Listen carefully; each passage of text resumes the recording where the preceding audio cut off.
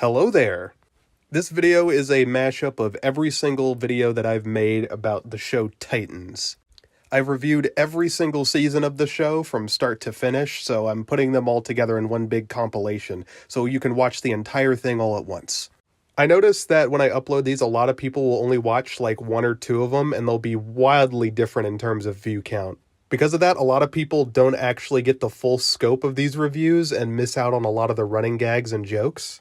So here they are all combined together. Although I suggest you take several breaks if you're planning to go through this, because the human mind can only withstand a certain amount of Titans before it implodes. So, without further ado, let's begin.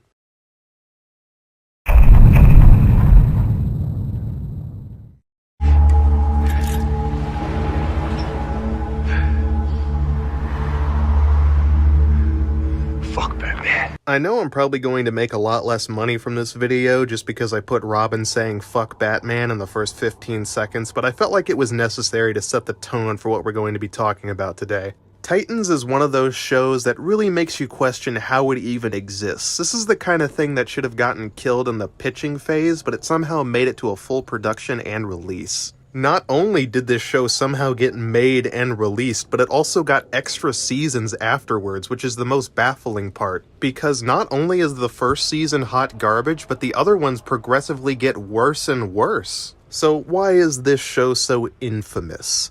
Well, we're going to answer that today, together. So I will say hello everyone, you're watching Dead Topics, the show where we talk about whatever we want, whenever we want, for as long as we want, and I'm your host, Dave. Welcome to hell. I'm the guy unfortunate enough to end up with the job of sifting through every single topic that dies and ends up down here. And the live-action Teen Titans is definitely one of those topics, since most people don't seem to even know it exists. And you were probably better off not knowing of its existence, but now I've brought it up because I had to suffer, and you're going to suffer too. To show you just what you're in for, when I tell you there's a scene of Starfire walking into a room, seeing a family of 4 with their heads blown clean off their bodies, including 2 teenagers, and her only response is, "Oh no, they're gonna think I did it," I'm not lying. That's a real scene in the show. And it somehow only gets worse and worse and worse. Now, as much as I would love to show you a ton of clips from this show, I really can't, because if I do, I'm worried Warner Brothers will kick down my door and shoot me with a copyright pistol. Because God forbid I show 5 minutes of footage from the esteemed show Titans. You gotta pay premium to watch that shit. But before we get started, I have to make a few things expressly clear. First of all, I am not a Teen Titans superfan by any means. I don't read comics, so I have no idea what their comic versions are like, and I've seen the original cartoon for Teen Titans, but I haven't finished it. And I haven't seen Teen Titans Go at all. The reason I bring this up is because I'm going to be talking about these characters as adaptations of their other selves. Mostly referring to the OG cartoon, since that's the version most people are familiar with when you talk about the Teen Titans. However, despite my lack of knowledge when it comes to the comics, I have a sneaking suspicion that these characters are absolutely nothing like their comic counterparts at all in Titans. So for any of you comic readers in the comments section down below, please let me know how well these creators do at adapting these characters to the screen, because I have a feeling it's not well. You know, I've heard people say they made Teen Titans Go too childish, and if that is the case, Titans does the complete opposite. This show is edgy. Like, so edgy you have to worry about getting cuts just from watching it. The whole show feels like a fan fiction written by a 14-year-old high school student who's filled with nothing but pure, unadulterated angst. This show tries so hard to be mature that it's comedic. Now listen, I completely understand the desire to make something that was once meant for a younger audience more mature and gritty over time. In fact, I enjoy that sort of thing. Logan is one of my favorite superhero films ever, and it is super depressing. However, Logan feels like it was written by an adult with a functioning brain, whereas Titans feels like it was written by a lobotomite. This show's idea of mature is non-stop gore, swearing every 13 seconds, and characters who look like they're constipated 24/7. Find me one scene where Robin doesn't look like he's constipated. I dare ya. He can't do it, because he always looks like that. Look at his face! And in the new edgy era of DC, when Titans first showed up, they decided to add a new intro, which they've used for a while now, and it's really weird. It's also annoying as hell once you've heard it for the 100th time.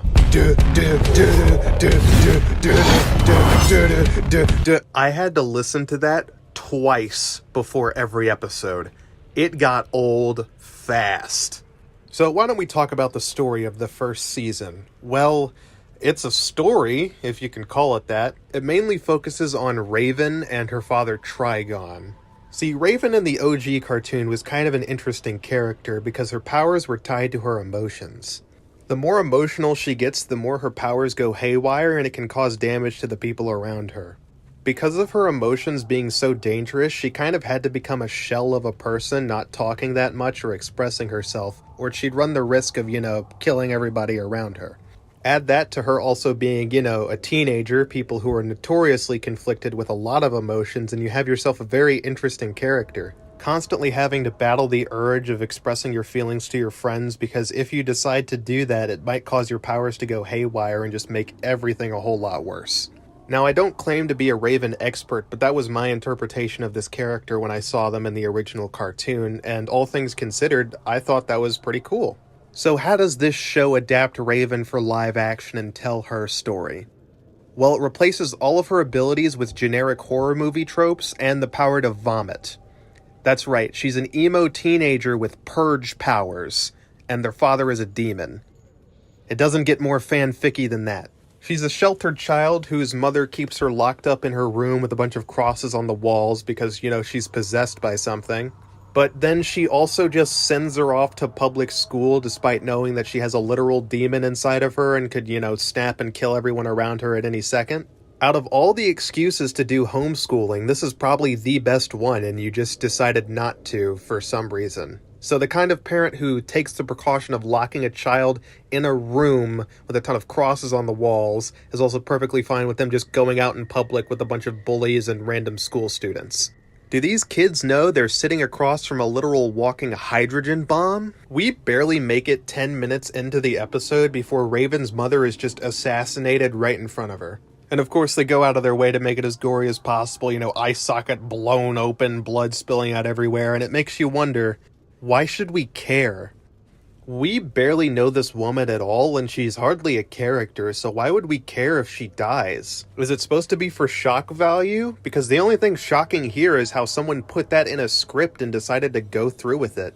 This is something that script writers or filmmakers apparently haven't learned for centuries now, but in order for us to care when a family member is killed off, we need to have a connection to them. If you're not going to bother to make them an actual character, then just kill them off screen. We don't need to see it because we won't care.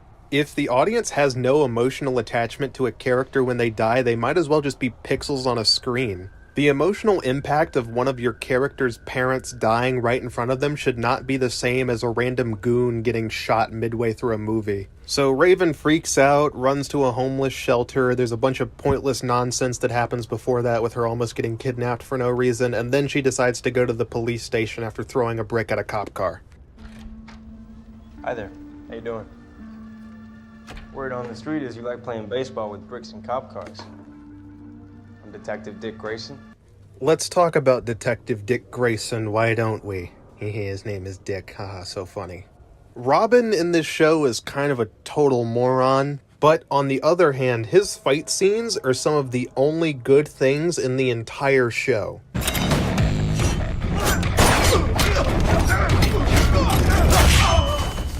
Okay, come on, you can't tell me that wasn't at least a little cool, right? And he has a lot of scenes like this that are actually really baller in the first couple of episodes, like a scene where he's in a warehouse just tearing criminals apart and they can't even see where he is. And all the goons just start dropping one by one, disappearing as he jumps between the rafters and yanks them into the air with his grapple gun. That was some real Batman stuff, and it was actually kind of fun. Too bad those moments are very few and very far between. Most of the time, he's just bumbling around like a baboon, getting dogged on by the rest of his team for being such an idiot, and also doing absolutely nothing of substance outside of getting his ass beat. One thing you have to know about this show going forward is that everybody hates each other, and it's constant throughout the entire thing. 90% of the main characters in this show are massive jerks who treat each other like shit constantly, and it is really obnoxious. Like, for instance, the first thing he does with Raven is take her to Hawk and Dove, which are two really shitty superheroes who have no powers other than tapping people's faces. They're next to useless and they're pretty lame, and he decides to drop Raven off there and plans on leaving them with her. The two superheroes who can barely withstand a couple goons punching them is going to contain one of the most powerful demons of all time. Yeah, genius move, Robin.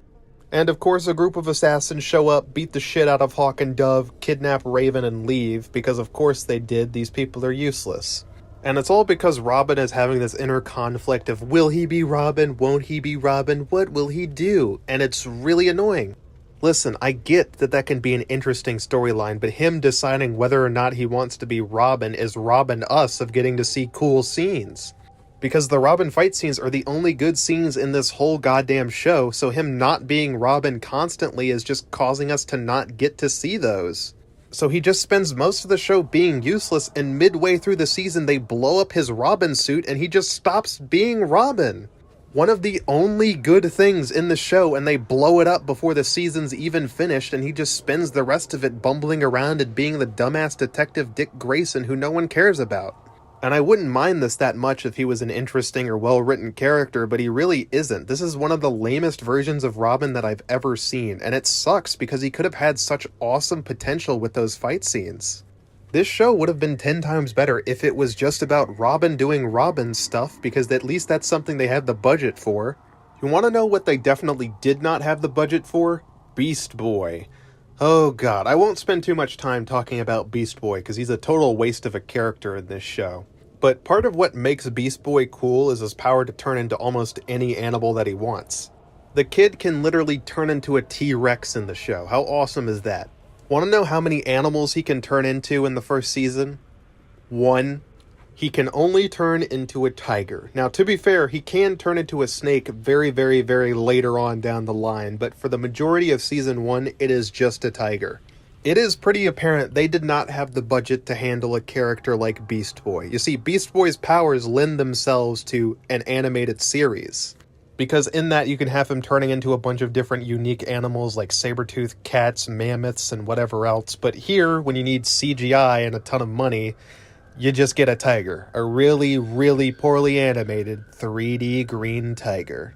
Now, it does look terrible, but it is CW levels of CGI. I don't really know what I expected.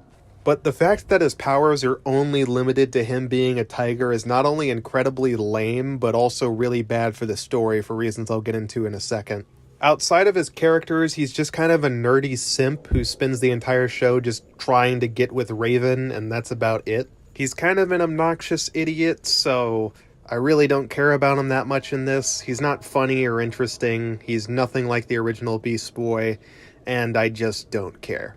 So why don't we talk about the final member of the main Teen Titans, Starfire. Oh boy, Starfire. Starfire is a Velma-level character in this, and also is absolutely nothing like her original counterpart in any way, shape, or form.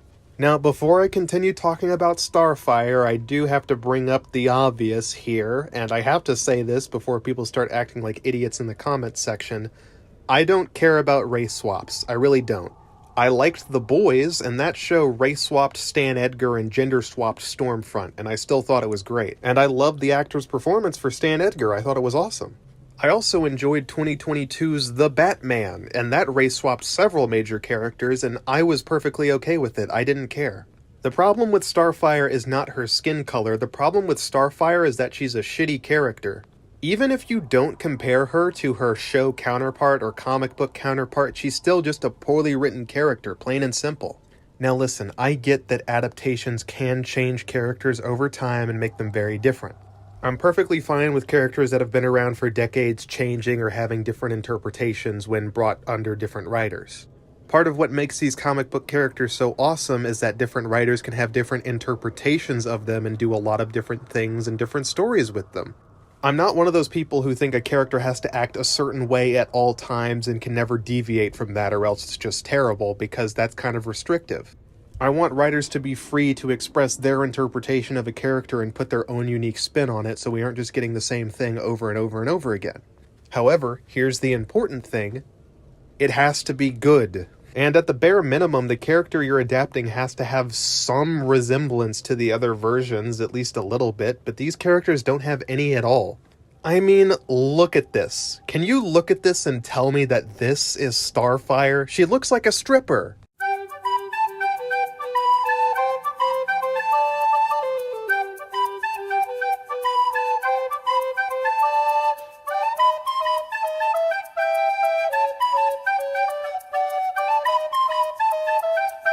You can literally go on Google right now, type in Black Starfire cosplay, and find images that look way better than whatever this is. And this isn't a shot at the actor. I think the actor's fine. It's just the script is so horrible that there's no way she could have made it any better. Okay, so let me just tell you how dumb this is, right? So Stripperfire is from planet Tamaran, and she came here to kill Raven. But she got into a car crash working under a mob boss and lost all of her memories.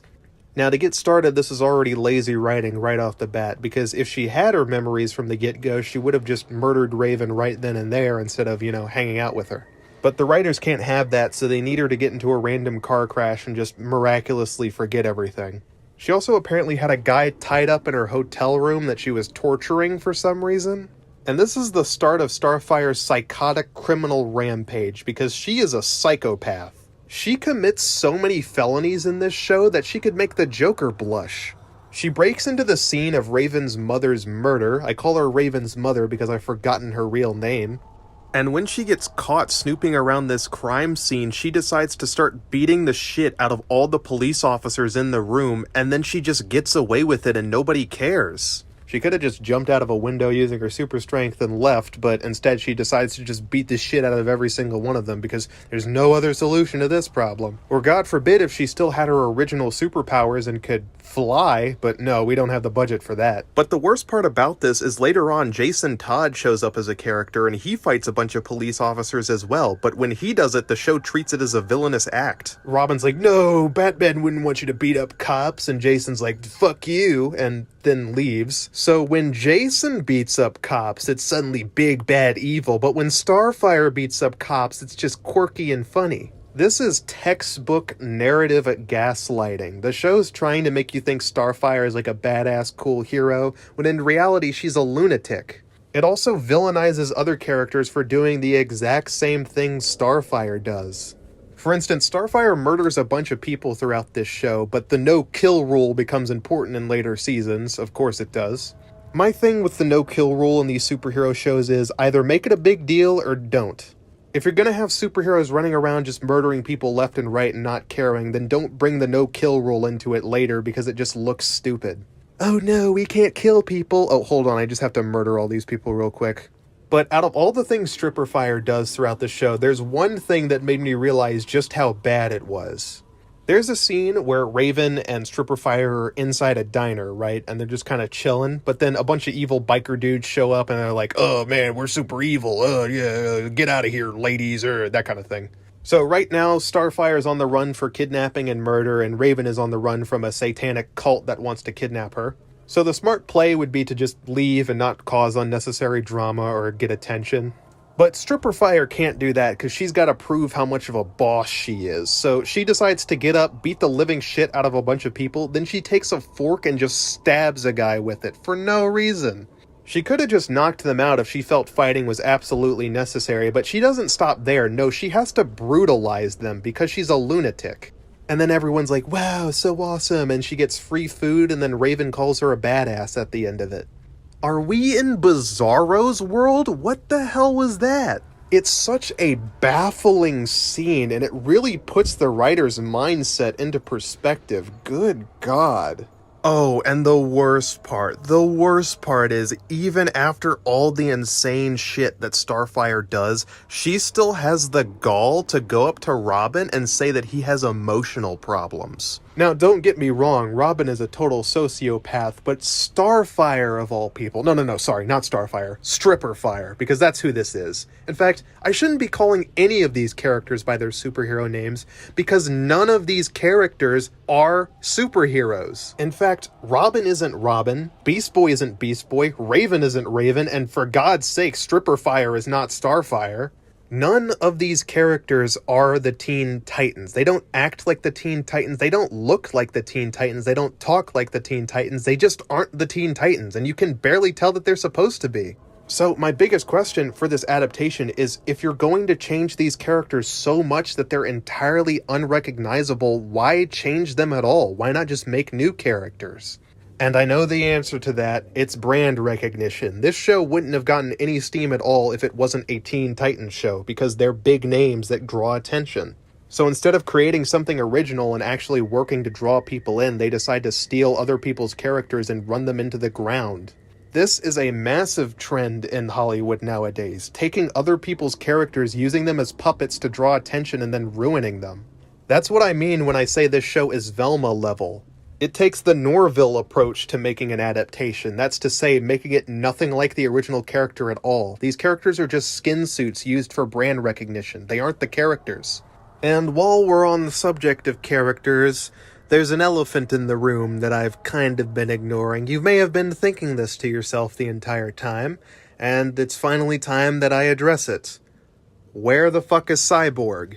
Well, I'll tell you where Cyborg is. He's in a better show. Gotcha! Doom Patrol, despite being super weird, is actually a very fun show, and I enjoyed it a lot. Which is why it's kind of baffling that it exists in the Titans universe. It's like a beautiful forest next to a landfill. So there is one episode of Titans that I enjoy, and it's the episode where the Doom Patrol show up, because the Doom Patrol are actually fun and interesting characters. I love Robot Man because he's hilarious and every scene he's in is incredible. Did you see who made the hole? I was busy not getting swallowed by it. Where's the hole now? It swallowed itself. Did you see anything useful? Yes, damn it, the donkey! What's the donkey got to do with it? That's what I'm trying to figure out, asshole! Case in point, go watch Doom Patrol. Cyborg is actually somewhat decent there. Anyway, what were we talking about? Oh right, Titans. Ugh. So as I was saying, these characters suck individually, but as a team, they suck even more. I mentioned earlier that Beast Boy's power to only turn into a tiger was kind of a hindrance, and I'm about to explain why that's the case. Another big problem with this show's writing is the power levels. They are entirely imbalanced. You've probably heard before that when it comes to villains or problems that the heroes have to face in a story, you need to find a balance in between difficult and easy. If you make it too hard, you have to write a bunch of contrived ways for the characters to get out of certain situations, and if you make it too easy, there's no tension. Now, this becomes an even bigger issue in superhero team-up stories because you have a bunch of people at varying power levels all having to fight the same threat, and that can become a little obnoxious to write around sometimes. And that issue is incredibly pronounced in Titans, mostly due to Raven. Raven's powers are nonsensical. She can do just whatever she wants in whatever scene because the writers pull new powers out of their ass, and it's mostly just horror tropes and jump scares. She has no solidly defined power set, and because of that, she just pulls out random bullshit like her purge powers during combat and can easily defeat every single enemy in the show. It causes a majority of the fight scenes that involve Raven to lose all tension because either A, she's going to stomp everything immediately, or B, she has to not use her powers and be an idiot just so the others can keep up. Robin is a dude with a stick, and Beast Boy can turn into a tiger who's just going to get shot, so they're kind of useless for the most part. They're only really useful so long as they're fighting like basic human level threats, or else they just get overwhelmed and the shit gets kicked out of them. Which is really bad since the main villain is a super powerful demon who's going to destroy the entire planet. I get that the show and comics did this a lot, but in those, characters like Robin typically had insanely overpowered gadgets or were just insanely strong for no reason. And Beast Boy once again can just turn into a motherfucking T-Rex like at any time he wants. But in this, those two are so useless that all the fights have to be scaled down just so that they can do stuff. Now, Starfire's ability to just burn away everybody instantly and also have a fire shield that blocks bullets is kind of OP, but she also can't use her powers during nighttime, so that's kind of okay as a limitation, but it really feels like it was just used once or twice and then forgotten about. So when the character's powers are so wildly imbalanced, it causes a lot of issues because the fight scenes either have to be complete one-sided stomps or utterly contrived. And this show doesn't even get to have a cool final battle because everybody's useless except Raven, so they pretty much just get ragdolled and played around with like toys and can do absolutely nothing. And as for the way the characters act, they're just idiots, plain and simple. They make so many stupid, brain-dead decisions throughout the story that it leaves you scratching your head. Now, it gets a lot worse in the later seasons, and when I cover those, you'll truly see how few brain cells these characters have, but even in Season 1, it's bad. One scene that illustrates this point very well is during the midway point through the series, they want to infiltrate a compound to find Raven's mother. So Robin, using his brain for once, is like, hey, why don't we scope out the compound, learn the guard rotations, learn everything about it so we can sneak in and save Raven's mom. It's a good idea. In fact, it's such a good idea that even Stripper Fire can't argue against him because that's what she usually does.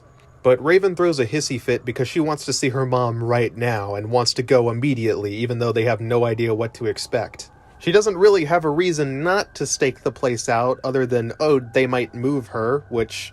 how does she know that? It's really stupid, and all the other characters are like, hey, Raven, that's stupid, and then Raven storms out. But Beast Boy, being a simp, wants to follow her, and he steals Robin's phone, gets an Uber, and they drive to the secret compound in an Uber in broad daylight. Granted, it does become night by the time they get there, so they can easily sneak in, and nope, they both get captured immediately before they've even gotten inside. And all of this was just a setup for everyone to get kidnapped and placed inside a weird science center for a creepy psychological horror segment. This whole story is an idiot plot through and through. All the major plot beats happen because somebody fucked up doing something incredibly stupid. I get that Raven and Beast Boy are teenagers, but being a teenager does not mean you lack brain cells. Anyone with common sense knows that you should probably not rush into a heavily armed super base when you don't even understand how your powers work, and the other guy can turn into a tiger, who's gonna just get shot by the dozens and dozens and dozens of armed guards patrolling that base 24/7. This story needs its characters to be brain-dead stupid in order for it to work, because otherwise the plot would have been dismantled like 2 seconds in. But of course, they escape, they save Raven's mom, but Raven's mom is actually evil! Oh my god! Raven gets tricked into summoning Trigon because she's a dumbass, and then Trigon's like, I'm gonna destroy the world, or some shit, and then the episode ends before they even fight the guy. That's right, the main villain of Season 1 doesn't even get defeated in Season 1, he gets defeated in the first episode of Season 2. And then after fighting Trigon, the demon that's gonna destroy all of reality, then they go fight Deathstroke. Seriously. Yes, we defeated an evil demon who is going to destroy the entire planet as like our first villain, but oh no, an assassin's gonna bring us down. If you asked these writers what stakes are, they would probably talk about their favorite restaurants. To end things off, this show is awful. It is so bad. But it gets much, much worse with the later seasons, and I'll cover all of that eventually.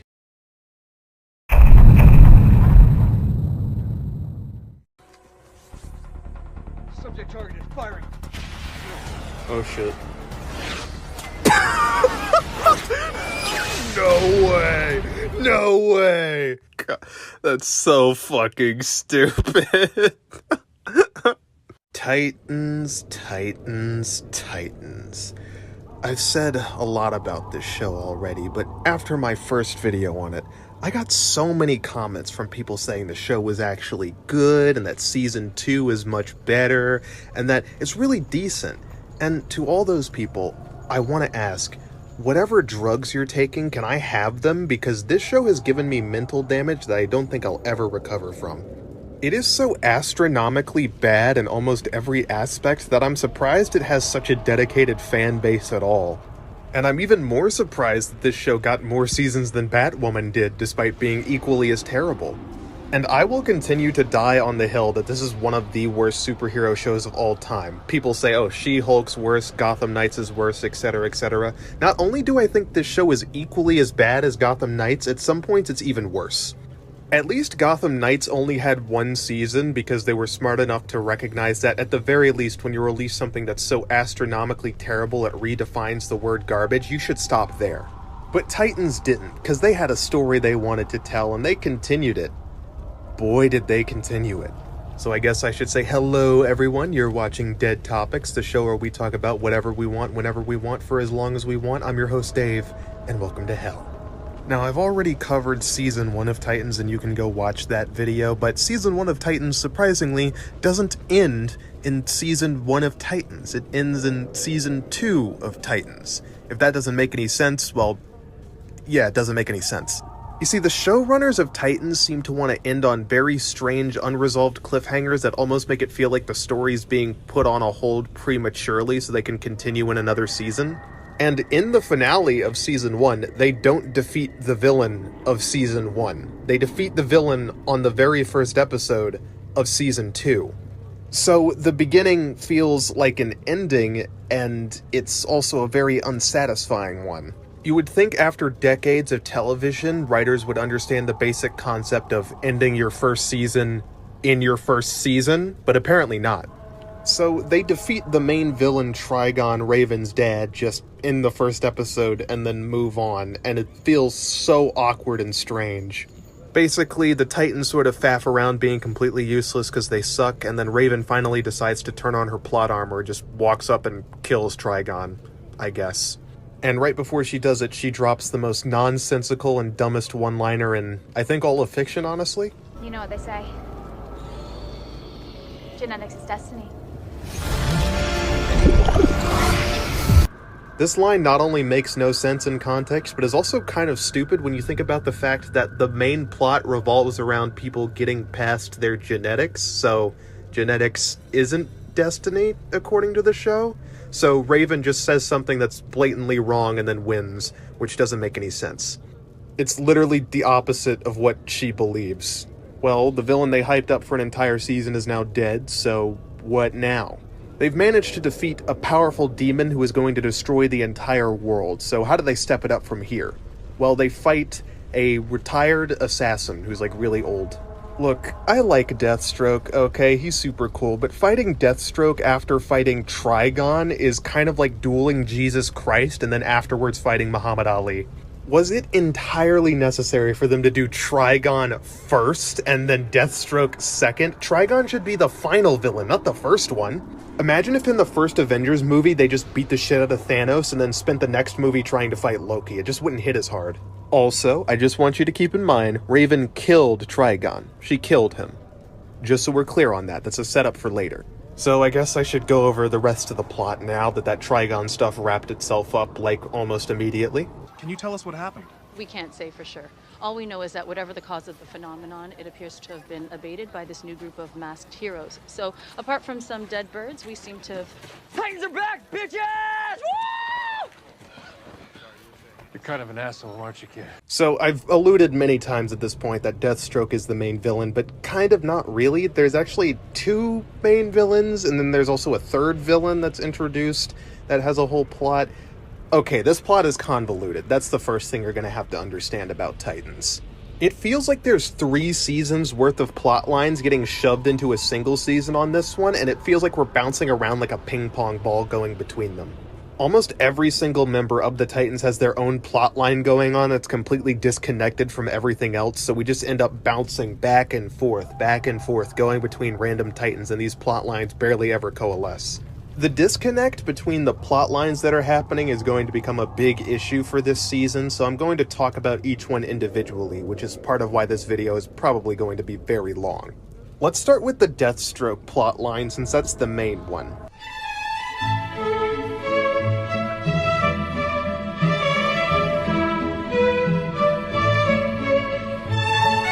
A long time ago, the group known as the Titans were formed, made up of a bunch of sidekicks and lamos. You had Robin, Wonder Girl, Aqualad, Dove, Hawk, you know, people you'd recognize. Wonder Girl obviously comes from Themyscira, which is like the island filled with Amazon women who were super soldiers, but one of them gets a hit placed on them, and someone's paying top dollar to have this Themysciran, I think, ambassador just shot to death. And she can also throw shurikens so hard they cut bullets out of the air, so, you know, trying to kill them with a gun is stupid, but apparently it'll work. But Deathstroke misses because he sucks, and he accidentally hits Aqualad and kills him, you know, with a bullet. Oh no, not Aqualad. He was my favorite. So everyone in the group is obviously upset, and they decide to start going after Deathstroke for this, and they want to kill him. Dove specifically says they're going to kill Deathstroke. Just so we're clear, they say they're going to kill Deathstroke, and everyone is fine with that, including Hank.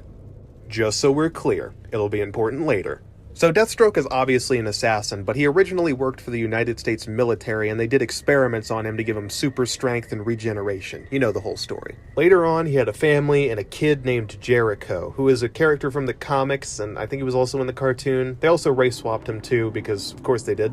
Although I don't think anyone cared, especially not me, because nobody knows who Jericho is. Sorry if I'm offending you comic book readers. Maybe he's the most important character in all of DC, which is why I've never heard of him before. So the Titans go after Jericho because they want information about Deathstroke, but Jericho is actually special because he inherits some superpowers. What are these superpowers? Well, you would think they would be, super strength and regeneration, since that's Deathstroke's powers, right?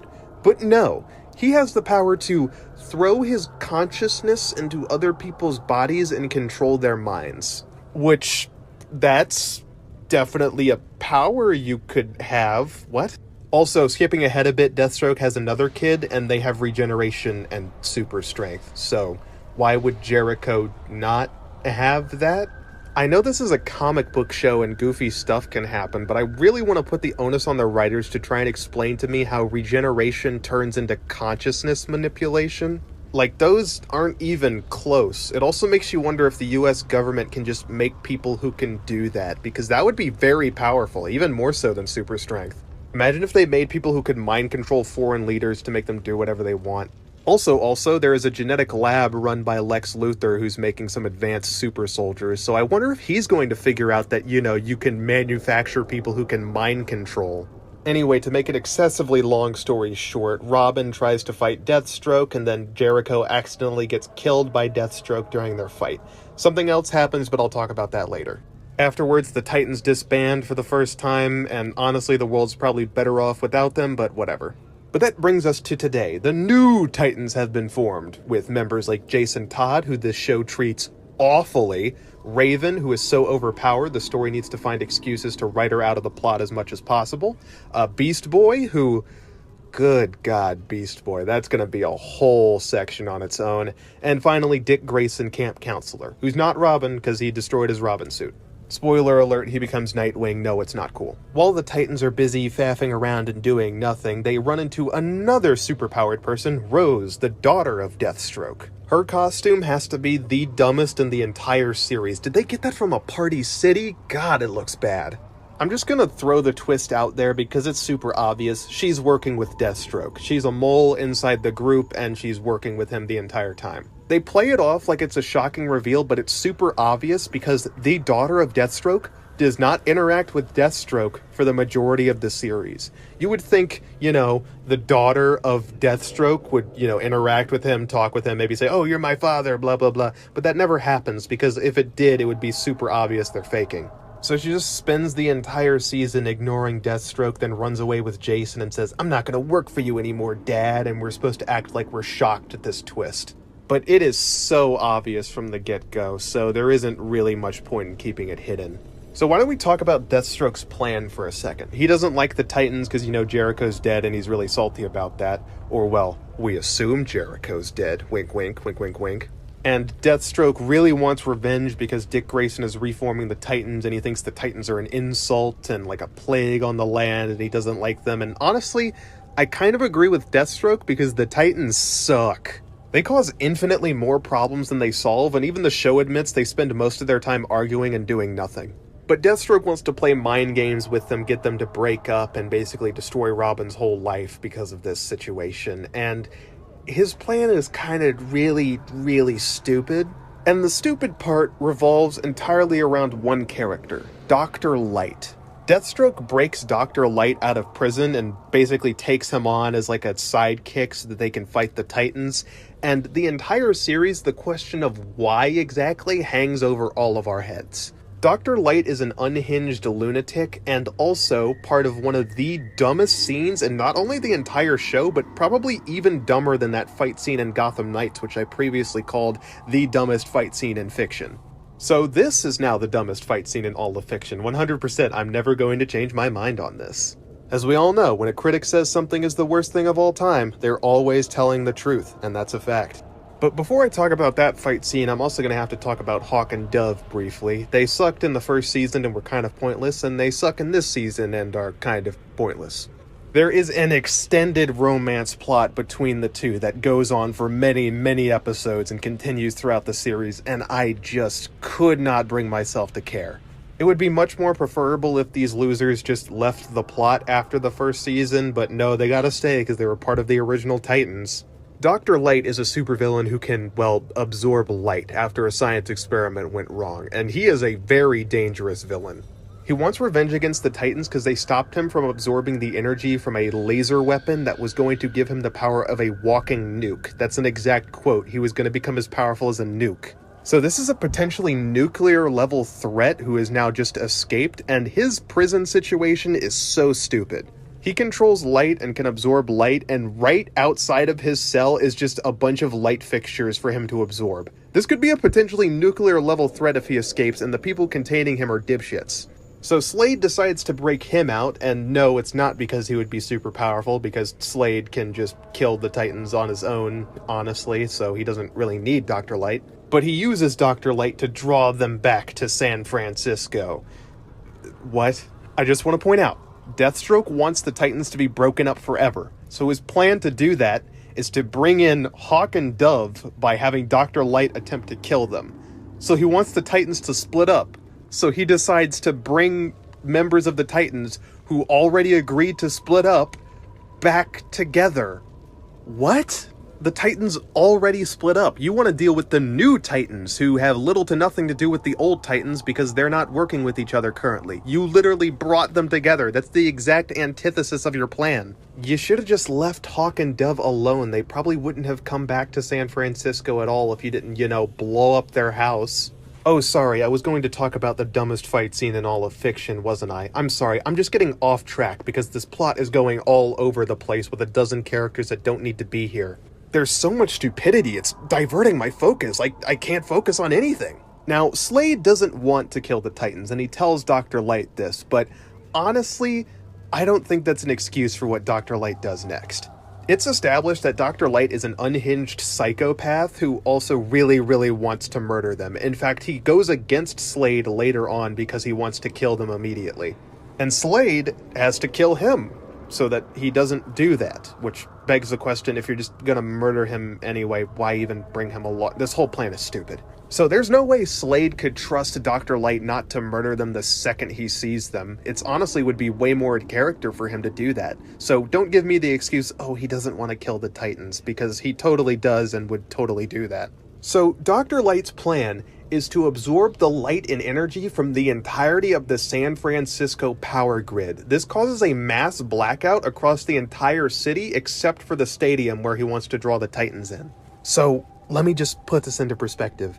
A notorious supervillain has just been broken out of a super jail, all the guards killed. He is a nuclear-level threat who can absorb the entire power grid of San Francisco and shut down an entire city. So my question is, where's the Justice League? Oh yeah, they exist in this universe. Superman too. And Superman is stated to be able to fly faster than the speed of light and be able to lift skyscrapers by starfire. A nuclear-level supervillain has just been released and the Justice League are nowhere to be found. And Batman should totally be aware of this because he's got connections with Dick Grayson currently. So where the hell are they?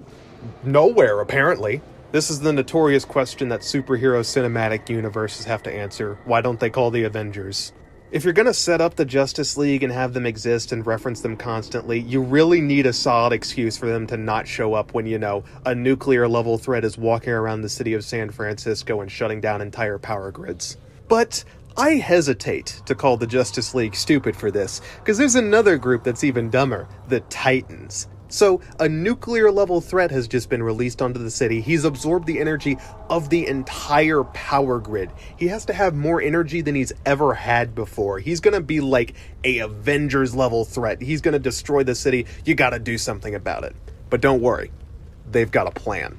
Their plan, and I'm not making this up, their plan is to go to the stadium, which is obviously a trap, with no super suits. Hawk and Dove do not wear their super suits, even though they have them.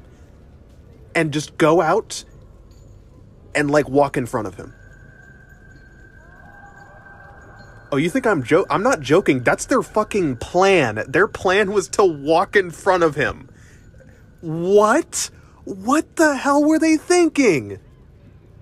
Is your idiot brain getting fucked by stupid? It's not rhetorical. Answer me. So Dr. Light's got more power than he ever has before. He's an unhinged lunatic. He wants to kill the Titans. Let's see him tear this group to shreds. He runs away. He runs away. And of course, we have the return of the notorious super stealth for no reason. Dr. Light makes a flash. He's in the middle of a stadium, a fucking football stadium, and he just makes a light for a couple seconds and disappears. Where did he go? Did he run all the way to the exit that quickly? Does he have super speed? Can he turn into light? I hope not, because they would be dead. Wonder Girl also has super speed, but we'll talk about that later. So the Titans, like, run after him and try to fight him like a bunch of morons, even though they don't have their super suits on, and 3 of them don't have superpowers, and they're going up against a nuclear fucking threat. Hank immediately gets burned because he's useless and stupid, and I don't know why he's even here. Robin somehow dodges a beam of light from Dr. Light. Does Robin have superpowers? Or are Dr. Light's light beams slower than bullets? I'm starting to think these writers don't know how light works. So everyone here is useless except for Wonder Girl because she actually has superpowers, thank God. So she decides to grab a motorcycle and throw it on top of Dr. Light. I just want to point out, Dr. Light gets killed by some bullets later. He can get a motorcycle slammed on top of his head with the force of a Themysciran warrior, but I guess a bullet's too much for him? I want you to try and grab a motorcycle and then chuck it at somebody with that amount of force that quickly and see if they survive. I'd be very interested to see how those tests work out. Also interested to see how you threw a motorcycle that hard. Anyway, after that, Dr. Light just runs away again. Jesus Christ. Stupid shit like this is all over the show, and the fight scenes are utterly ridiculous, and they seem to not understand that Robin, Hawk, and Dove don't have superpowers in this. Or at the very least, they haven't established that. I've heard people tell me Dove has superpowers in the comics, but she doesn't seem to have them here. She just kind of punches people. Does she have super strength? They should have said that. Also, again, going without your super suits. Why? You had no reason to do that. First of all, what if some random pedestrian saw you fighting Dr. Light in the middle of the street? I guess your secret identity's blown. Although apparently Slade just knows all their secret identities already. Why he doesn't use that to his advantage to break them up, I don't know. You could release it to the public so that they catch the vigilantes who are, causing massive problems throughout the city. And trust me, the cops in this universe would absolutely love to know those vigilantes' secret identities and put them behind bars. Honestly, that should have been Deathstroke's plan. If he wants them split up forever, just release their secret identities to the public so that the police can arrest them and break up their superhero group. You don't want to kill them, and you want them split up forever, so prison seems like a good option. I don't think the police would be able to put Raven behind bars, but still. Also, speaking of Raven, you may realize that she's not here, and that's because if she was here, the whole Dr. Light story would have ended. That's because Raven would have killed him by, flicking her wrist. She even says as such. If they had brought Raven along, none of this would have happened, Hank wouldn't have gotten injured, and Dr. Light wouldn't have escaped. But no, Robin decides not to bring any of the others because this isn't their fight and they aren't ready for this and blah, blah, blah, blah, blah. Robin, you suck, okay? You suck, you're way weaker than Raven. Bring Raven, you moron. Jason gets completely ignored and shoved off, even though he's a highly capable fighter who literally saved Robin's life. And Beast Boy, well, okay, Beast Boy is kind of lame. Dr. Light would have fried that tiger, but still, you get what I'm saying. I think the story is trying to do the whole trope of not trusting the younger members of the superhero team, which, am I the only one who's sick and tired of that trope in superhero shows? Let the superheroes be superheroes, goddammit. I'm so sick of shows that just have the superheroes do nothing but talk all day long, get locked up in a tower, train, and then do nothing for the majority of the story. Just let them be superheroes. This is a fucking superhero show. But we can't let Raven be a superhero, because if she was, all the villains would be dead. Raven is so astronomically overpowered and her abilities so poorly defined that she could realistically do anything. In fact, here's just a small list of the things she can do. Fly, telekinetically throw objects, create jump scares, liquefy people from the inside out, heal any wound, whether it be mental or physical. She can create massive black tendrils that grab people. She can animate statues to turn them into monsters. She can control people's minds. She's clairvoyant. What can't this girl do? There is pretty much no one in this show that could stop Raven. The villain's the least. So the story has to try really, really, really hard for her and Deathstroke to never be in the same room, because Deathstroke would be turned into paste. Anyway, Jason gets fed up with being ignored because everybody treats him like shit, so he decides to try and hunt down Dr. Light on his own, and Beast Boy kind of shows up, but like, Beast Boy's useless, so doesn't really help. If only Beast Boy had some sort of enhanced sense of smell that could let him track down Jason. If only. Anyway, Jason fights Dr. Light one-on-one and somehow wins, because I guess the show forgot Dr. Light has superpowers or something. Seriously, what is going on with Dr. Light? He can shoot light beams and blow people up from the inside out and, like, fry an entire car with a single blast. How is Jason Todd beating him? At least Jason had the brains to wear his super suit, looking at you, Hawk and Dove, fucking morons. But Deathstroke shows up at the last moment to predictably capture Jason.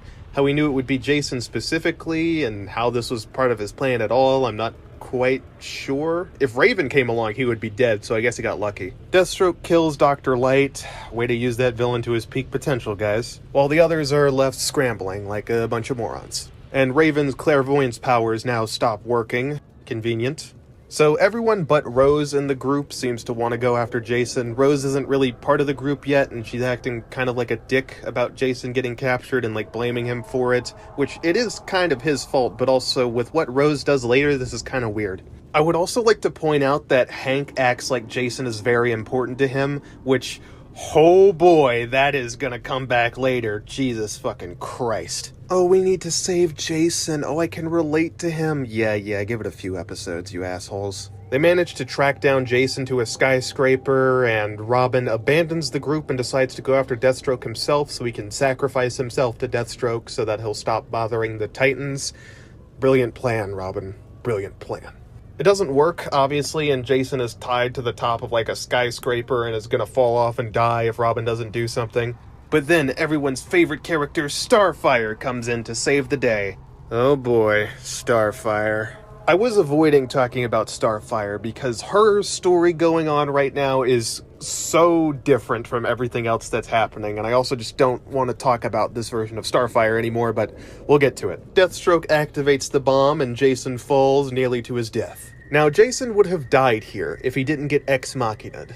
But I'm not going to talk about how he gets saved for now because I'm saving that, you guessed it, for another section. For now, all you need to know is that Jason survives the fall and he gets PTSD from this, imagining himself falling over and over and over again, and he starts the beginnings of his mental breakdown. Okay, what they do with Jason later on, I think is so downright criminal and disrespectful that it pisses me off, genuinely.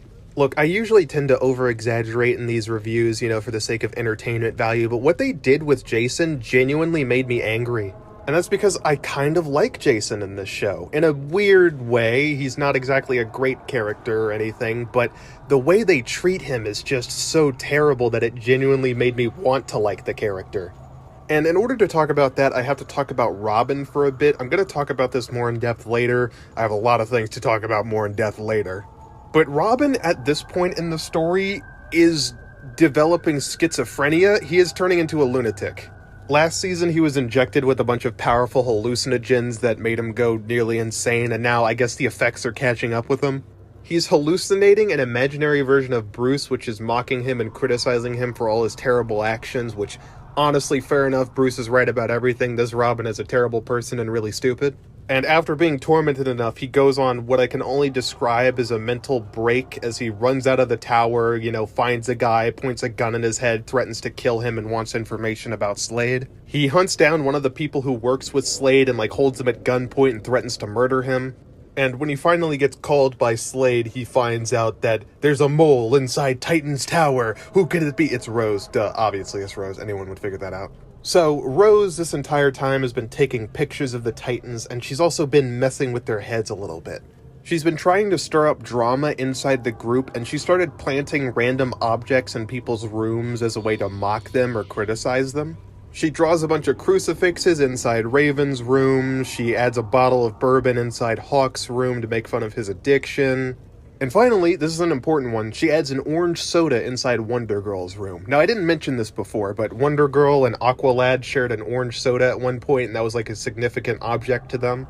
So obviously putting that in her room is going to make her upset, makes sense, but think about that for a second. It was a special object between her and Aqualad, something that very few people would actually know about. So when all this stuff starts happening, who does the team immediately blame? Jason. They blame Jason for absolutely everything, and everybody is on board that Jason is doing it. What? What the fuck? What the fuck? Okay, look, the thing with Raven I can kind of understand, because he called Raven like a freak earlier when Raven tried to murder him. Raven tried to murder him, by the way. She totally could have killed him right then and there and he would be dead. But everyone else, even the adults, suddenly turning on Jason out of absolutely nowhere and blaming him for everything that's happening in the tower? What the hell? First of all, Jason has been in his room like the entire time and people know this. Second of all, he was just recently kidnapped and almost murdered and is now having a psychotic break, which they should also know just by observing his behavior. It's super obvious. And third of all, Rose should be their prime suspect. She was already super suspicious. Also, this place has fucking cameras in it. Why are they not looking at the cameras? And finally, this is the most important part, how in the hell would Jason know about Hawk's addiction or the orange soda thing? The Titans have been specifically keeping secrets from each other. That's like one of the main fucking plot points, that they aren't telling them what happened in the past with the old Titans. They don't fucking know. Jason doesn't even know the whole story yet.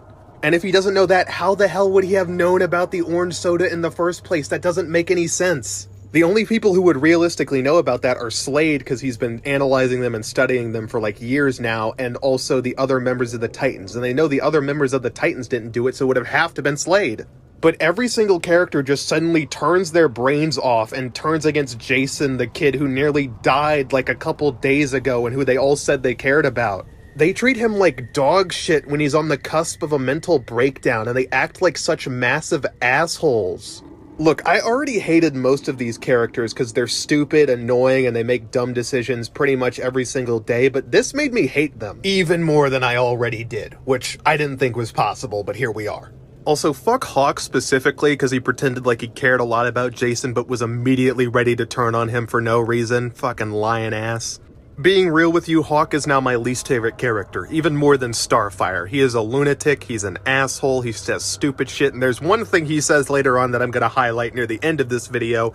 God, he's such an idiot.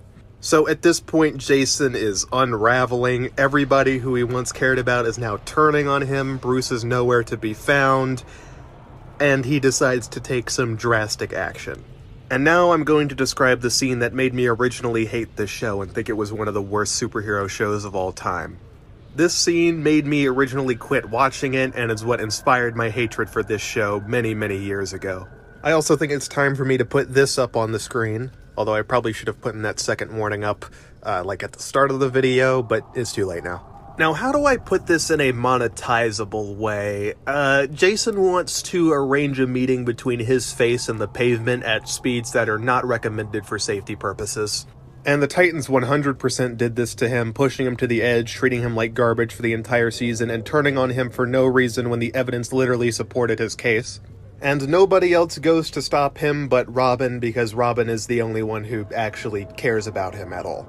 Robin tries to stop him by telling him the story of what actually happened and why the Titans broke up, which is what I described at the beginning of all this.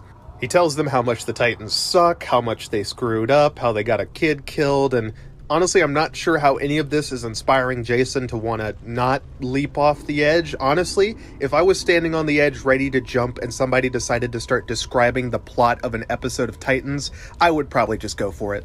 But for whatever reason, this convinces Jason not to, and then the group has a little talk afterwards. So what does the group do next? Do they apologize to Jason for being massive assholes and turning on him? Do they console him in any way? Do they help him in any manner? No, not a single person on the team apologizes, says anything, or even does anything for Jason immediately after he just tried to end himself. And when I saw this, I was awestruck. What the fuck is wrong with these people? For all the nonsense that this story spews about the Titans being family and loving each other and caring about each other, it doesn't actually do any of that bullshit. They treat Jason like trash and turn their back on him immediately, not doing anything to help him whatsoever, and then they're all surprised when he turns into a villain later on.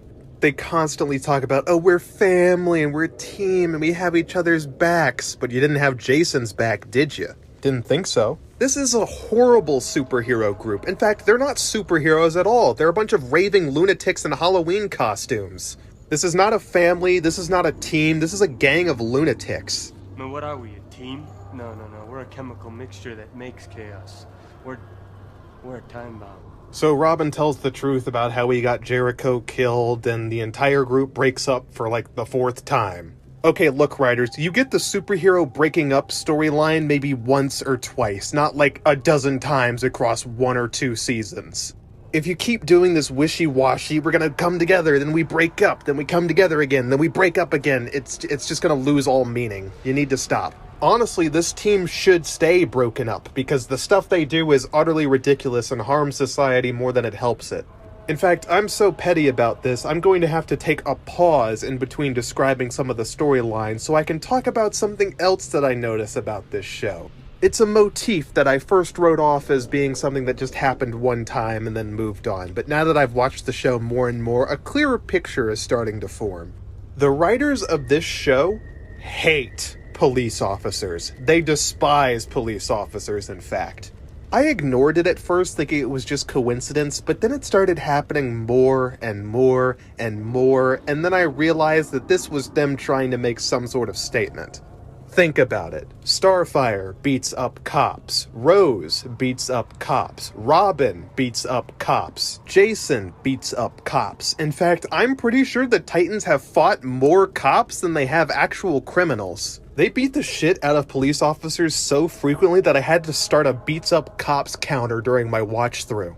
In fact, the plot takes an entire detour for Robin to go to prison because he puts himself in prison because he thinks he needs to be locked up, which he does, granted. And when he goes to jail, the plot suddenly gets put on a halt so that he can deal with immigration services?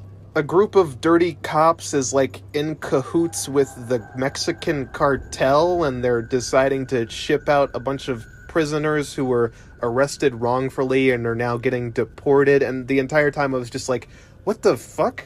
Okay, look, writers, I don't have any problem with you discussing political issues in shows. I don't mind that, actually. If you have something interesting to say about the current nature of the world and you want to describe it in the form of like a show, that's perfectly fine with me.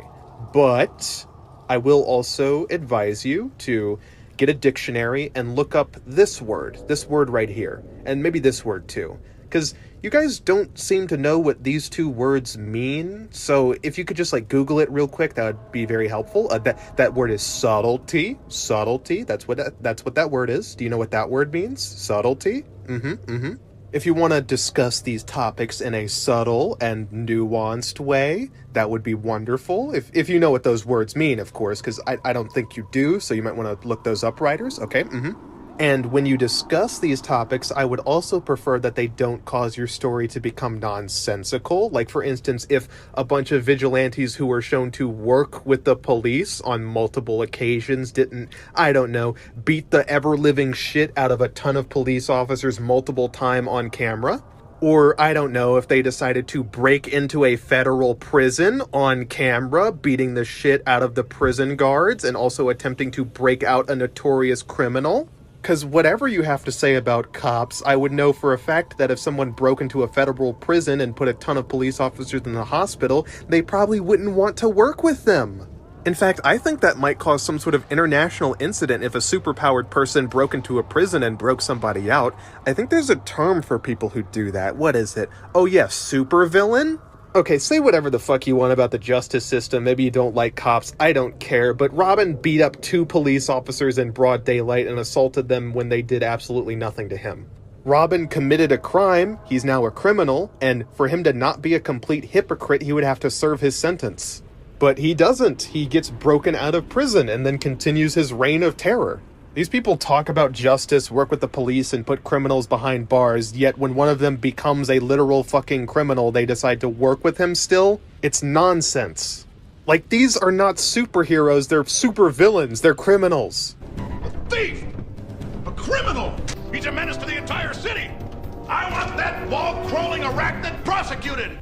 But anyway, when Raven and Starfire break into a federal prison which has probably dozens of cameras, they find the cell is empty. And all that's left on the inside is the scrawling of a madman, which says, Jericho is alive.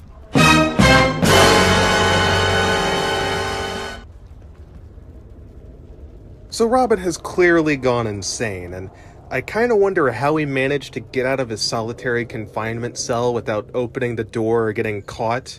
I guess he just had really good reflexes. Okay, but as much as I would love for this story to be Robin turning into a psychopath and the Titans beating his ass, he is actually right. Jericho is alive.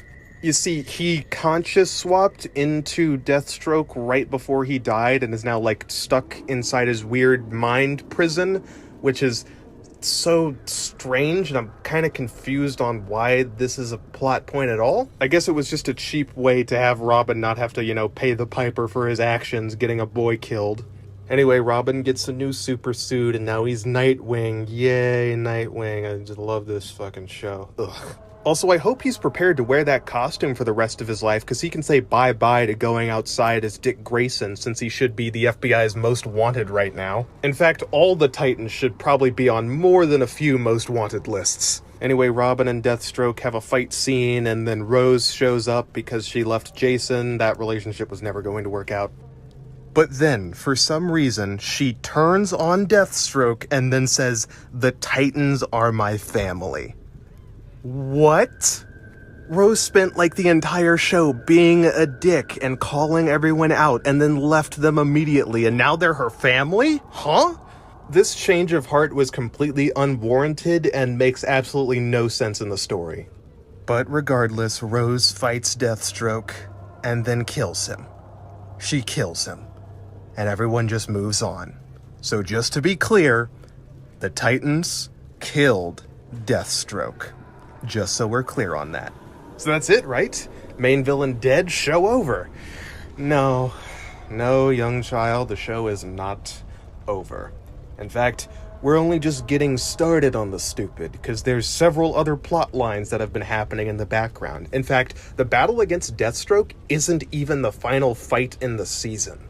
But before we go talk about the other plot lines, there's another thing I want to talk about. There's one scene that happens in this show that left me utterly baffled, and I still don't know what to think of it.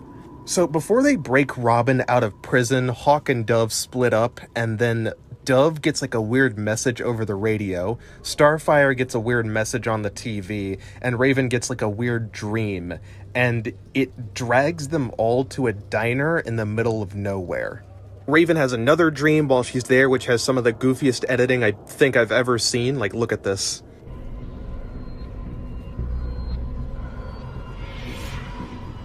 Dick, look out! Dick, no! No! Gotta go fast!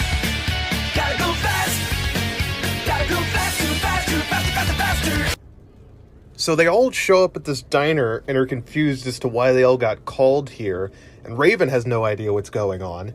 And then Bruce Wayne shows up to the diner and just starts like talking to them, and then says like, "You guys need to be a family and work together." And then he just leaves. And the entire time I was just sitting there watching this and wondering if the writers had like a stroke or something. What is this scene? Then Starfire says this line, which I think will go down in history. Bruce Wayne somehow miraculously arranged for us all to meet in this diner in the middle of nowhere to mansplain us into putting the Titans back together. And then they get a message on a magic TV which tells them that Robin is in prison, which the fact that they don't already know that Robin is in prison is really stupid, considering that he's Dick Grayson, the adopted son of Bruce Wayne, one of the most richest and most powerful people on planet Earth, and it got broadcast in the news, so why did they not know about it. And also, Bruce didn't tell them anything about it, so apparently he didn't know either before he left. So I guess he just doesn't know where Dick is. So, God, this is dumb. You know, I genuinely have no clue what the fuck this scene even was. If you wanted the Titans to come back together, there are like endless ways you could do that, and they chose the strangest one. This makes absolutely no sense, and I'm struggling to figure out what the writer's thought process was here. Like, did someone go into a room filled with people and pitch the idea of them magically getting pulled to a diner by Bruce Wayne, who says absolutely nothing, then leaves, and then they get magic TV support to help them with the plot? Like, it doesn't make any sense.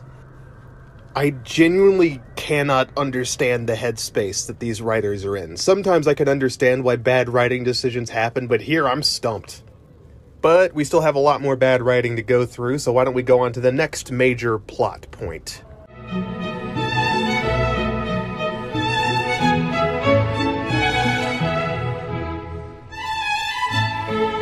So Superboy is in this show now, and I haven't mentioned him up until this point because his connection to the main plot is non-existent.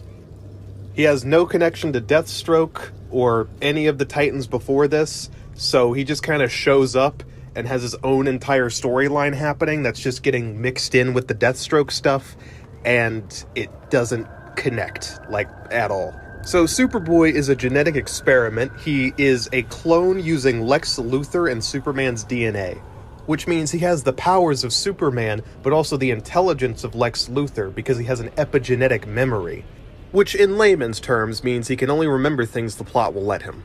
He was created by Cadmus Industries, which works with Lex Luthor, and the people at Cadmus are the other main villain of the story. And of course, they have zero connection with Slade. The best I could come up with is maybe they were working with the government who experimented on him to make him a super soldier, maybe? But even that wouldn't be much of a direct connection since Slade never interacts with anyone from Cadmus, pretty much ever. So Superboy, with his powers, escapes, obviously, and goes out and just beats the ever-living shit out of every single scientist and guard who gets in front of him. We see the whole place is torn to shit, there's blood splatters on the walls. He basically ripped some of these guys to shreds, and they're probably either dead or the rest of them are in critical condition in the hospital. So just to be clear, Superboy had no problems killing these people. Also, he brings along Krypto, which has that goofy scene I showed at the beginning. Let's watch that clip again, it's really funny. No way! Anyway, Superboy escapes, goes about the town, finds an old lady who's being robbed, stops her from being robbed, and then robs her. Yeah, he just steals her money. I guess that got a chuckle out of me. And a scientist, who I forgot the name of, is now working with the other main villain chick, who I also forgot the name of, and they're trying to bring Superboy back alive because they spent a lot of money on him. And these guys go in equipped with assault rifles and like rocket launchers and stuff, all of which do absolutely nothing to Superboy, because no shit, he has the DNA of Superman, who is stated to be able to lift fucking skyscrapers and fly at the speed of light, and he also has super speed, and can dodge bullets, and he's invulnerable, and he's super strong, and he has laser eyes. Like, what were they thinking they were gonna do with guns and a rocket launcher? And you may think, oh, well, they just don't have the resources to stop Superman, but they have kryptonite. In fact, they have a lot of kryptonite. They have kryptonite bullets, kryptonite nets, a kryptonite collar, and they brought absolutely none of their kryptonite equipment the first time they try to catch Superboy. They bring it later in the story, but they don't bring it now, and don't even give me the excuse that they weren't trying to kill them because they have a kryptonite net and stuff that can capture him without killing him. But of course they don't bring it because if they did, they would have captured Superboy and the rest of the plot wouldn't have happened. So once again, the villains have to suffer from plot-induced stupidity, and they look like utter morons just because if they were smart, the plot wouldn't exist.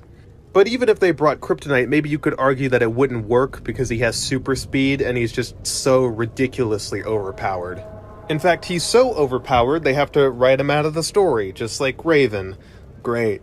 Skipping past a few things, Superboy catches Jason Todd and saves him from falling. Yeah, that's how he survived.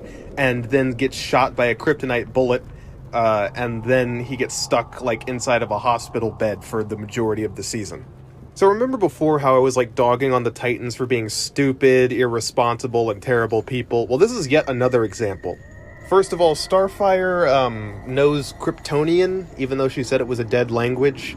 Why she learned Kryptonian, I don't know. Did the Kryptonians and like the Tamaranians work together in this universe? That could have been something interesting to explore, but instead we're focusing on this lame-ass plot.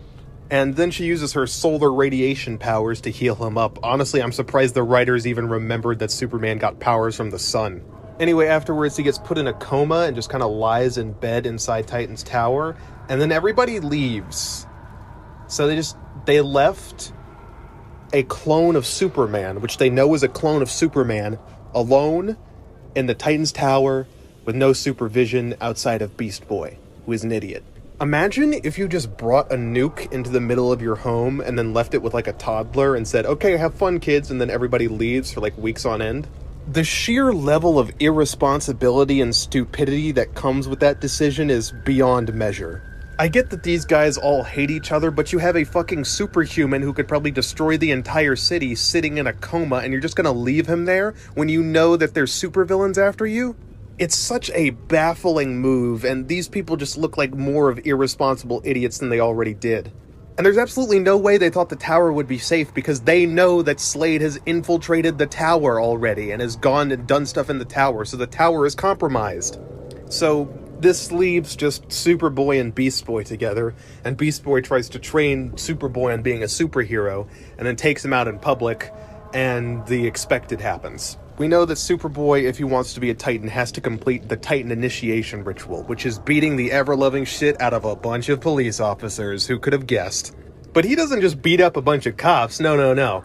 A bunch of police cars drive after him, and he shoots them with his laser vision, and they fucking explode, entirely engulfed by a fireball. Okay, so Superboy just murdered at least 6 police officers.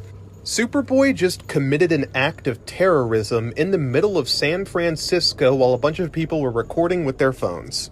First of all, Justice League, nowhere to be seen, Earth's most worthless heroes. Second of all, if this happened and a supervillain just went out of the middle of the street and killed 6 police officers in broad daylight, this would be an international incident.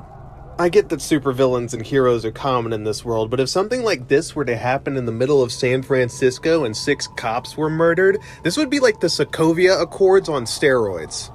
We're talking government action against superheroes, regulations for metahumans, the whole 9 yards. So, is the show ready for Superboy to pay the price and face consequences for killing 6 people? They just kind of forgive him and move on. I'm serious, he goes away for a little bit, Beast Boy finds him, and is just like, making mistakes is part of being a Titan. Apparently, chain murdering 6 cops in broad daylight is a mistake now. Jesus Christ.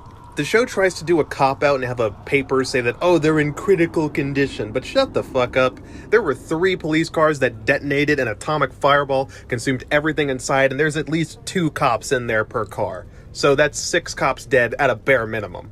Anyway, they run back to the tower, and oh no, the tower gets invaded. Who could have seen this coming except everyone? Cadmus comes in and captures Superboy and Beast Boy, and then they start doing some experiments.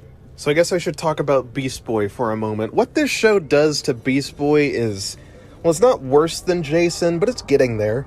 Cadmus puts him in like this weird outfit which is stated to block his transformations. How it does that, I don't know. I think it has like fluid packs in the back of it or something. Are they injecting him with anti-Beast Boy juice? Where the hell did they get that?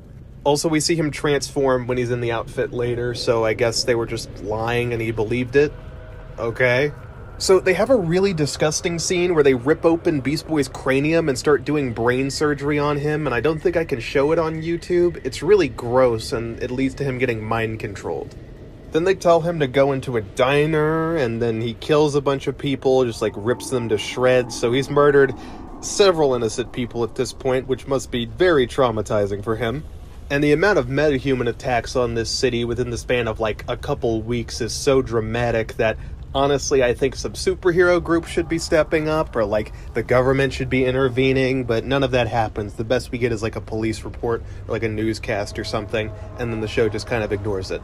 I'm skipping past a lot here because most of it's irrelevant, and the Superboy plot just drags on for way too long and just interrupts the main story. And in fact, the final fight isn't even with Slade. So Slade dying was like the penultimate fight of the series, which is ridiculous considering Slade was the main plot for the entire series. Anyway, Cadmus has mind-controlled Beast Boy and mind-controlled Superboy, and what they want to do is have Beast Boy go out, kill a bunch of people, and have Superboy stop him to use that as a marketing opportunity to sell their super soldiers to random people out in the world who are rich, I guess. Or like to different government officials or something. Why they would want to buy them when Superboy publicly went out, recorded lasering a bunch of cops, and is probably wanted by literally everybody on Earth at this moment, I don't know. You think that would be bad PR. But there's no need to fear, because the Titans are here. They've formed up again, and everybody shows up, and Hank shows up, and he immediately gets, like, tossed aside because he's trash, and he deserves to stay in a dumpster.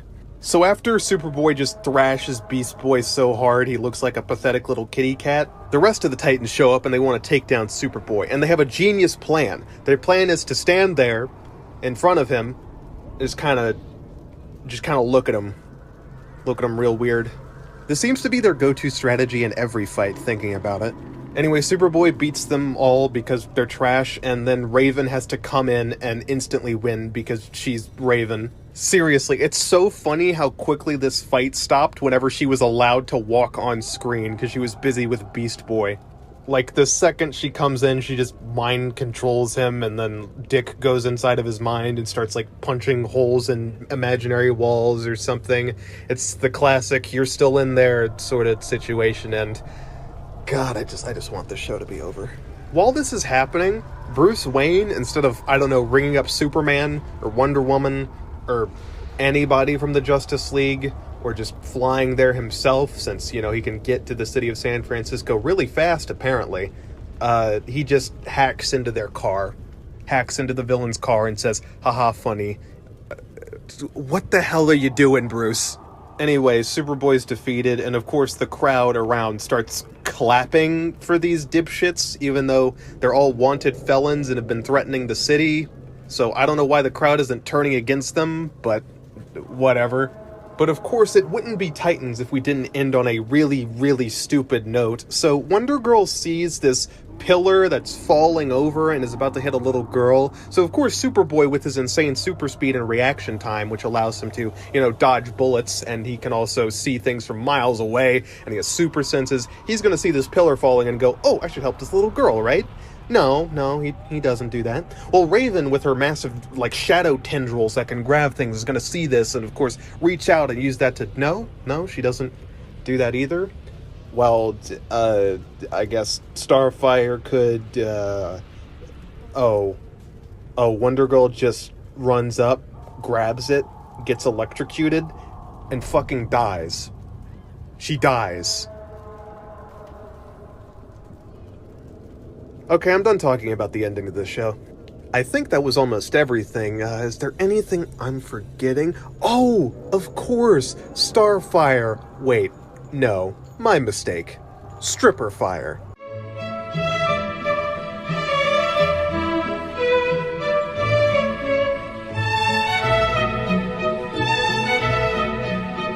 This is gonna be the shortest section by far, because Starfire's subplot is so disconnected, so nonsensical, so unrelated to everything that's happening that it practically doesn't matter. And yet, despite that, it's tackling probably the highest stakes part of the entire story and anything the Titans have experienced. So, while everything is going on, Stripper Fire, I keep making that mistake. I don't know why I keep doing that. Anyway, Stripper Fire gets contacted by, like, an alien bodyguard that she once had and is in love with, and he kidnaps her and then takes her to a hotel, and they talk for a bit, and he wants her to return to Tamaran so she can take the throne. She doesn't want to do that because she likes living it up on Earth, and they have, like, a little spat, and they start falling in love with each other. But then Stripper Fire's sister, Black Stripper Fire, decides to kidnap him by, like, mind controlling him, and then blows up her ship, and then she has to kill the guy she fell in love with. And then stripper Blackfire wants to control the planet, and she... God, what the fuck is happening, guys? Honestly, why are they doing this now in the middle of a season about Slade? It's so batshit and out of nowhere that Starfire sometimes has to leave the story to go handle this stuff. Like, she'll be in a room with the Titans discussing a plan, how to deal with Slade or whatever, and then she'll be like, oh, sorry, guys, I have to go. I have, like, a whole alien invasion and, like, royal army plotline I have to do. I'll be back. So all that's just happening in the background, and then she starts losing her powers because she's overpowered and the story needs a reason to nerf her. You get the gist. And then, like, it just doesn't get resolved this season. I don't know why they did any of this. You could have just saved all this shit for, like, another season when it was the main focus, but I guess they didn't. Well, this Stripper Fire section ended up being way faster than I thought, so I guess I'll just talk about some other stuff I dislike about this show. First of all, Hawk. I said I wanted to talk about him later. So when he breaks up with Dove, he becomes like a cocaine addict and starts fighting in fight pits for money. And he gets high off his ass and sells his Hawk suit to some random dude, and then like wakes up and realizes, oh shit, I just sold my Hawk suit to some random dude. So he goes to find the random dude and then punches him in the face, and then this little exchange happens. No, man. I was out there laying some Titan's law. You held up a laundromat. What kind of message does that send? Sorry, so wait, should I have killed them? Like, killed? Like... No, you shouldn't have killed them. Stealing and killing is not the Titan's way. Stealing and killing is not the Titan's way. Stealing and killing is not the Titan's way.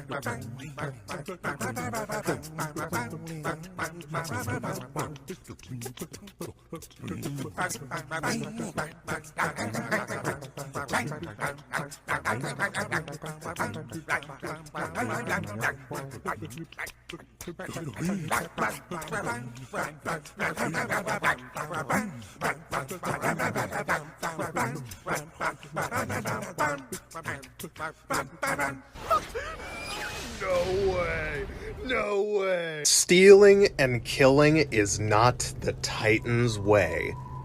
Never before have I seen such a dumb, contradictory, and nonsensical line come out of a character's mouth. Hank, stealing and killing is exactly the Titan's way. In fact, the Titan's way is to gather a bunch of maniacs together, kill a bunch of people, cause a bunch of problems, and make everything worse. That's the Titan's way. That's all the Titans do. They're a massive problem. That's what they are. So don't give me this stealing and killing is not the Titans' way bullshit, because that's exactly what it is. The Titans are perfectly fine with killing, they kill all the time, and they'll probably continue to kill. The random basement dweeb who stole Hawk's suit would probably be a better superhero than Hawk himself is. So Hank, do everyone a favor and shut your annoying, pretentious, and downright nonsensical mouth up forever, and don't open it again. You fucking moron. Jesus, this video is already an hour long. Okay, look. I would love to talk about how Raven joined up with a bunch of homeless kids in the middle of the story for no reason, but I don't really need to. You get the picture. This show is ass. It is one of the worst superhero shows I've ever sat through, and the fact that people tell me it's good is outright baffling. It's like, are we in different timelines? Is there a different version of Titans I'm not seeing? Because the one I'm looking at right now is hot garbage. It is on equal footing with She-Hulk, Gotham Knights, and the rest of the horrible superhero shows in terms of its quality. And I have a sneaking suspicion that the other seasons are going to be even worse.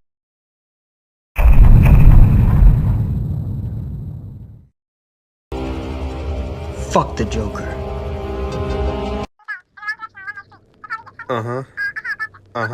Yeah. I know it's taking me a while, but it's not my fault there's so many goddamn dead topics down here. The internet can barely keep them alive for a week. What? Well, it's not my fault you dragged all the good writers to hell. I mean, they can't even do anything down here. Demons can't read. Oh, I can read? Yeah, okay, whatever, smartass. Yeah, alright, I'll get the fucking video done. Okay. Love you too, Satan. Bye. Okay, so the Iron Fist of Management has come down to tell me that I need to finish reviewing Titans, which I really, really don't want to do. I don't know how to describe this kind of show where things just get progressively worse and worse and worse with each season. It's like they're devolving. Usually, when a writer gets more and more experience and gets to, try more and figure more things out, they improve and grow.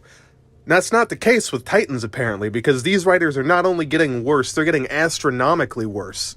Every single problem that I addressed in my last two videos, go watch those please, is pretty much amped up tenfold with this show. It's like the writers looked at every single thing that went wrong last time and said, yeah, let's do more of that. Starting off with the fuck the Joker line is a perfect example of what these writers are like. The first season's fuck Batman line was notorious because literally everybody and their grandmother hated it and thought it was stupid and edgy. And pretty much everybody made fun of it because of how dumb it was, me included. But the writers saw that and decided to double down instead of growing. And they just kept getting worse and worse with every single problem. I didn't think it was possible for something that was already garbage slop to turn into more garbage slop. It's like a Pokemon evolution line. It just keeps getting worse and worse. And Season 3 has gotten so bad that I have no choice but to say that it's worse than Gotham Knights. It just is. I've watched Gotham Knights, I reviewed Gotham Knights, and that show isn't as bad as this one. I cannot tell you the vast number of people who went to my last two videos, didn't watch a single second of them, and then immediately posted, Gotham Knights is worse! I got like 10 dozen comments of that.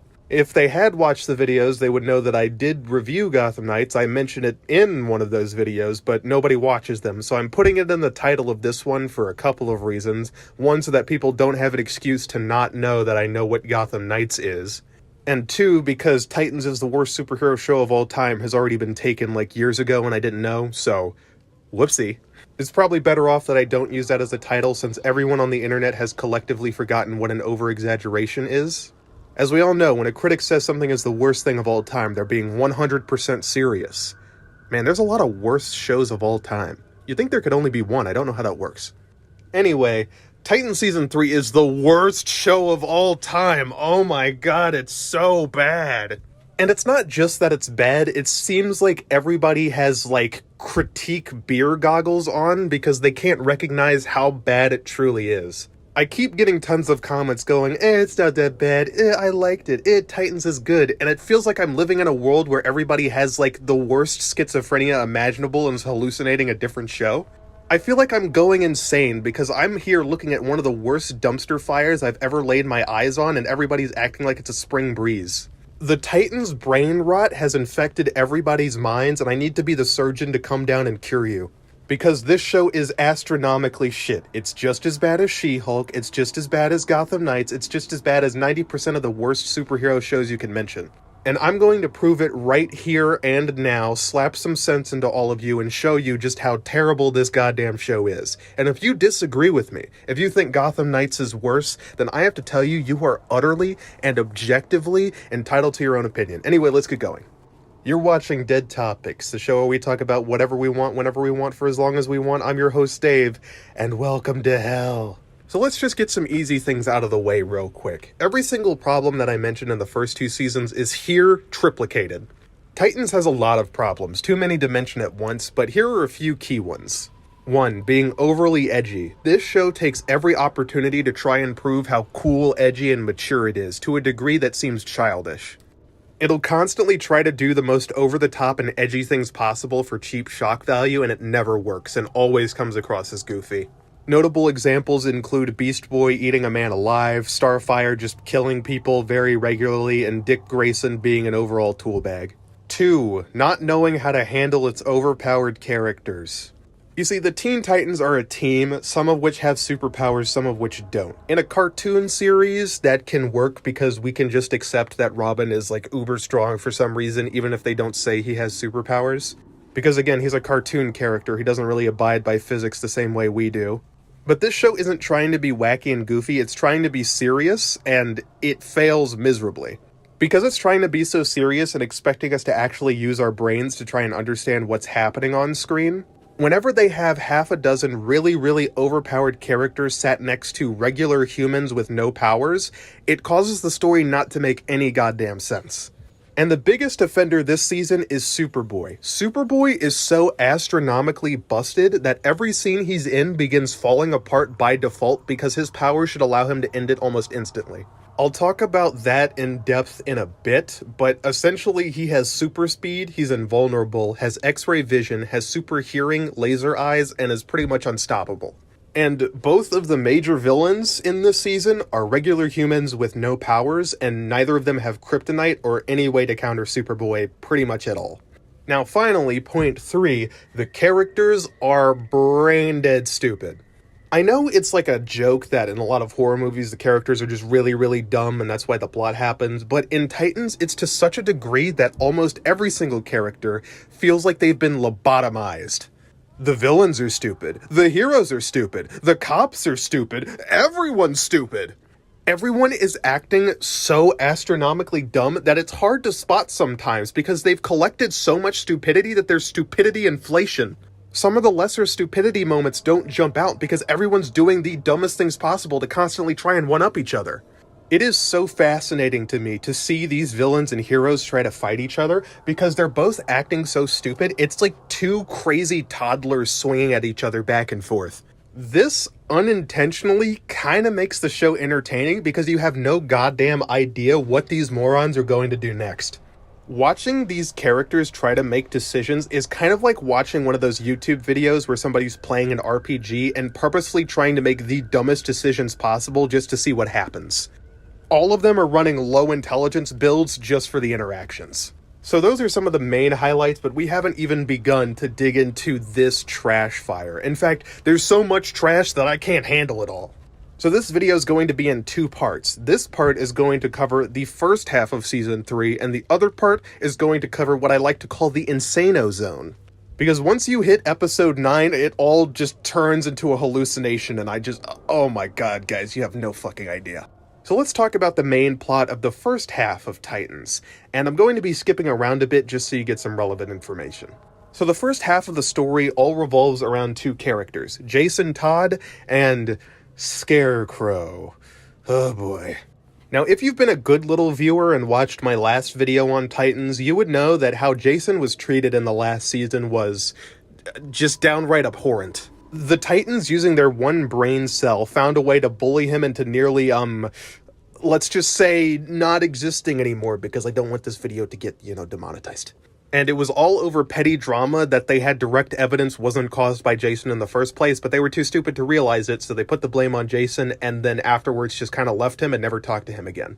Nightwing even specifically mentions that they haven't talked to Jason in 3 whole months. They just went completely no contact with him for 3 months. I just want to make it clear there are so many times in the season where they go, "We're a family, Jason's our family, we gotta save Jason," and they also haven't talked to him in 3 fucking months after he nearly tried to, These people say constantly that they wanted to help Jason and that they could, save Jason or whatnot, but they didn't even care enough to apologize to him after they all falsely accused him of something he didn't do. You'll hear that repeated a lot, that they're just a family and that they all care about each other, but they really, really don't.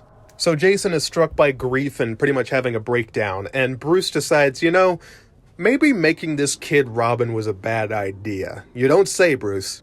So Bruce sends him to therapy. Everybody in this show could use therapy, but we can save that for another time. and then essentially bars him from being Robin. This makes Jason so angry that he decides to leave, break into Arkham Asylum, and then break out Scarecrow. Scarecrow is... You know what? We'll save him for later. So Jason cooks up a anti-fear toxin, which is the opposite of fear toxin. It essentially allows you to become fearless, I guess. After getting his first fix, he breaks Scarecrow out officially this time, and they begin their elaborate scheme. Jason fakes his death by actually dying. He goes after the Joker for some reason, and then gets his face smashed into the ground. He didn't really need to do any of that. Their reasoning for it was that he needed to know he was truly fearless, which... I mean, there are other ways to do that don't involve the Joker, but alright, whatever. Anything for the fan service, I guess. So then Scarecrow takes him to a Lazarus pit that's just in Gotham, and apparently Batman doesn't know about it, and then resurrects Jason after sneaking him out of the morgue. Then Scarecrow starts intimidating all the mobsters in Gotham and wants to start producing a shitload of the anti-fear toxin so that he can poison Gotham, and...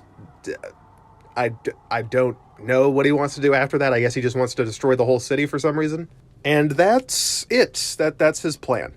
Now that sounds like a good plan. No, it doesn't. But let's pretend we're stupid and we think that's a good plan.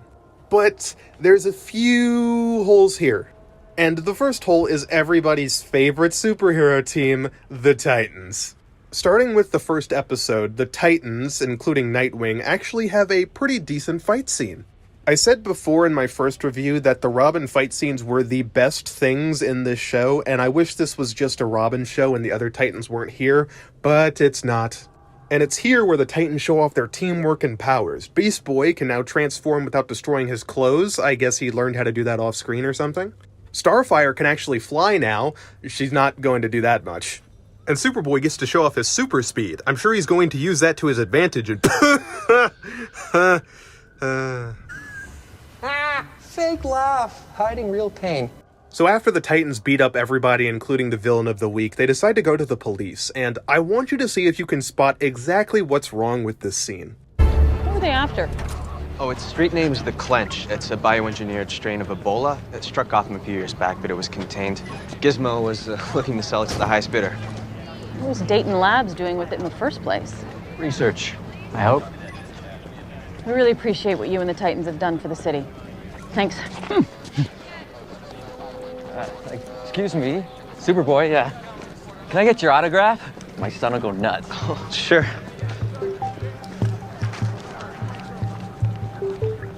You'll want mine too, right? Oh, I'm good. It's hard to top a super. You heard the man. It's hard to top a super. Did you notice anything wrong? Any minor inconsistencies? No? Well, let me give you my analysis. What the actual fuck was that? No. None of this gets to happen. This whole situation is insanity dreamed up by a man who's in a psych ward. If you don't understand why this scene makes no goddamn sense, allow me to turn your attention to Season 2. You know, the last season, the events of which happened maybe a few months ago. Because the writers seem to have forgotten a few things that happened in that last season, and them forgetting those things is very convenient for this scene. Actually, you know what? While we're at it, why don't we bring the first season into the equation as well? Bring in the whole gang. Because it's time to start my new favorite segment of these reviews, the Beats Up Cops Counter.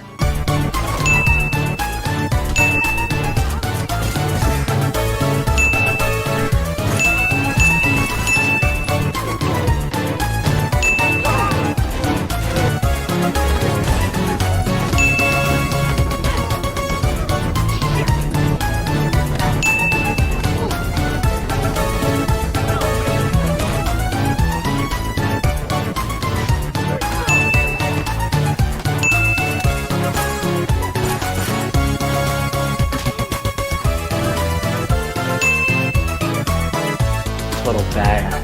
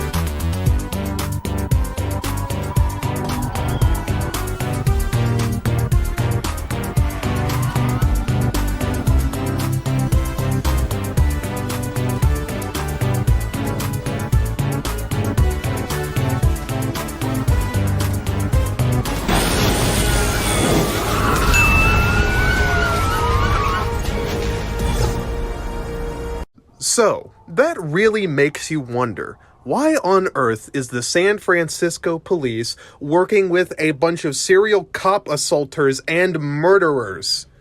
And I was being pretty generous with that count, assuming all the shots Jason fired off at those police officers didn't outright kill them and struck the body armor. And I also didn't count all the correctional officers they beat up in Season 2, or else that counter would be even higher. Even if you exclude Dick Grayson beating up those cops and Rose beating up those cops because I guess the cops don't know they're with the Titans, that still leaves their amount of assaults on officers in the double digits.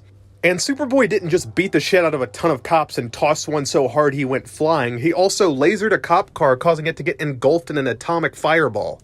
Which, assuming there are 2 cops per car at a bare minimum, that would have killed 6 people. Even if you want to say and be generous that only the first car in the line got blown up, which is unlikely, that's still 2 police officers dead at Superboy's hands and on camera.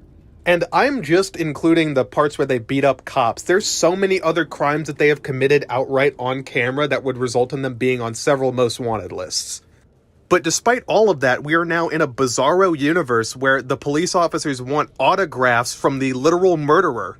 So we as an audience are just expected to buy that all of the San Francisco PD and all of the Gotham PD have completely forgotten everything that happened in the last season, even though there's direct video evidence of it. But that's not the only thing that they've forgotten about last season. The next thing they've forgotten revolves around Dick Grayson.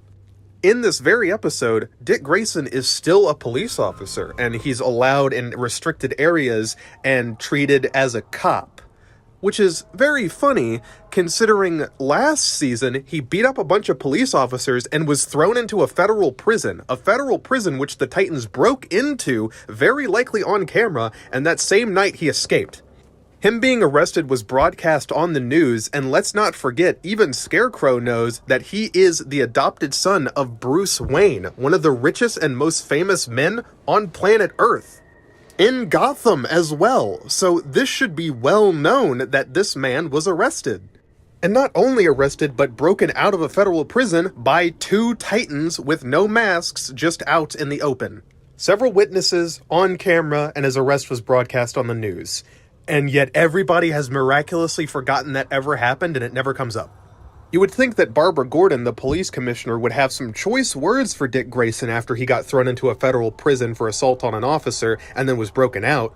But then again, maybe not, based on Barbara's criminal history, which we will get to that later.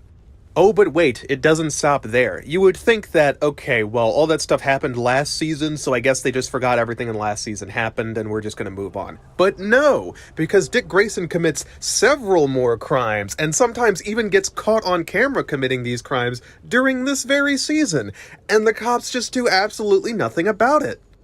I cannot stress how much of a problem it is for this show. First of all, if we just accept all this stuff actually happened in the last season, it completely ruins the entire plot of this season. So the writers just conveniently remove things from the timeline and expect us not to notice. Regardless, the Titans are living it up in San Francisco until they get the news of Jason's death. You would think this is a moment of self-reflection for them so that they can realize how much of terrible people they are, but no, Starfire has a little speech she has to give.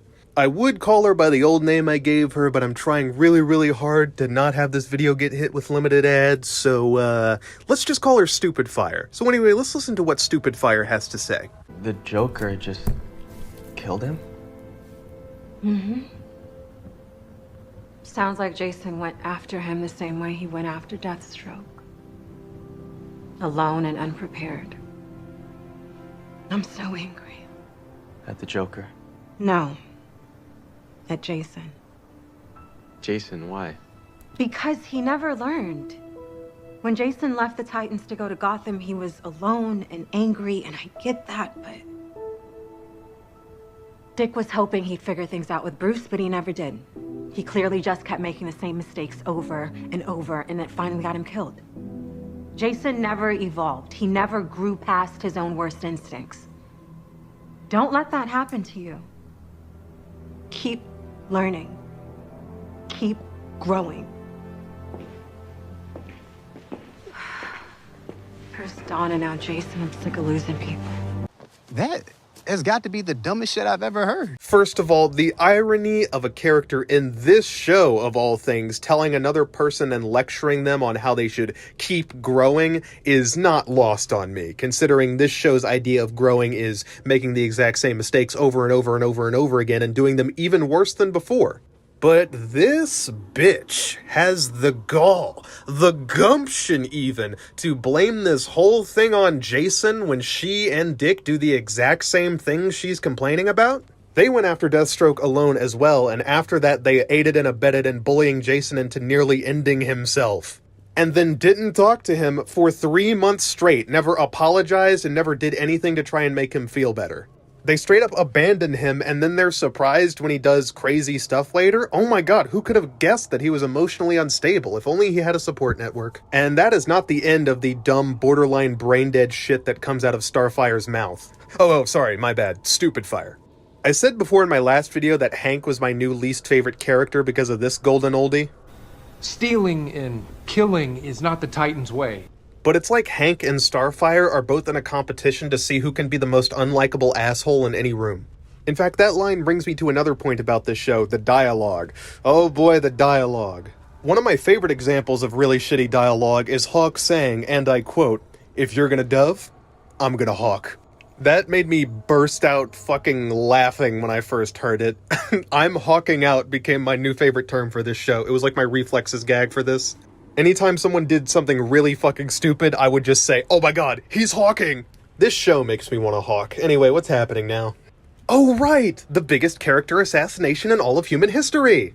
Batman, in this show, Mr. Bruce Wayne, has to be one of the most downright insulting, brain-dead, and most offensive depiction of Batman that I think I've ever seen in my entire life.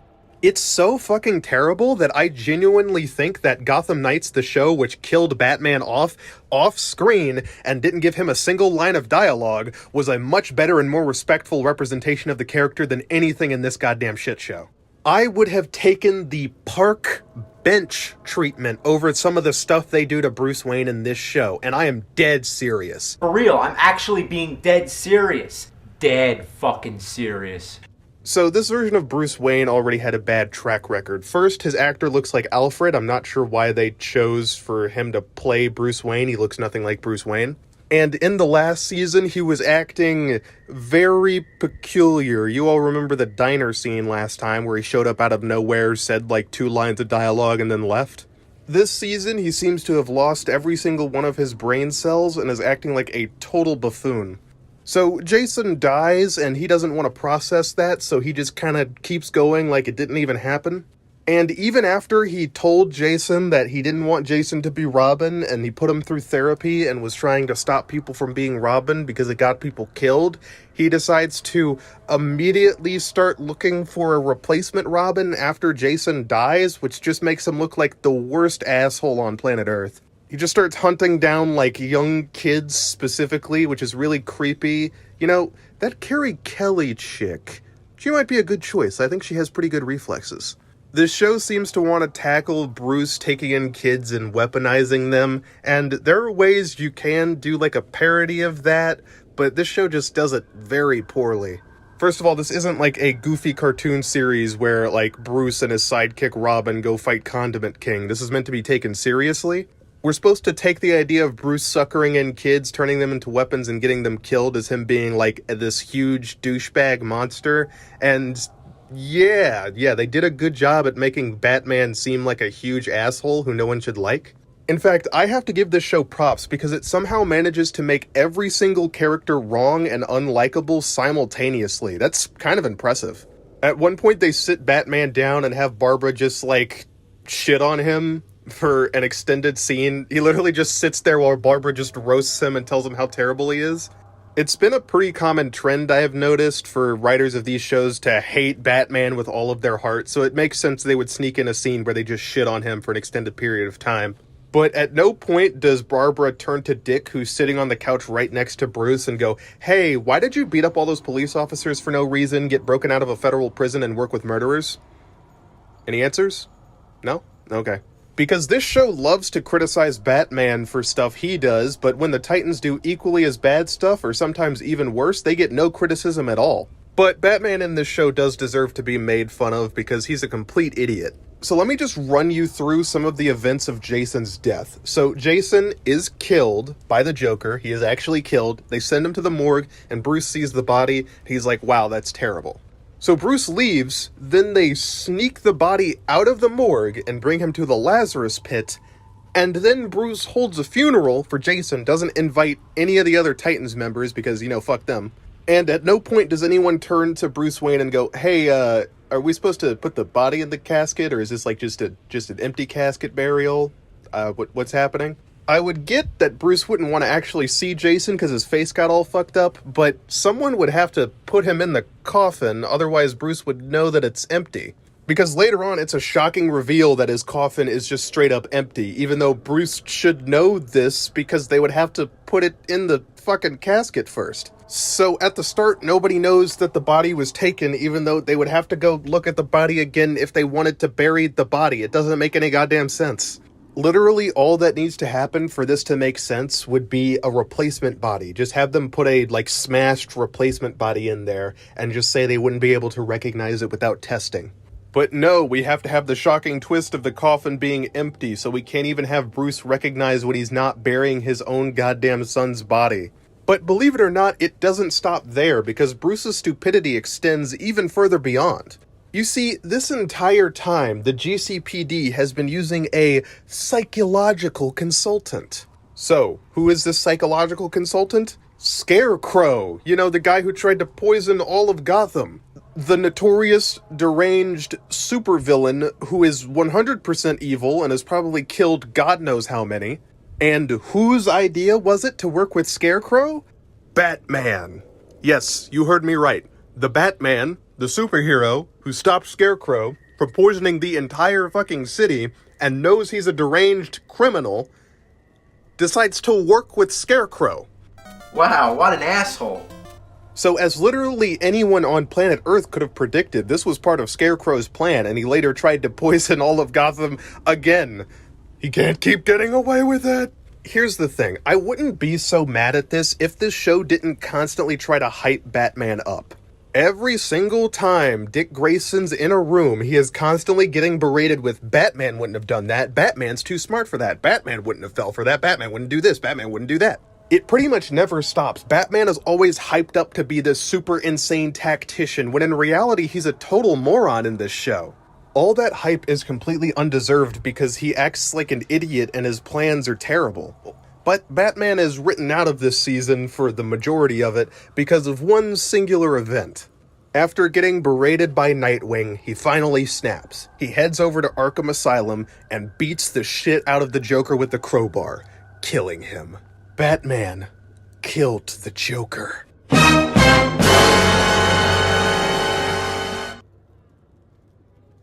Who cares? No, seriously, who cares?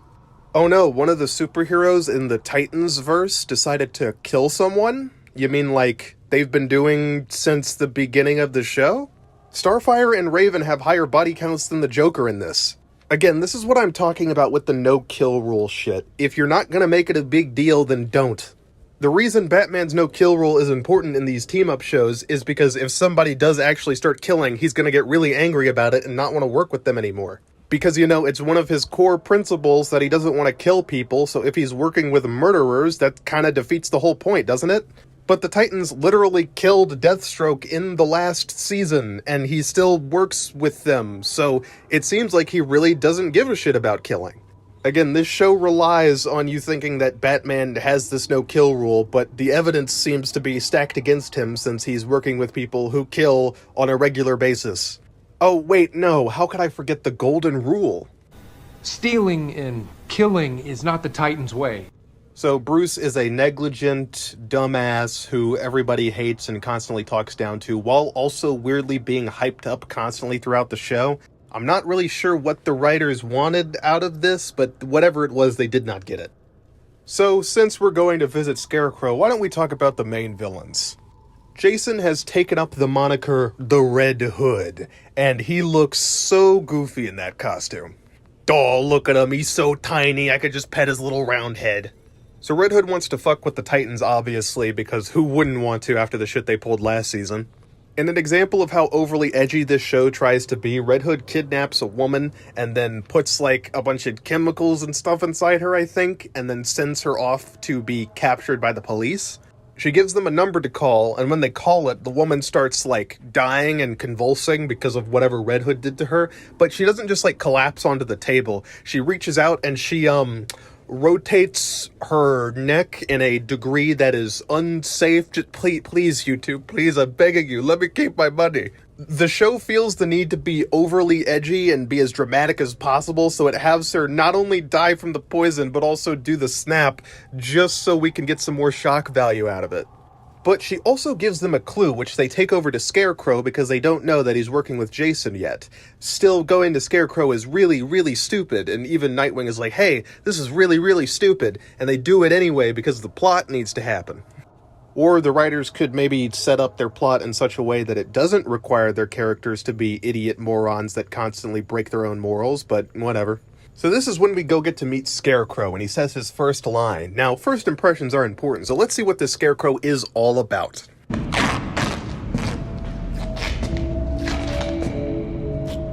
Weed. Weed. He wants weed. So Robin just gives him drugs.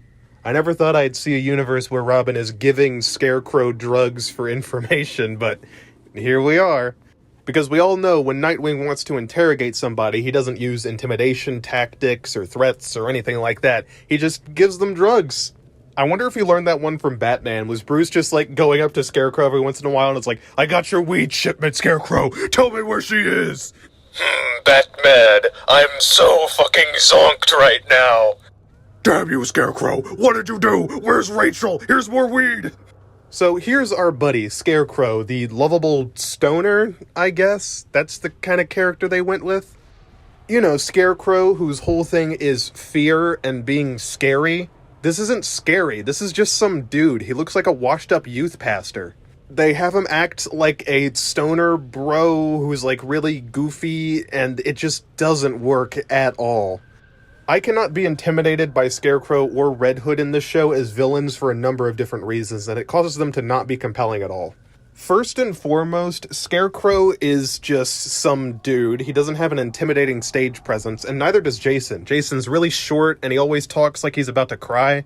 I get that he's supposed to be like a teen, but again, it doesn't really come across as like a threat or scary at all. They try really, really hard to make this guy intimidating, and it just doesn't work in the slightest. Not to mention, both Scarecrow and Jason are brain-dead stupid. So a major part of the first hint that they're given is chess. Yes, they're given hints based on chess moves. Now, I do play chess on occasion, and it really annoys me in shows when they try to use chess as, like, some kind of marker of being intelligent.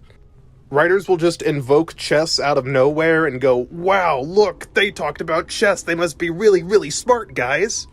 Here's a newsflash for you, playing chess doesn't make you a super genius. Anyway, they give them a hint about an opening called the Bird's Opening, which just so happens to have defensive moves against it called the Hobbs Defense, which is also the name of a manufacturing company, which just so happens to be in Gotham, and they piece this whole thing together. What the fuck is happening?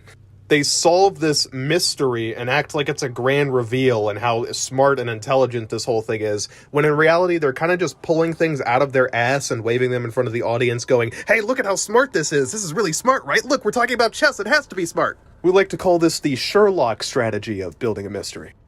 That being building a mystery 5 seconds before it's solved and then moving on.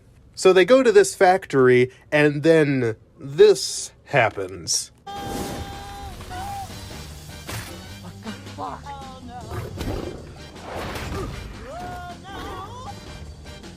Did you see that? In that short couple of seconds, the entire plot of the story just completely fell apart.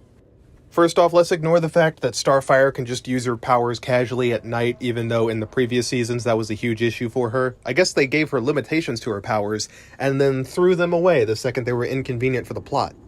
After all, why put limits on your characters when you can just make them do everything? I'm sure that won't have any negative effects on the story. So Superboy here just ran up with super speed and instantly knocked this guy out. So this shows that Superboy is one, capable of blitzing regular humans so quickly that they can't react, and two, can instantly knock them out just by bumping into them. And this whole process takes him literally no effort, to the point where he was just shrugging after he did it. It was so casual. Superboy's super speed in this completely breaks the plot, much like most shows that include a character with super speed. Jumping ahead a bit, he can run so fast, he sees explosions moving in slow motion on some Quicksilver energy. I'm not joking when I tell you explosions move so fast, he can run across the city in like seconds before anybody could blink. And he does this multiple times as well. They even make jokes about how he runs across the city to deliver the Titans' DoorDash. He can outrun explosions, he has X-ray visions that let him see through walls, he has super hearing that allows him to hear things happening even in enclosed buildings while he's actively talking to people. And he can instantly knock people out because he's so goddamn strong. So of course, when Nightwing encounters Red Hood in the very same building that Superboy is directly near, he's going to call Superboy on the comms and tell him to come instantly knock Red Hood out. Alright, he's there, click your comm, call Superboy. Call Superboy? What are you standing there? Call Superboy. Don't stop talking to him. Call Superboy. He's not shooting you. Call Superboy. Hit your fucking comm unit and call Superboy. You can call Starfire in. She can fly. Just have her fly in. Call Superboy right fucking now, you moron. He's out in the open. Are you fucking kidding? Okay, you're behind cover now. You can call Superboy. He can run in with his super speed and knock him out. Stop fucking talking to him, you moron. You don't need to ask him who he is, just have Superboy knock him out and you can take off his mask. Okay, you've did the disappearing trick, you're very cool, now call Superboy, you idiot. Oh my god, you had the jump on him and had him distracted, and instead of calling Superboy, you're just gonna block. You can dodge bullets now? Do you have super speed? Oh my god, this changes literally everything. If you're a bullet timer, you can just run up and knock him out. Okay, or you could just sit around and do nothing. You've had like upwards of a minute now to call Superboy when he was not looking directly at you. You could have had him knock out at any point right now. Instead, you're deciding not to because you're just so goddamn dumb. You know what? You're just like Bruce. You could end any conflict pretty much instantly by just calling Superman in, but instead you decide to be a moron. Oh, cool, you shocked him. Wow, that was such a brilliant plan. Instead, you could have just called Superboy and not done this whole fight. Actually, you know, that was a lot of gunshots that went off. You would think Superboy with his super hearing and X-ray vision would be able to see and hear all of this and run up to save his friend. What, is he busy fighting random goons he could easily knock out in 2 seconds? Yes, of course, send your strongest member after the random fodder goons. Oh no, he knocked off the mask. It's time for the big reveal that it's Jason, like we didn't already fucking know this. I am so fed up with this show. I'm in such agony. He looks so stupid. Okay, I can't do the bit anymore. If they just called Superboy, the scene would have ended instantly and the rest of the story wouldn't have happened. But in order for the plot to continue, Dick just has to lose all of his brain cells instantaneously and act like a moron, and Superboy just looks even more like an idiot. I am so sick and tired of these writers writing themselves into a corner that forces them to make every single one of their characters brain-dead idiots. Jason and Scarecrow act like they're such awesome villains with an insanely complex, ingenious, brilliant 4D chess plan when they don't even have a single counter to Superboy. Superboy running up and instantly knocking Jason out ends Scarecrow's plan right then and there. It's over. Hell, they don't have anything to get past Starfire, let alone Superboy. With both of them, their plan is essentially pointless. How am I supposed to feel any sort of tension or intimidation from these villains when Superboy would instantly destroy them in like 2 seconds? For the first entire half of the season, Scarecrow and Jason have no counter to Superboy at all. They don't plan for him, they don't do anything. It's not like he has some kind of special fear toxin to affect the Kryptonian or anything like that. So their entire plan hinges on Superboy just being really stupid, and lucky for them, he is. Jason escapes using the good old Batman disappearing trick, and they just kind of give up trying to find him. I've done another video discussing this, and I suggest you watch that one because it's only like 5 minutes long, but the Batman disappearing trick is often overused in these stories for the sake of plot contrivance. To quickly go over what I said in that video again, the Batman disappearing trick can work, but it has to be logically coherent.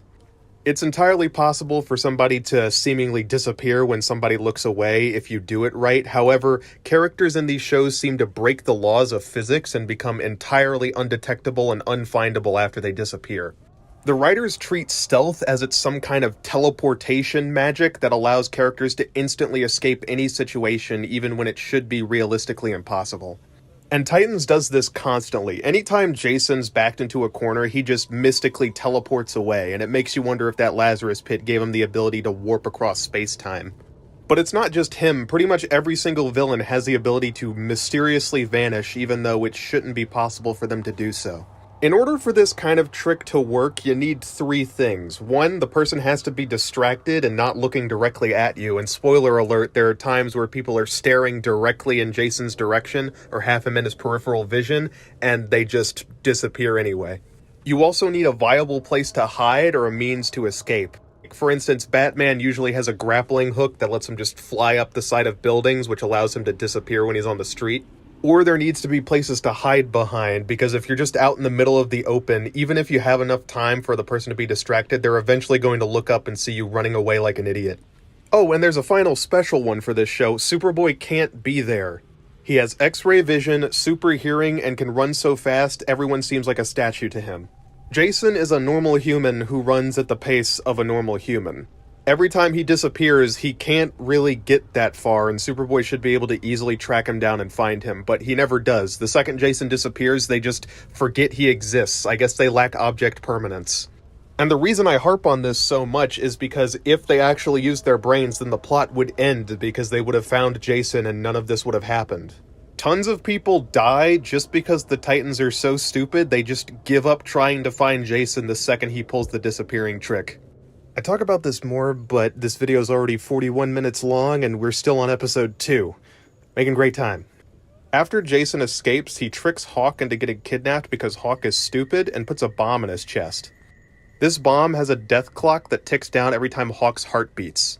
Jason says he'll disarm it, but only if the Titans help him steal a bunch of gold. The Titans obviously don't want to do that because it'll make them look bad. Oh, God forbid they look bad. I have no reason why the city would have a bad impression of them. Superboy killing cops in broad daylight on camera? Perfectly fine. Stealing some gold? Oh, the city will turn on them.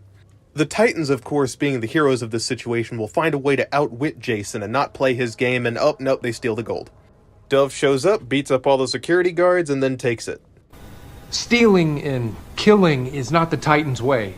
Dove wants to give him the gold, but Jason says he'll only deactivate it if she shoots him in the face. Dove, seeing a quick way to get out of this show, immediately goes to shoot Jason in the face. Nightwing stops her, and then she does it again. But, plot twist, it turns out the gun was actually the detonator the whole time, and Hank's bomb explodes. Thus ends the tragic tale of the man who hawked. Dawn realizes that if Hank can't hawk, she can't Dove, so she leaves. Oh my God. They're finally out of the story. Thank the heavens. Oh my God. Their plotline should have ended in season 1. Thank Christ that it's over. That means the majority of this season is Hawk and Dove romance subplot free, which I would say that makes things better, but it's really hard to improve this dumpster fire. But at this point, I'll take any win I can get. Now that that's over, let's take a quick detour from the main plot to talk about Stupidfire's little story. You see, Stupidfire has her own thing going on, and just like her plotline was disconnected from last season, it's disconnected this season. Starfire is now having psychotic breaks, even more intense than she had originally. Her murderous urge has finally taken over, and she really wants to kill people. We already knew she was a psychopath from her actions in the earlier seasons, but it's gotten even worse, and now she's blacking out. She's like a very lame version of the Dark Urge all of a sudden, as she has psychotic breaks which cause her to essentially fall unconscious and then start trying to murder everyone in front of her. She nearly kills Beast Boy like 3 different times, and they just kind of keep staying with her after that. It's like hardly addressed, which is really weird. You would think they wouldn't want to keep her around the house if she was constantly blacking out and trying to kill them and almost succeeds, but I guess they're just fine with it. Well, now that Jason's gone, they don't have anyone to vent their murderous urges on, so I guess everybody wants Beast Boy dead next. Beast Boy tries to help Stupidfire, but she ends up blacking out again and then knocking him unconscious, putting him in the trunk of a car and driving him out into the middle of nowhere. But you see, in this middle of nowhere is actually a secret government bunker, which has been here for Lord knows how long. And when they go inside, they find a single scientist guarding Blackfire. Huh? So, in the last season, Blackfire forced Stupidfire to murder someone she was in love with. And it appeared that they were setting her up as, like, the next big villain, I guess. And she was acting very evil, and she was going to take over Tamaran, and she killed Starfire's parents. Actually, wait, I guess I should call Starfire Stupidfire and Blackfire Black Stupidfire? I don't know, it's kind of broken down at this point. Anyway, Stupid 1 and Stupid 2 both have beef with each other because of the whole murdering parents thing and also forcing Stupidfire to kill a person she was in love with. But not to worry, the government somehow contained Black Stupidfire and put her in a prison that drains her powers so she can't escape. So they put the supervillain in prison. Stupidfire thinks about this really hard and comes to an understanding that she can't let Black Stupidfire stay in prison after committing multiple murders, because that would be something a superhero would do, and we can't have any of that. So Stupidfire does the only thing she's good at and commits several crimes by breaking her sister out of prison. And I want you to watch how she acts towards the scientist and just keep it in the back of your head that this is supposed to be the hero. Blackfire belongs to the U.S. government. Get out of my way, or I'm gonna burn your dick off. Stupidfire was and continues to be a deranged lunatic who deserves to be in a cell right next to her sister. Seriously, do these writers have zero self-awareness, like, at all? Like, not even a tiny bit? They have to realize how much of a psychopath they've made Starfire, right? Right? I guess we should go into the whole Blackfire thing now, so we don't have to deal with it later. I don't really have any background footage this time around, so here's my friend Sam making orange juice, I guess. So anyway, the reason Stupidfire was blacking out and trying to kill people was because Black Stupidfire was, like, sending telepathic messages to her, I guess. Every time she got one of these messages, she would black out and then turn into a murderer. It gets more complicated than that later, but I'm not going to go into it too much. I do wonder if that means every time a Tamaranian gets a telepathic message, they just start killing people. How's that planet still standing? Anyway, the writers seem to want to rewrite history to make Black Stupidfire actually a good, sympathetic, nice person for some reason. It turns out she didn't just brutally murder her parents just so she can get the throne. It's because her parents were actually big, mean, evil, and she's just misunderstood, and you should really like her, and she's really quirky and funny, guys. Also, just forget that she forced Starfire to murder someone they were in love with last season. We'll just mention that once and then just draw your attention away from it, because look at how funny and quirky she is. The writers didn't want to commit with Black Stupidfire being a villain, so they have to twist things to make her sympathetic, which just doesn't play well, and it really throws off the story. It's really funny how reality seems to distort just to make Black Stupidfire seem like a sympathetic good guy. And another thing that happens is Blackfire hooking up with Superboy, which is really weird, and I'm going to spare you all of those scenes. It's made even worse considering Superboy was technically, like, born a few months ago.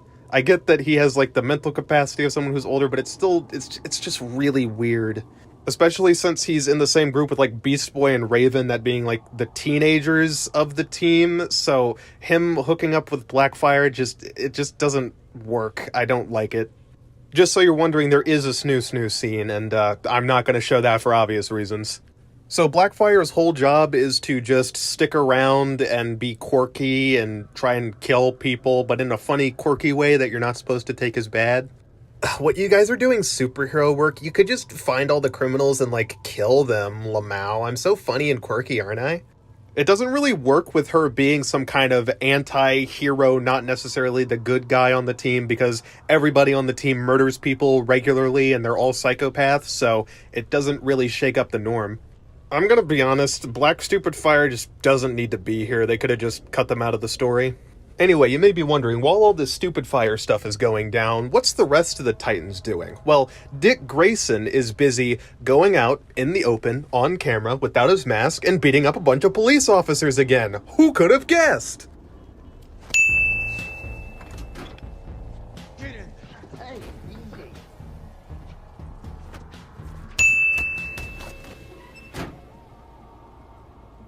You guys got that paperwork set to go.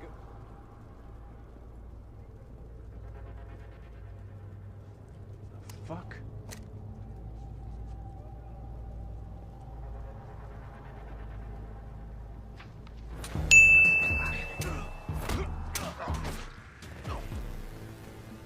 He then breaks Scarecrow out of prison. You know, it's funny that the Titans are way better at breaking people out of prison than they are at actually putting criminals in prison. This is like the third supervillain they've broken out of jail themselves. Regardless, Grayson is caught on camera, identified by name, and now the cops know that he is the one who beat them up and then stole a prisoner. So he has multiple assaults on officers on his record, as well as breaking out a notorious supervillain who tried to poison all of Gotham. So now, of course, the police want to arrest and prosecute him for all of his crimes, right? Right? He's not just going to be allowed to walk around free after this, because they have him on camera and they know it's him, so they're obviously going to arrest him, right? Right? No. No, they don't. They don't do that. They just let him walk free. Even after Scarecrow later goes on to try and poison the entire city and then succeeds at poisoning the entire city, they just allow Dick Grayson to keep on at it and stay a police officer, and they treat this whole thing as like a small spat between him and Barbara. Writers, before you were born, were your mothers just chain-smoking and shooting up ketamine? Because there's no way your brains came out fully formed. Something is wrong up there. There's more here, like how the Titans apparently have had force field technology this whole time and just never used it, and how Jason somehow escapes again, even though he has a helicopter sniper and a spotlight directly on him. But I don't have the energy. Do you guys just want to, like, skip to the end of the first half? Because I can't keep doing this. So yada yada yada, Scarecrow betrays Jason, who could have saw that coming, and then kidnaps him because why not? They've already made Jason seem like a total joke and a pushover for this entire season, so why stop now? Scarecrow gathers up all the mob bosses and wants to cut a deal where they'll make a ton of these drugs, these anti-fear toxins, and then push them out onto the street, and then everyone will go crazy. I'm realizing now this plot is just an astronomically worse version of Arkham Knight. So in order to find out where the drugs are being manufactured, the Titans decide to go after a mob boss. She tells them that she'll only give them the information if they track down her lost son. Stupid Fire and Black Stupid Fire agree because they're idiots and decide to bring her son right to her, and then she, pops him one. Can't show it because YouTube, but to put it simply, bro is not coming back from that one. Just to be clear, this is the second time Stupid Fire has decided to work with a mob boss for no reason and got people killed. You really ought to stop doing that. So, in a fit of rage, Stupid Fire kills the mob boss, burns her alive, and turns her to ash. Stealing and killing is not the Titans' way. The Titans writers, showing their masterful understanding of tone and storytelling, decide to follow up that scene of two people getting murdered very brutally with a guy walking some dogs jokes. That sure is hilarious, writers. You're very funny. So they intimidate one of her goons to find out where the drugs are being made, which they should have just done originally. I don't know why they didn't start with that. So anyway, they find out where all the drugs are being held, beat up everybody inside, and Scarecrow is somehow surprised that his fodder goons couldn't stop literal superhumans. Man, Scarecrow, if only you had planned for, the powers of the people you're fighting. If only. Scarecrow takes Jason, and they leave. The Titans just let them escape, even though Superboy can fly? He could do that the whole time. Why didn't he do that before? Whatever. They should have just tracked him down, but they didn't. They just let Scarecrow escape because they're stupid, I guess. So, are we done? Well, not quite. There's still one more thing we have to talk about. That thing being Barbara Gordon, everybody's favorite. So, Batgirl has been kind of an idiot this season, I'm not gonna lie. Nightwing has just been committing crimes all the time, on camera, and she just lets him keep getting away with it. She kind of just enables his terrible behavior and doesn't really say anything, but she paints Bruce as like the worst villain on planet Earth. Because Bruce takes in kids, turns them into weapons, and nearly gets them killed all the time, so, I mean, Nightwing would never do that, right? Wait, what? That's the whole plot of the show? Oh. Again, this show is very inconsistent with its morals because Bruce does one thing and he's painted as this really bad guy who needs to change, but then Dick does the exact same thing and it's just fine, I guess. One of the dumbest things that happens involving Barbara has to do with Oracle, which is this robot AI that's under the GCPD, which they haven't been using this whole time because, to quote Nightwing... Because it's illegal. That's right, that's his actual statement. They don't do it because it's illegal. And as we all know, the Titans would never do anything illegal.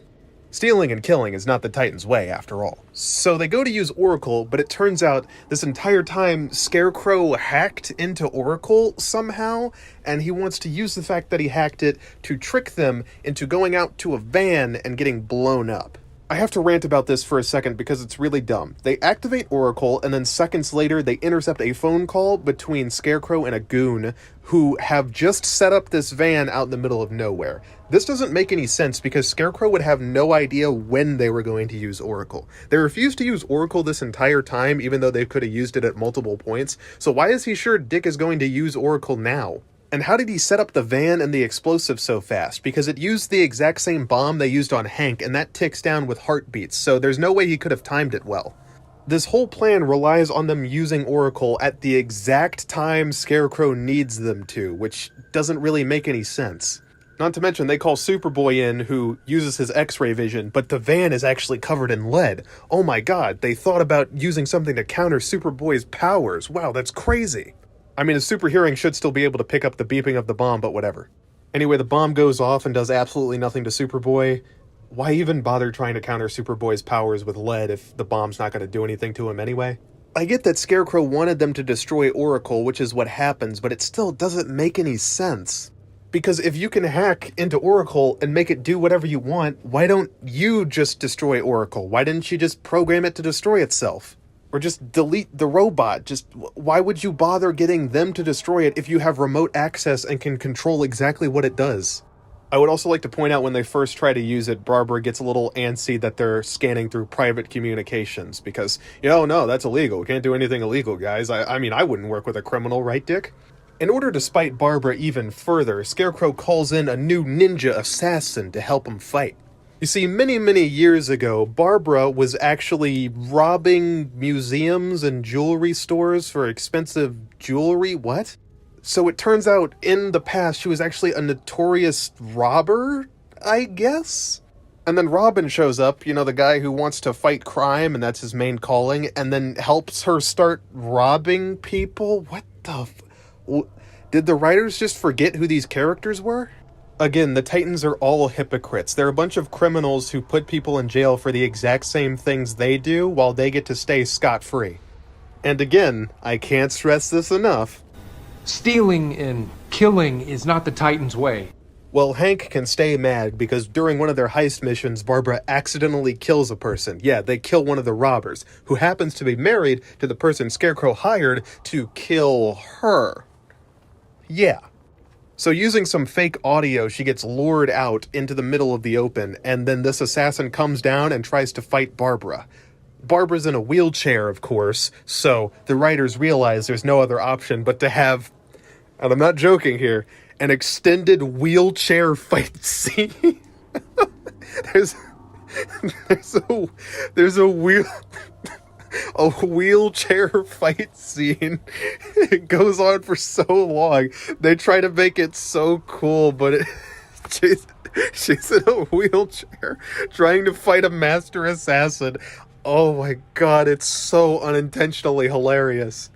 When she pulled out the sticks and was ready to throw down, I fell down because I was on the floor laughing. I wasn't expecting something so stupid. This is dumb for a number of reasons. One, it's comedic as hell. Nobody was expecting a wheelchair battle. Is this the cartoon series?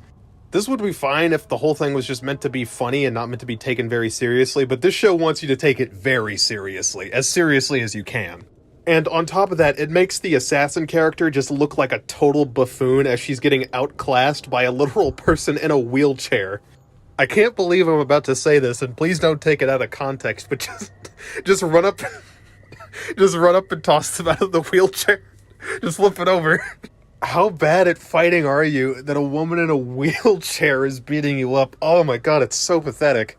And I don't mean to make fun of people in wheelchairs here, but even if you look at it from the lens of, I don't know, trying to empower people, what is this trying to tell you? Is the message that people in wheelchairs should go out and start fighting crime? I'm really struggling to find out what the messaging here was supposed to be. So if you're watching this and you happen to be a wheelchair user, Titans is essentially telling you should go out on the street and start just hitting people. Roll up to the ring and start boxing. You have the power. The Batgirl wheelchair amp is just too powerful. No one can stand against it. In fact, this assassin gets beaten so bad she has no choice but to use the disappearing trick to escape. Think about that for a second. The writers thought this assassin was backed into such a corner that she couldn't run away from the person in the wheelchair. No. She had to use the disappearing trick because she couldn't escape otherwise. I wonder if Barbara could pull the disappearing trick on Superboy. I mean, with this show's logic, a woman in a wheelchair should be easily able to outrun Superboy. It doesn't matter how fast or strong Superboy is because the wheelchair is stronger. It kind of reminds me of that parody video about anime where characters get more and more disabled to become more and more powerful. Only that was done as a bit. This show is making it serious. But with that, we're done for now. Thank heavens, because the next part of this season, if you thought it was dumb before, oh child, oh young innocent person, you have no idea the level of stupidity that happens in the next couple of episodes.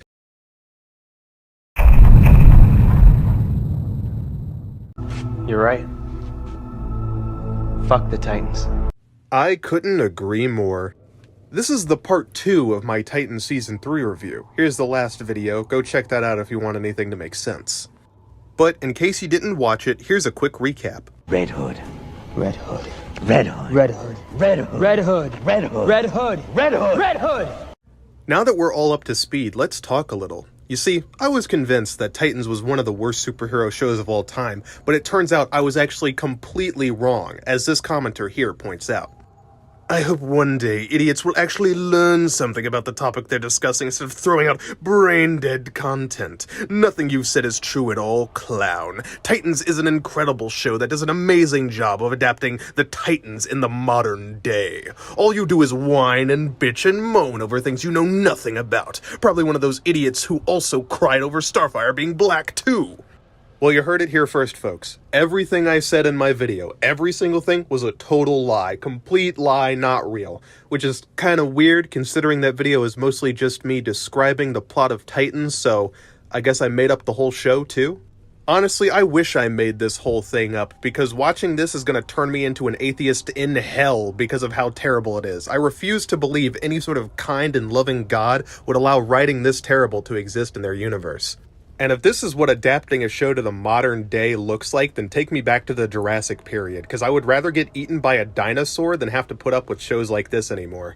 See, this is what I mean when I say I don't understand Titans fans. They're willing to fight tooth and nails to defend the honor of this show when it's so remarkably terrible that it's just apparent.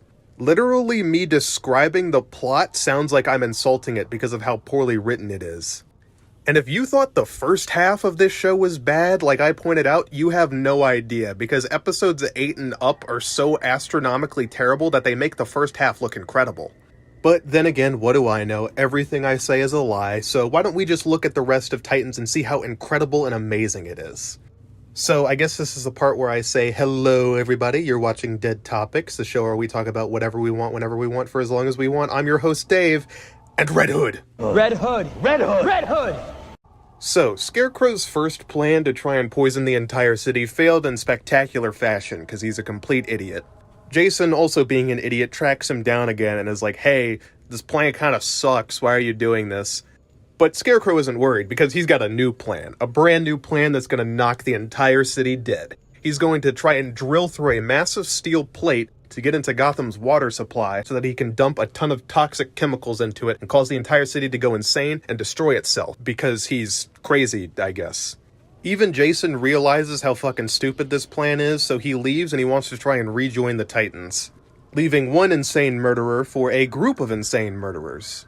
But before this, the Titans need to track Jason down, so Barbara decides to use the facial recognition software that's throughout the entire city and pause.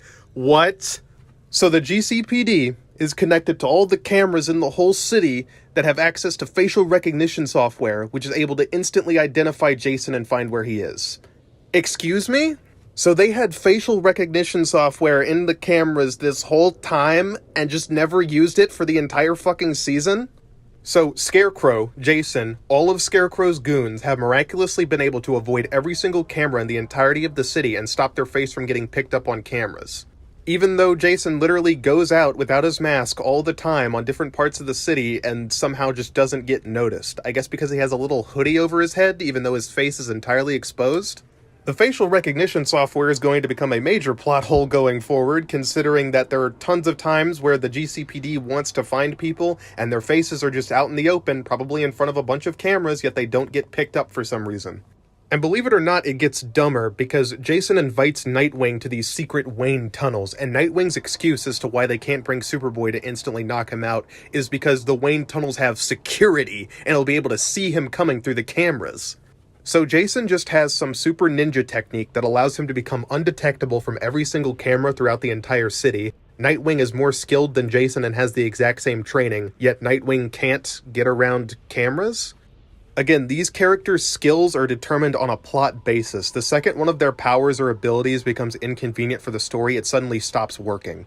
It's like in a video game where you go to a zone that doesn't allow you to fast travel or teleport. Like, their skills literally get disabled in certain areas because it wouldn't be convenient for the story. Sorry, Jason, you're entering into a story area, so we're gonna have to take away your warp drive privileges. You can't stealth teleport anymore.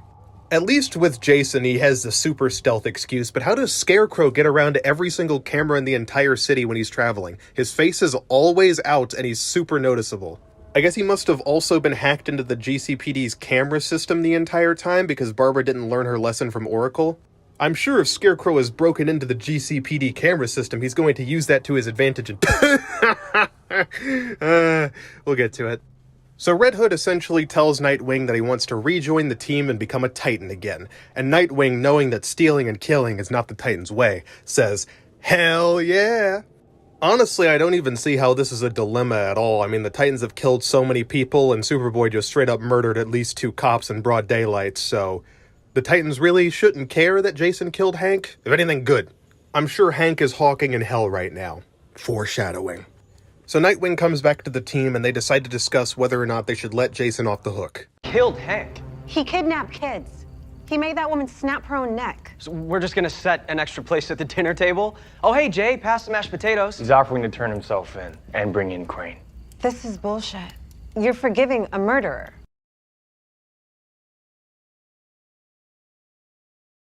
Do I have to play the montage again? Do I have to play the montage again? Alright. Fuck it. We're playing the montage again.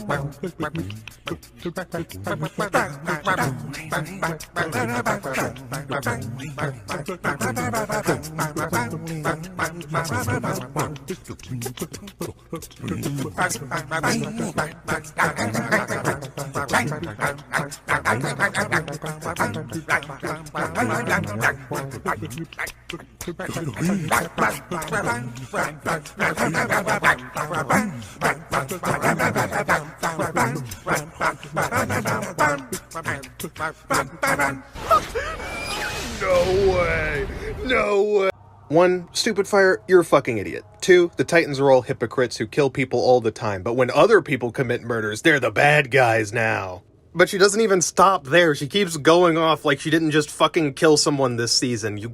Oh my god, how stupid are these writers? Hey. I can't believe you. Bruce said be a better Batman. There are 2 versions of that. One kills, one doesn't.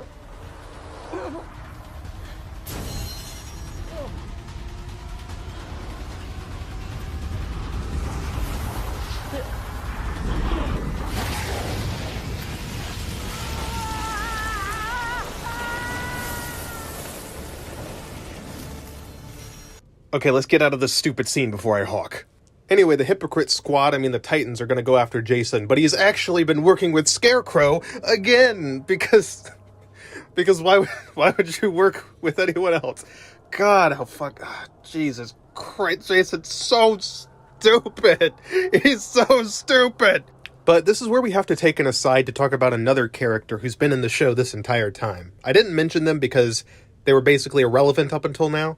But the character I'm referring to is Tim Drake. Yes, Tim Drake is here, and he's kind of lame. Tim has been so irrelevant up until now that I've neglected to even mention him because I didn't see the point. But basically, he's a massive Titans fanboy who managed to figure out that Nightwing was actually Dick Grayson. Oh wow, who could have pieced that together? What an amazing mystery. You would think if he was doing all this research into the Titans, he would find, that cell phone footage that was definitely uploaded of Superboy murdering, 2 police officers in broad daylight, but whatever. So Tim has been stalking Nightwing around and he wants to be a Titan, which, of course, who wouldn't want to be a Titan, right?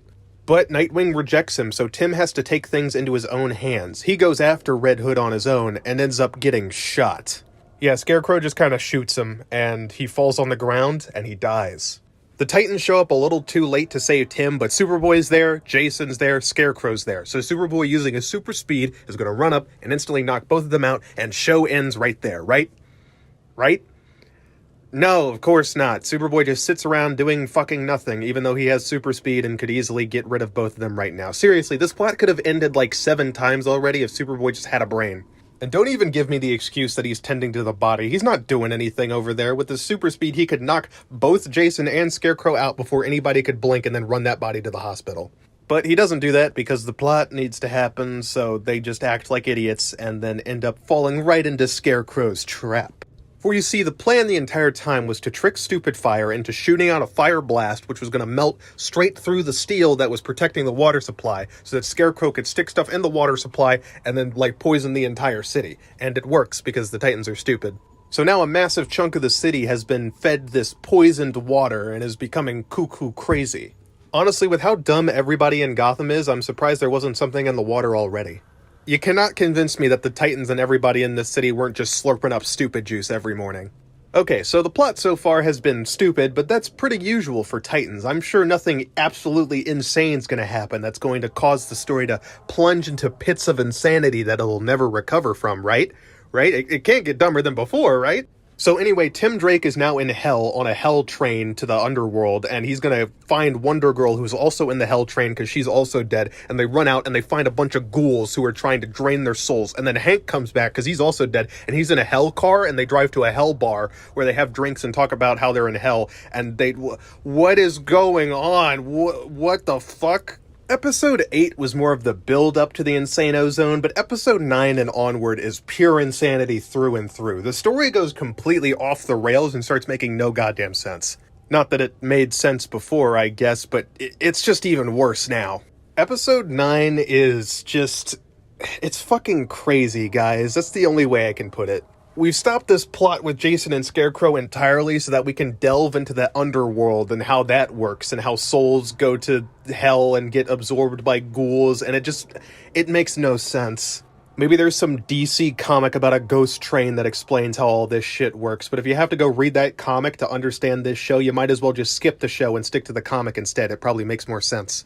So a bunch of the dead Titans are now in hell together, and Tim just happens to find them, even though, hundreds of thousands of people die every day, I'm pretty sure, and Wonder Girl has been dead for, months now, so the fact that they were so close together on the same train is fucking miraculous. I guess maybe only certain people get the hell train experience. Other people just end up in, I don't even know where. The void? Another season of Titans? Who knows? I know for damn sure I didn't get a train ride when I died. All I got was another season of Velma. I'm glad that only exists in hell. There's no way that actually exists in the real world, right? Why are you guys looking at me like that? But that's not the only insane thing that's happening right now, because it's time for us to finally reconnect with Raven. Yes, the writers have been finding more and more creative ways to write her out of the story entirely, and she's finally back. Raven in this Teen Titans show has just been missing for like the majority of the third season, and finally shows up again, and it turns out she's on Themyscira with a bunch of Themysciran warriors, and she's becoming a super ninja because I guess she wasn't overpowered enough already. So they've been performing a ritual to try and bring Wonder Girl back to life because death in this universe is more relevant than death in Dragon Ball. Raven sneaks into the ritual area to try and resurrect Wonder Girl, but it doesn't quite work. And assumedly it's because Wonder Girl's soul right now is in a car talking to Hank, and they're making jokes and they're driving to a bar after fighting ghouls. Yes, they're actually called ghouls. There are hell ghouls, which try to absorb your soul if you get off the hell train, so I guess, why can't they just go on the hell train? So both Wonder Girl and Hank get to talking. Hank talks about how he hawked too hard and exploded, and Wonder Girl talks about how stupid her death was. I have a sneaking suspicion that Wonder Girl's death in the last season was so pathetic and stupid, the writers tried to find a way to bring her back as an apology because of how horrid that writing was. Wonder Girl's inclusion in this season is basically the writers getting on their hands and knees and begging for forgiveness for how fucking stupid that last season was. In fact, her death is so dumb, even the show recognizes how dumb it was. Like, listen to this dialogue. You think I'm happy about how I went out? I didn't save the planet from some asteroid. I died at a carnival, Hank. A carnival.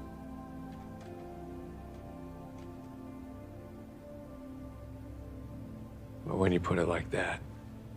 I spent a lot of time struggling with it. Agonizing over it, trying to make some sense of it. You know what I realized? It doesn't make sense. What a perfect way to describe this show. No matter how much you think about it, no matter how much you try to make sense of it, it just doesn't. It doesn't make sense. It's all nonsense. It's fucking stupid. I cannot stress enough, even their own characters realize how dumb Wonder Girl's death was and how astronomically disappointing it is. Seriously, can you imagine going out like that, failing to just move one woman and a girl out of the way of a girder while Superboy just sits in the corner doing absolutely nothing while you just die?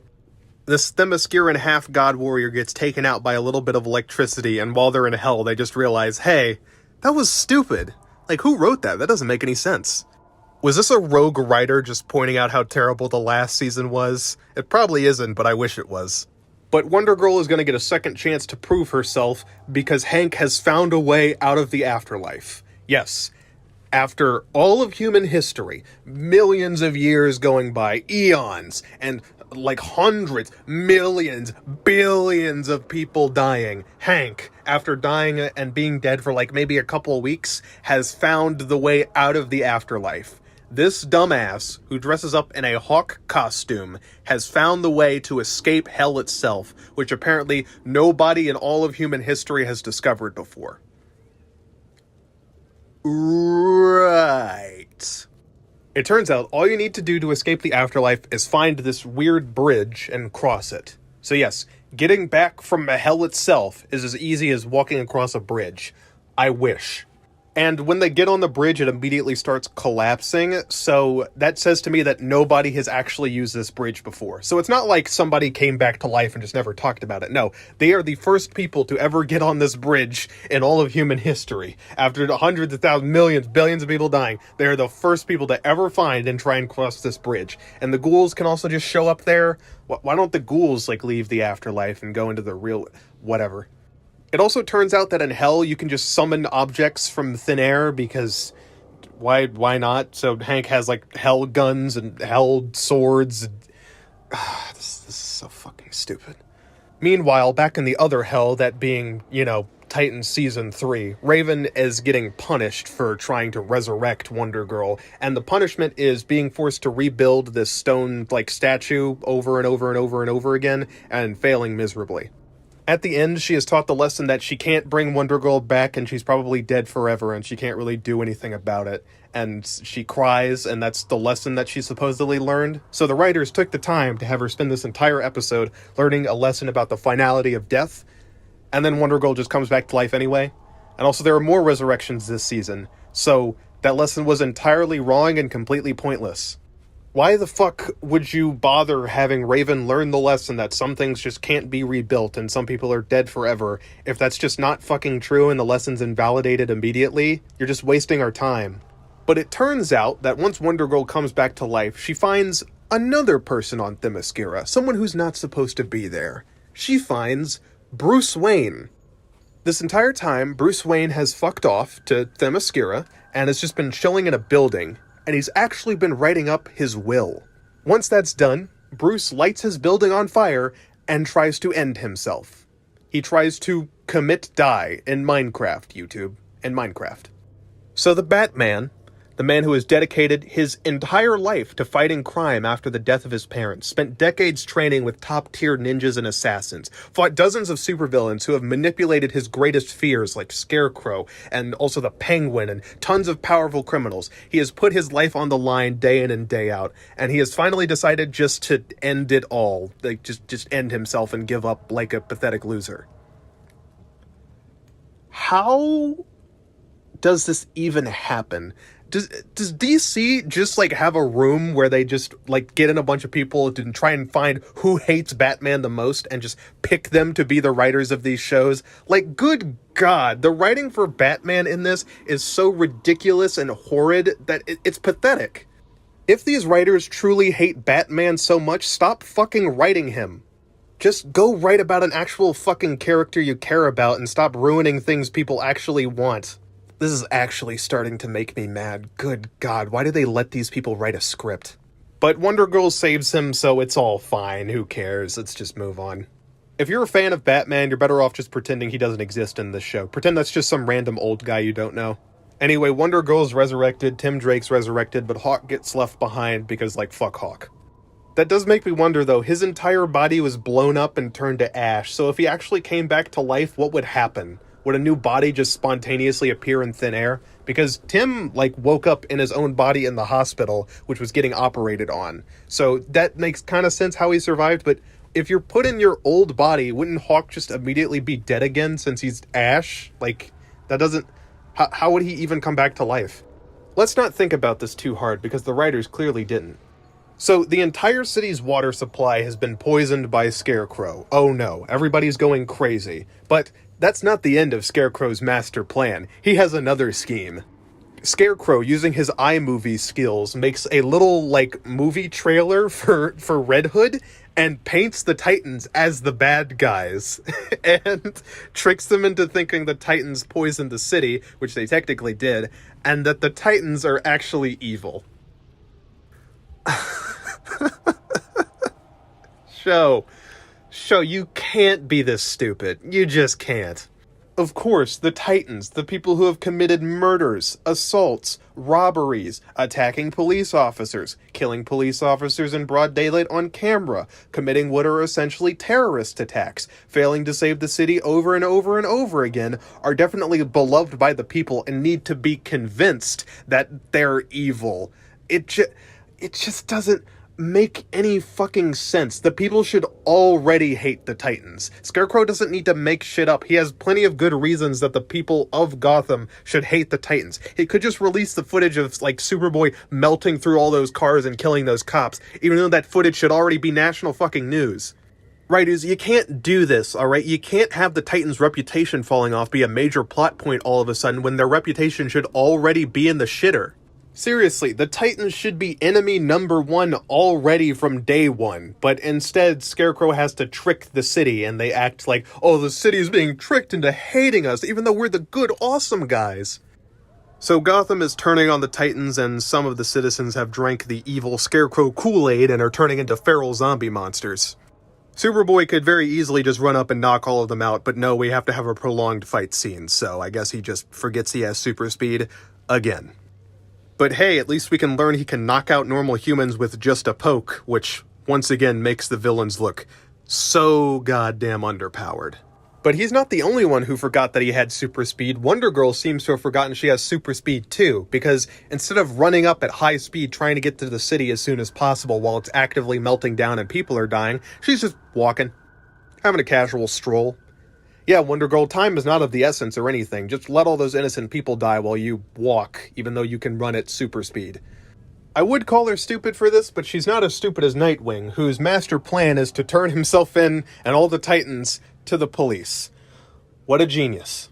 But little does Nightwing know, every single police officer in the entirety of the GCPD except for Barbara has been paid off by Scarecrow, which is really dumb, but we'll get into that later. So when the Titans show up to be arrested, the cops are gonna take them in for real this time and put them behind bars. So what is the police master plan to take down a bunch of superhumans? Superboy, Starfire, Beast Boy, and so on. Well, their plan is to, and I quote, move in. They move in with clubs and shields against Superboy, the guy who can blow up cars by staring at them and is practically indestructible. If stupidity were a superpower, you would be goddamn Superman. So you guys know what time it is. A masked police beatdown scene. Okay, technically these cops are gone rogue and working for Scarecrow, so should I really put them on the beats up cops counter? Why not?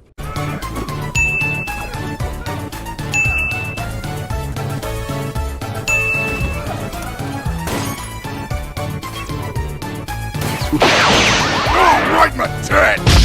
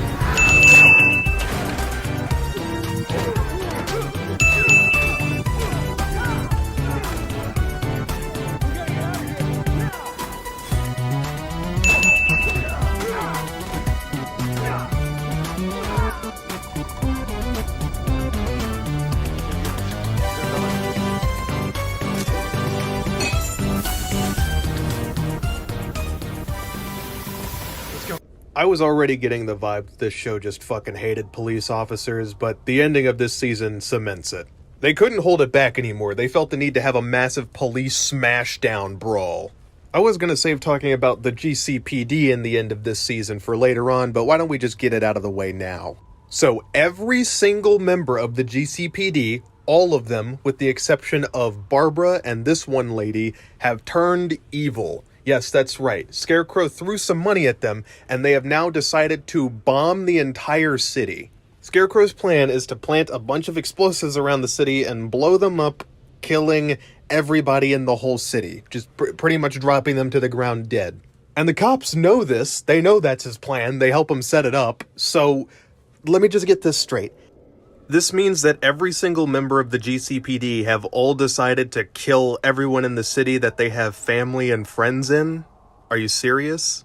They've all turned into terrorists and are now going against the entire government and killing their entire city, friends and family included, because Scarecrow gave them some money. Right. Look, police corruption is not uncommon in superhero stories, especially Batman stories, but it's usually not like this at all. This is not police corruption. This is insanity. There's a big difference between corrupt cops getting rid of evidence, or looking the other way to certain mob bosses' crimes, and them actively trying to kill literally millions of people. I just want to make it clear, Barbara Gordon is the police commissioner. She's the head, and she's also responsible for rebuilding the entire police agency after this all happens. So she pretty much controls who gets hired and who stays. Barbara was such a terrible boss, all of her hired employees, co-workers, and friends decided to instantly turn against her and try to destroy the city. So their background checks are so bad, they let in a bunch of psychopathic terrorists who are perfectly ready and willing to destroy the entire city at a moment's notice. What does that say about Barbara? Seriously, all of her friends are faker than a Mr. Beast video, and she definitely does not deserve the position as commissioner if this is the kind of result she gets. It's a wonder she wasn't fired years ago. And the police haven't been drinking the crazy water because that pretty much turns you into a zombie, and Scarecrow doesn't have mind control powers, so how the hell did he convince the entire GCPD just to do this? He's clearly a lunatic, and he's not very charismatic either, so I have no idea why the police decided for a few measly dollars to side with a terrorist who is going to kill everybody. What's the point of money if the whole city is destroyed and all of you are banned terrorists? It's not like you're going to sneak out of the city either, because the military has put a blockade around the entirety of Gotham and they know the GCPD has turned evil, so like, what were they planning on doing after all of this? The entire police force on a moment's notice turning into mass terrorists who are going to destroy the entire city and then go against the government, I guess, makes no goddamn sense. Also, once again, I have to keep saying it, Justice League, they exist, nowhere to be found. Gotham is just dying and the police have taken it over and the Justice League just decide, fuck it, who cares. Also, I'd like to point out the Titans have been working with the police this whole time, so they've been working with psycho-terrorists who want to kill the entire city as well, by implication. Man, they're really good judges of character, aren't they? So Nightwing and the gang get split up and have to go into hiding. Now, of course, since Scarecrow now has access to all the GCPD and their cameras, he's going to use the facial recognition software to instantly find all the Titans with their faces out. No, he's not going to do that? Well, it was a thought. Well, at the very least, he knows all their secret identities, so he's going to release them to the public so that the public hates Bruce Wayne and also Nightwing. Wait, what? He's not going to release their secret identities? Why? He literally knows and has the proof that Dick Grayson is Nightwing and could release that information to the public and make his life infinitely more difficult. But he just doesn't. Out of kindness? Like, seriously, what the hell is happening? Give me one good reason why Scarecrow wouldn't want to release Dick Grayson's identity to the public that he's trying to get to turn against Dick Grayson. He could also leak the fact that Dick Grayson assaulted a bunch of police officers and was arrested and put in a federal prison and the Titans broke him out. That might cause the public to turn against him even further, won't you think? But no, that doesn't happen. Also, Nightwing doesn't go back to Wayne Manor because he knows Scarecrow knows about Wayne Manor and all the cops are there. So why would Scarecrow go to Wayne Manor and reveal to the cops that Bruce Wayne is Batman and not reveal that to the public? If your main plan is to turn all the public against superheroes and ruin their reputation, why would you not release their secret identities, you moron? So, regardless, the Titans are all split up into different groups. Nightwing is with Superboy, and Nightwing and Superboy's pairing is so fucking stupid. If you thought Nightwing was an idiot before, oh, let me tell you, his brain has not only turned to mush, it's been replaced with a rock. The plot here needs him to be a literal baboon brain. He has no intelligence here, because if he did, the plot would end. Let me just lay out the facts for you. 1, Superboy's indestructible. 2, the cops don't have kryptonite. 3, that's all you need to know. Superboy could solo this whole situation. He could run his ass to Wayne Manor, instantly knock out every single police officer there, knock out Scarecrow, and then win. Seriously, what are the cops gonna do? Shoot at him? Does nothing. Hit him with sticks? Does nothing. Tase him? Does nothing. He is practically a god, and they cannot stop him in any way, shape, or form. But for no reason at all, Nightwing wants him to stay in hiding. Hiding from what? The useless police officers who can't even hope to hurt him? But it gets dumber. You see, Jason challenges Nightwing, and Nightwing wants to backdoor into the Wayne Manor security system for no reason at all, because what security system is going to stop Superboy? But Jason was prepared for this, and he has a little message for Nightwing. A message in which he says, and I quote, "All your base are belong to us." You know, Titans, I don't really think you should be referencing janky dialogue, considering this is the same show that has lines like, "Welcome to Crane Manor," and "If you're gonna dove, I'm gonna hawk."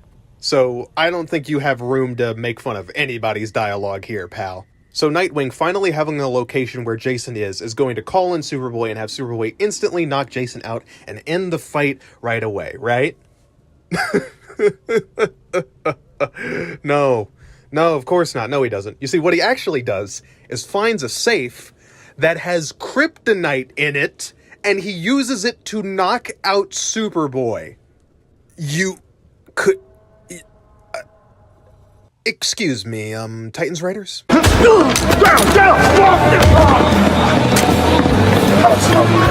So, this means this entire fucking time, Scarecrow and Red Hood both had access to kryptonite. They could have found kryptonite, which is apparently hidden inside of these safes that Jason exactly knows about, and they just didn't use it for the entire fucking season and never use any of it ever again. What the actual hell is wrong with these writers? Are they high? Are they stupid? Was this written by a corpse? Because there is no way a person with an actual functioning brain thought this through. They had kryptonite this whole time. They could have given those cops kryptonite earlier when they ambushed the Titans to actually knock Superboy out and stand a chance, but instead they gave the cops nothing and had them try to fight Superboy with sticks. It makes no sense. Scarecrow is a dumbass. Why would he not use the kryptonite he 100% has access to? He literally has access to all of Batman's files and Jason, who knows where all this stuff is. And yet he just has no countermeasure for Superboy this entire time and just doesn't use anything on him at all. Think about that for a second. The writers were backed into such a corner, they had to have Nightwing, the hero, knock out Superboy because they couldn't let the villains do it, because I guess that would make the villains too intelligent.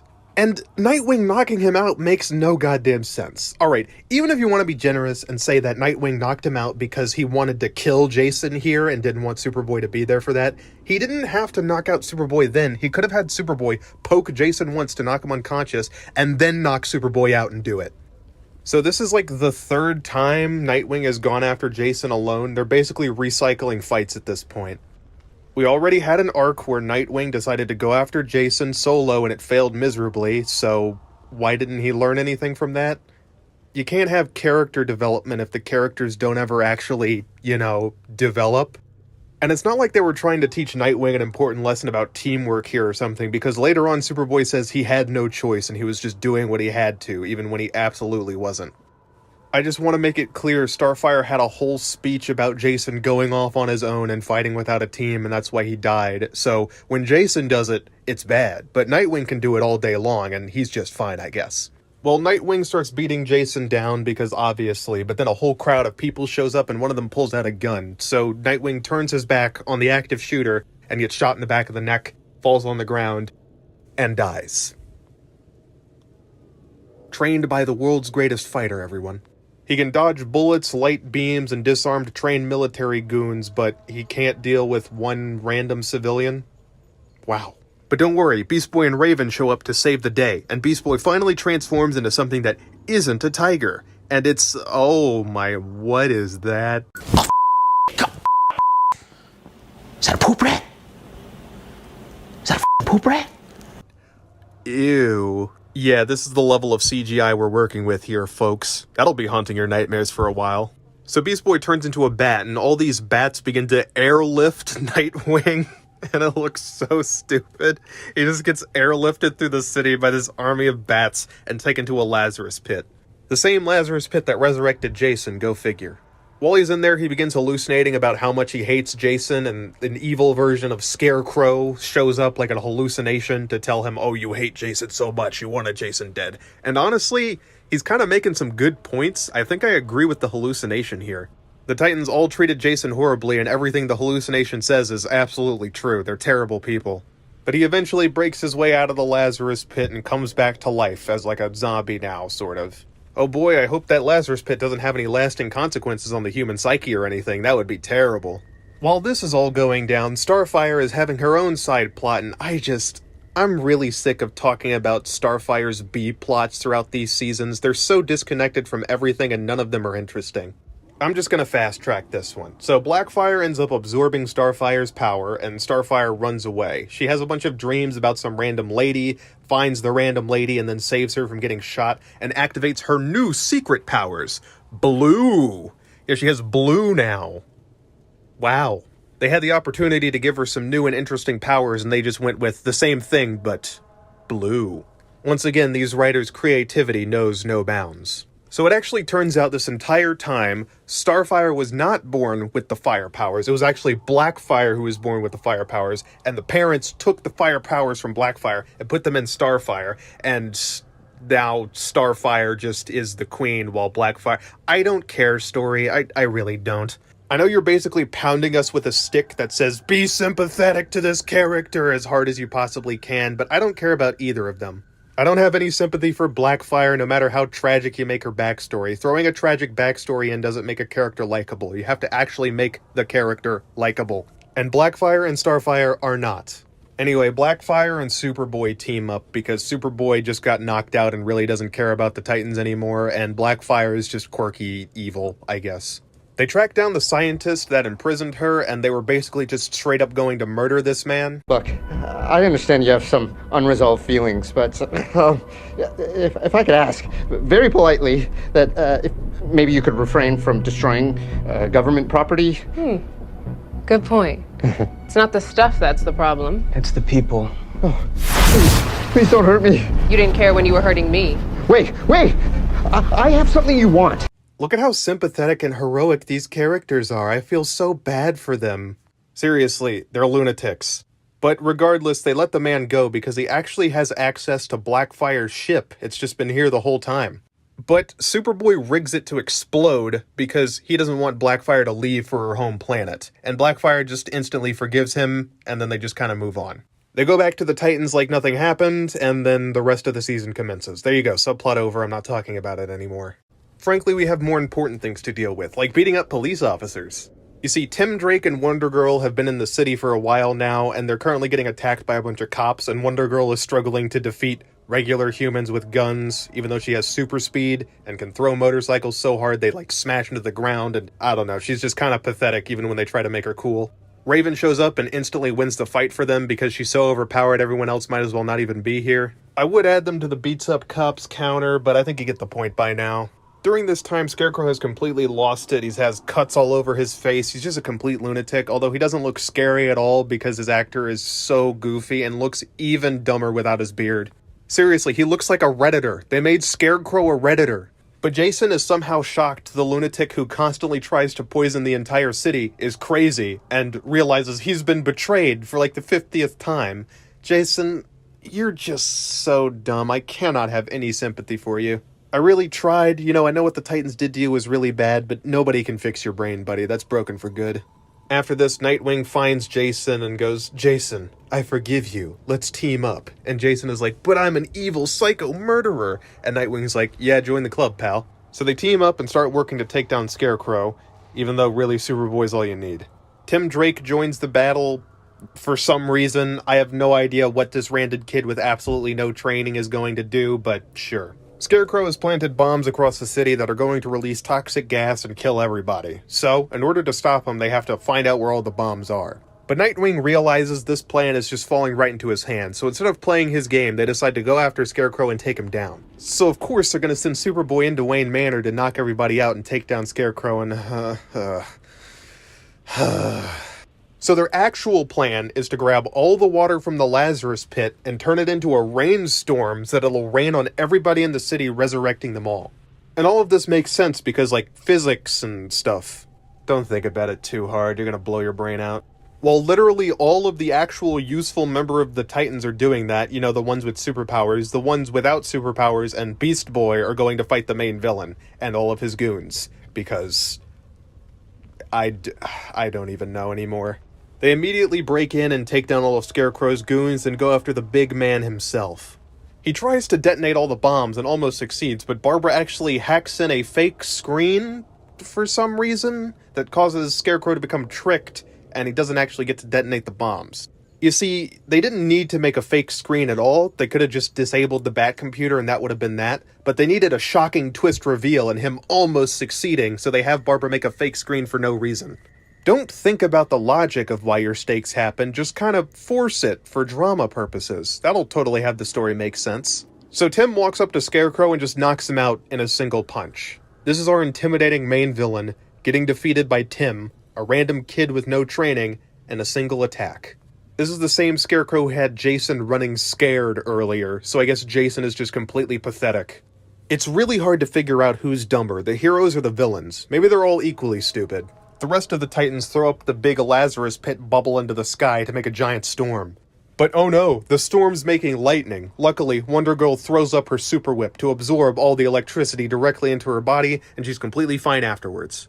You can practically hear the writers screaming, "Please forgive us for last season, please, we're going to make it up to you, okay? She's a Super Saiyan now." So it rains Lazarus Pit juice and all the people in Gotham get resurrected. Hooray! Unless you were in the subway or like underground or in buildings when you died. I guess you're just dead for good, sorry. The random scientist from the side plot comes back and takes a selfie with everybody, even though they threatened to murder him and like burn his dick off multiple times. Right. And finally, once all the hard work is done, now Bruce Wayne comes back. Thanks for all your help doing absolutely nothing, Batman. Just please never come back to this show ever, thank you. He has a heart-to-heart with Jason later, but it's so uninteresting and I've lost all manner of care. Can you tell I'm running out of fucking energy with this dumb shit?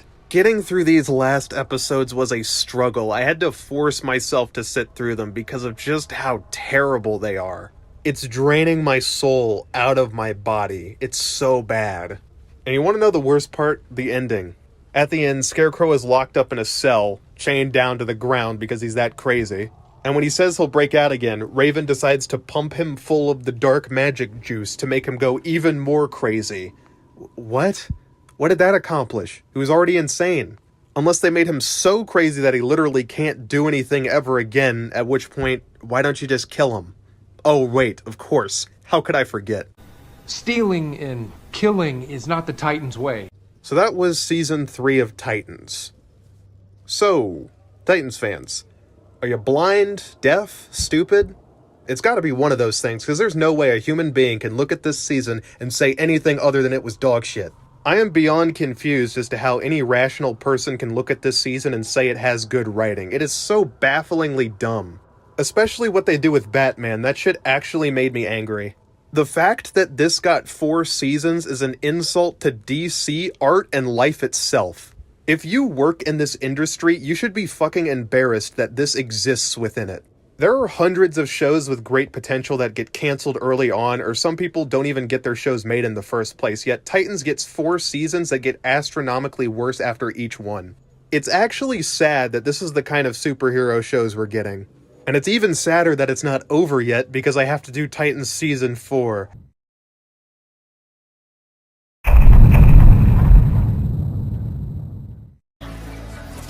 There's a time for us to go. Waffle, waffle, waffle. Party's over, you pieces of shit! So here we are. The final season of Titans. It's been a long journey.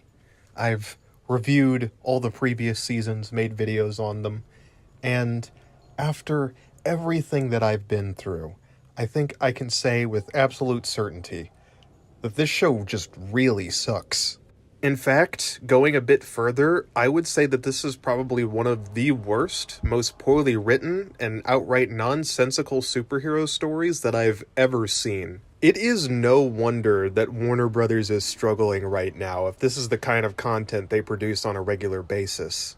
Now, do I think Season 4 is the worst season of Titans? Season 3 was really bad, so it's kind of hard for me to say that this is way worse, but I do think it has all of the problems of the last season cranked up to 11. But that does make this difficult for me because I'm going to sound like a broken record reviewing this. If you've seen all my previous videos, just take all of those problems and there you go, you have Titans Season 4. All of my major complaints about the last seasons apply here, and there isn't really much deviation from that. There's only so many ways I could say this show sucks over and over and over again before I run out of things to say. And that means a lot coming from me, of all people. But just in case you want the Spark Notes version and don't want to have to sit through this entire video, the plot is utter nonsense from beginning to end. The characters are brain-dead idiots. Not to mention, a lot of them are so overpowered the story doesn't know how to handle them. Oh, unless we forget, this show is edgy. Boy, is it edgy. It's got angst for days. Angst, angst, angst, angst, angst, angst. It's not worth watching in any way, shape, or form, and you're better off not wasting your time with it like I did. You can't even pirate this show for free because the cost will be years off your lifespan. But I don't have a life down here, so I guess this is the part where I say hello everybody, you're watching Dead Topics, the show where we talk about whatever we want, whenever we want, for as long as we want. I'm your host Dave, and welcome to hell. Now, good lord, where do I start with this season? This one is one of the most convoluted, and has so many things going on, yet it feels like nothing is happening. One thing I can say about this show is that it is not predictable in the slightest. I had absolutely no idea what these writers were doing and could not see anything coming. Now, if that makes the series sound not boring, then let me correct that perception real quick. It is very boring and a slog to get through. In fact, it was such a slog, I had to watch every episode on 2x speed. Normally when I watch these things, I watch through once at normal speed and then rewatch it at 2x speed just to get some more details, but this time around I couldn't even watch it more than once. The idea of spending double the amount of time on Titans it's just heart-wrenching, and I couldn't bring myself to do it. And my note-taking on this season became more and more erratic and nonsensical as I lost all manner of care for the plot. Like, some of the things I typed down while watching this has me worried for my own sanity. But look at me, stalling so I don't have to talk about the story. No. Story is too generous. This is more like cinematic vomit. But anyway, the main plot of this story is very confusing because now it all revolves around magic.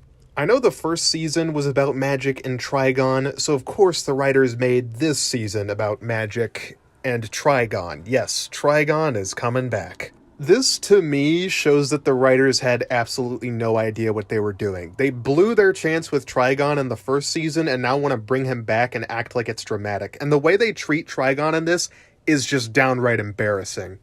I know people joke about Trigon, but if you've ever wanted to see him at his most pathetic, it is this show. He is a total loser here. He got shafted, and then they later went on to fight Deathstroke immediately afterwards, and now the writers want to bring him back like he's some big threat. He really isn't. This is why starting with Trigon as your main villain in the first season is a bad idea. You want to start with weaker villains and then build up the threats over time. You know, basic escalation of power, a storytelling device so simple literal children can do it. Little Timmy playing with action figures is having more tension than anything in this story. Now, Trigon's followers have been working in the shadows ever since Season 1 and want to bring Big Daddy Trigon back because he worked out so well the last time. You know, the villain who got beat by a little girl. Literally felled by a whelp. Yet you seem so adorably proud of yourself. And who else is in on the cult schemes but Lex Luthor, rocking a really weird lumberjack beard. I don't know who okayed that decision, but I hope they were fired. Lex is working with this random lady who will be very important later, but not important enough for me to remember her damn name. I'm just gonna call her Witch, cause she's a witch, and that's her whole personality. Now, while this is going down, the Titans visit Star Labs because Superman said he was going to show up and meet Superboy since Bruce called him. Yes, Bruce could have called Superman this whole time. Where Superman was while Dr. Light was about to destroy the city, or when Trigon was about to destroy the planet, or when 90% of these other catastrophes happened, well, he was deep in space. You see, since he's Superman, he can fly faster than the speed of light and fly around to different galaxies, which means that anytime a catastrophe on Earth happens, he has to conveniently be like 7 galaxies away. Do you think the Justice League ever gets fed up with that shit? Like, Earth gets attacked by a planet-busting demon and Superman's like, sorry, I'm in the Xenon galaxy dealing with, I don't even know at this point? That doesn't excuse where the rest of the Justice League is where this stuff is going down. Is the Flash just, like, conveniently asleep 24 hours a day? Or maybe they're avoiding all of the Titans on purpose because they don't want to be in this garbage tier show. Or maybe it's DC refusing to allow these characters to exist in proximity with each other again. It's anyone's guess at this point, but since Superman is a no-show, Lex Luthor decides to call Superboy because he wants to bring him in for a proposition. Superboy is curious about Lex, but isn't afraid of him like the other Titans are because, and I quote, he doesn't have any superpowers. This coming from Superboy is so funny to me. You know, the guy who spent the entire last season losing to people with no powers and no way to stop him. He also knows kryptonite exists since Nightwing over here used it to knock him unconscious one time. You know, Nightwing, the guy with no superpowers. Although actually no, because Nightwing in this universe is a superhuman, and there's no way you can convince me otherwise. With some of the stuff that he does in this season, he has to be a demigod. I am not joking when I say Nightwing is a Superman tier character in this show. Yes, he could rock up to Superman and punch him in the face and probably knock him out. No kryptonite, no gadgets, just raw hands. And if you're curious as to how, wait till the end of the show. Since Lex has invited Superboy over, the Titans decide the only reasonable course of action is to send Starfire in to beat up literally everybody inside. And while they're inside, Starfire has a little USB chip that has bug wings on it and flies into his computer's USB port, which is so goofy. It's so funny to me when this show tries to get you to take it seriously when it has stuff in it like this. Look, if you want to lean into the comic book wacky stuff, that's perfectly fine. I would rather that than all of this edge. Speaking of Edge, Lex Luthor knew the entire time that the Titans were spying on him, so he decides to send in a group of people to take the Titans down. Who does he send in? Ninjas. It's Occam's Shuriken. When the answer is elusive, never rule out ninjas. So a bunch of ninjas show up. That's so funny. I imagine they put that exact line in the script, too.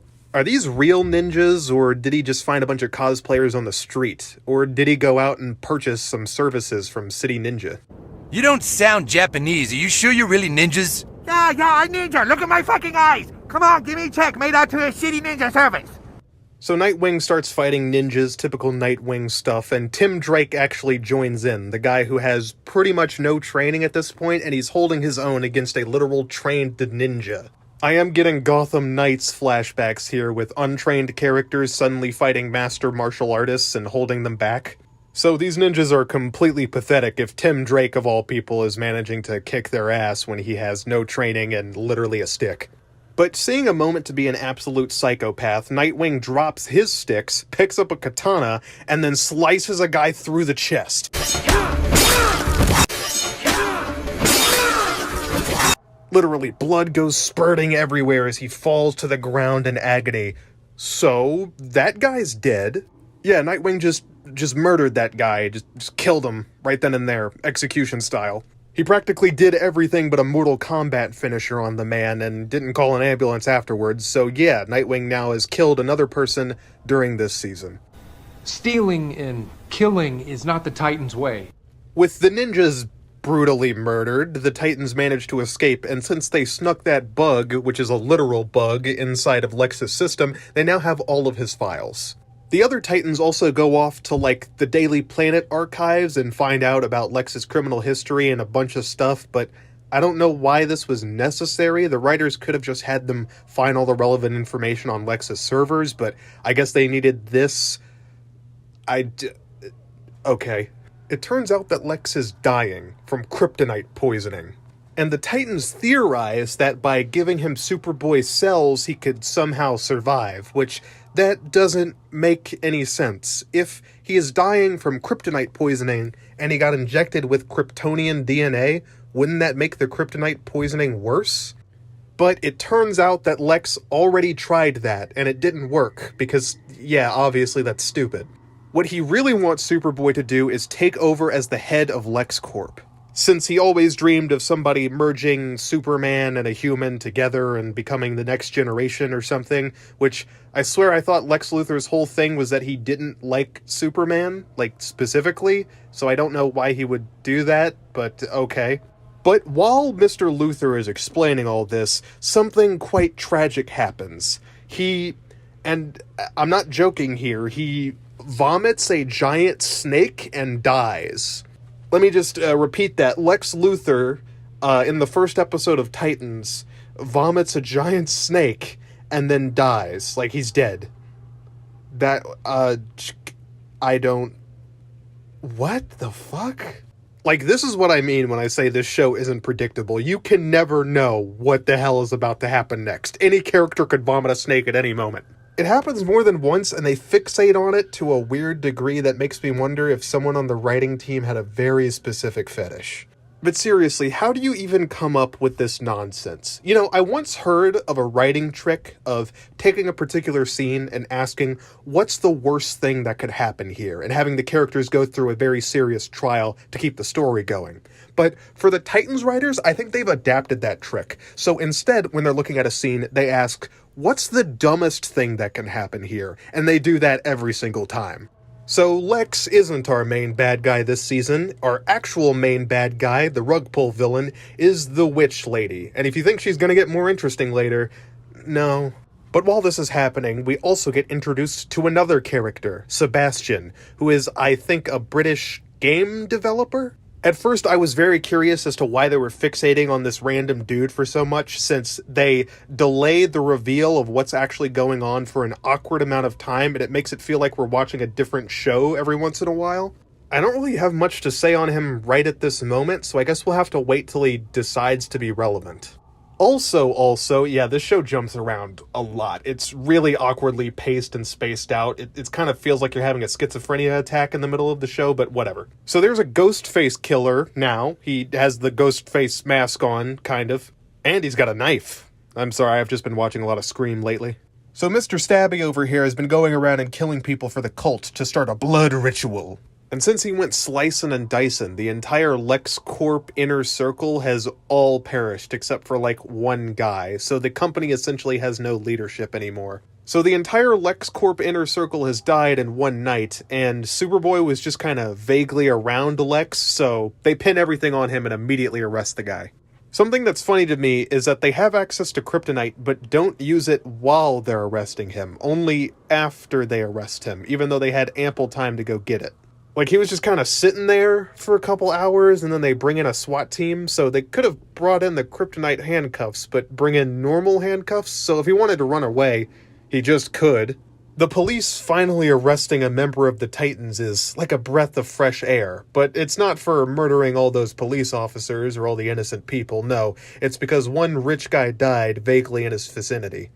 Was this accidental political commentary? And I wonder if he's in the same prison as Luigi. After getting locked up, Superboy says the line, "You make one mistake, and they treat you like the villain." This coming from the guy who made like 100 mistakes in the last season and was called the hero. I also love this asshole over here standing with a minigun in his prison, like he's gonna do anything if Superboy escapes. Oh yeah, that minigun is definitely gonna stop the guy who's bulletproof. Dick Grayson immediately wants Connor to break out of prison because, you know, Dick Grayson's no stranger to that. I'm actually kind of surprised they let Superboy just stay in jail. They have no problem breaking other members of the Titans out of prison, even when some of them deserve to stay in there. But Superboy was very obviously framed since, you know, the entire LexCorp inner circle died and he was just standing in one room. Maybe he used his super speed. But let's not kid ourselves, Superboy would not be that smart with his super speed in this show. The Titans find and kill bootleg Ghostface, or I guess he lights himself on fire or something. It's a little confusing, but after he dies, the government realizes, oh hey, I guess Superboy didn't do that. We should probably still keep him in prison on account of all the people he's killed, but let's just let him go. Also, side note, I think either in the last season or in between this season and the last one, Dick Grayson's secret identity got revealed, which would also technically reveal Batman's. He's just kind of walking around with the superheroes with no mask on, so does that mean Bruce Wayne came out as Batman? Oh, alright. Fair enough, since I guess Bruce isn't doing anything anymore. So with Ghostface dead, they think the mystery is solved, but plot twist, there's always two killers. The Witch Lady comes out in all her glory, and that is the most ridiculous haircut I've ever seen. Seriously, look at her. Can you look at her without laughing? I can't. This is our main villain? Girl, who put that hairstyle on you? Seriously, did no one on set crack up looking at this? No one? I refuse to believe not a single person who was looking at this during the production wasn't just busting a gut laughing at how dumb it looks. But what she lacks in style, and personality, and writing, she makes up for in power.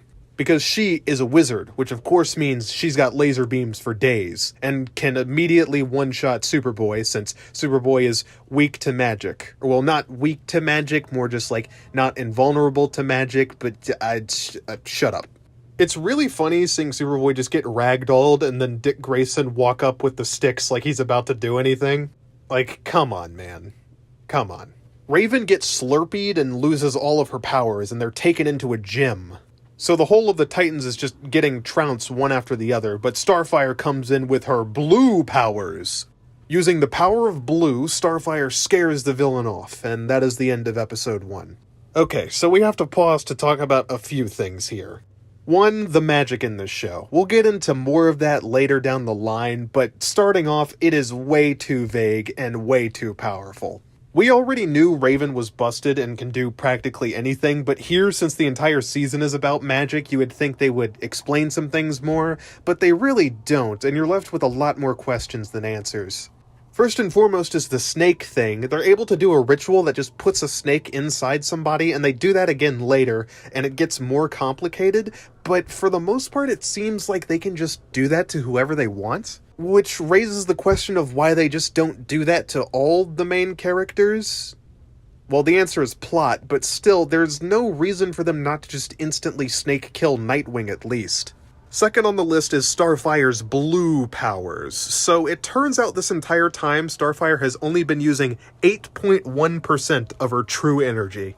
And even with 8.1% of her power, she's able to destroy the strongest element on the entire planet. Seriously, this isn't even her final form. She's just using a minuscule fraction of her true abilities because she's Jesus, I guess. Starfire also turns out to be the chosen one, with it being prophesied that she will fight the main villain, and oh my god. They are just going all out with Stupid Fire being Jesus Christ incarnate. They have no manner of restrictions anymore. In fact, it's going to become a theme going forward, with all the Titans getting massive amps out of nowhere and becoming omni-powerful because they weren't that strong already. Seriously, Raven in the previous seasons was already so powerful they either had to write her out of the story or just have her be an idiot and not instantly end every single conflict. But now they're deciding to double down and amplify every character 10 billion times over. But Raven, this time around, has lost her powers, getting the short end of the stick. Because the main villain can just steal anyone's magic. Don't worry, she never does it again. Because they're dealing with a threat that's clearly far greater than them, Nightwing has a plan. He's going to call Superman, no. He's going to call the Flash, no. He's going to call Jinx. Yes, that Jinx. He decides to go to a prison to break Jinx out, of all people. This has gotta be one of the most contrived excuses I've seen to bring a legacy character back in a while. I mean, Bruce probably had Zatanna on speed dial, but I guess we need Jinx, because who better? Jinx is being held in a normal prison, and the guards seem to have no idea that she has superpowers, which makes absolutely no sense. The second she's outside, she makes a giant tornado and just escapes. So yes, this does officially mean the Titans are better at breaking supervillains out of prison than they are at actually putting villains in prison. Go team. But seriously, with the kind of stuff that we see Jinx do later, how the hell was this prison containing her, and why didn't the guards have any precautions whatsoever? They wanted her to have a cool escape scene, but didn't take 2 seconds to think about any of the logic behind it, and it causes this whole thing to feel like she just appeared out of thin air and didn't exist before this very moment. Also, this tornado thing, yeah, she never does it again.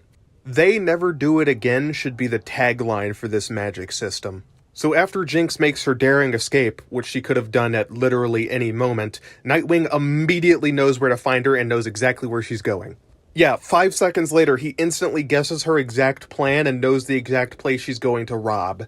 Just 'cause. Nightwing is going to do that a lot this season, more than usual. He just happens to know literally everybody, and anytime there's a snag in the plot, he will call some random person up and have the instant solution to the problem. And it makes you wonder where all these people were during the previous seasons. There's tons of people that he just knows, which have magical knowledge or knowledge that would have been helpful when fighting Deathstroke, Scarecrow, or even Trigon in the first season, and he just didn't call any of those people before now.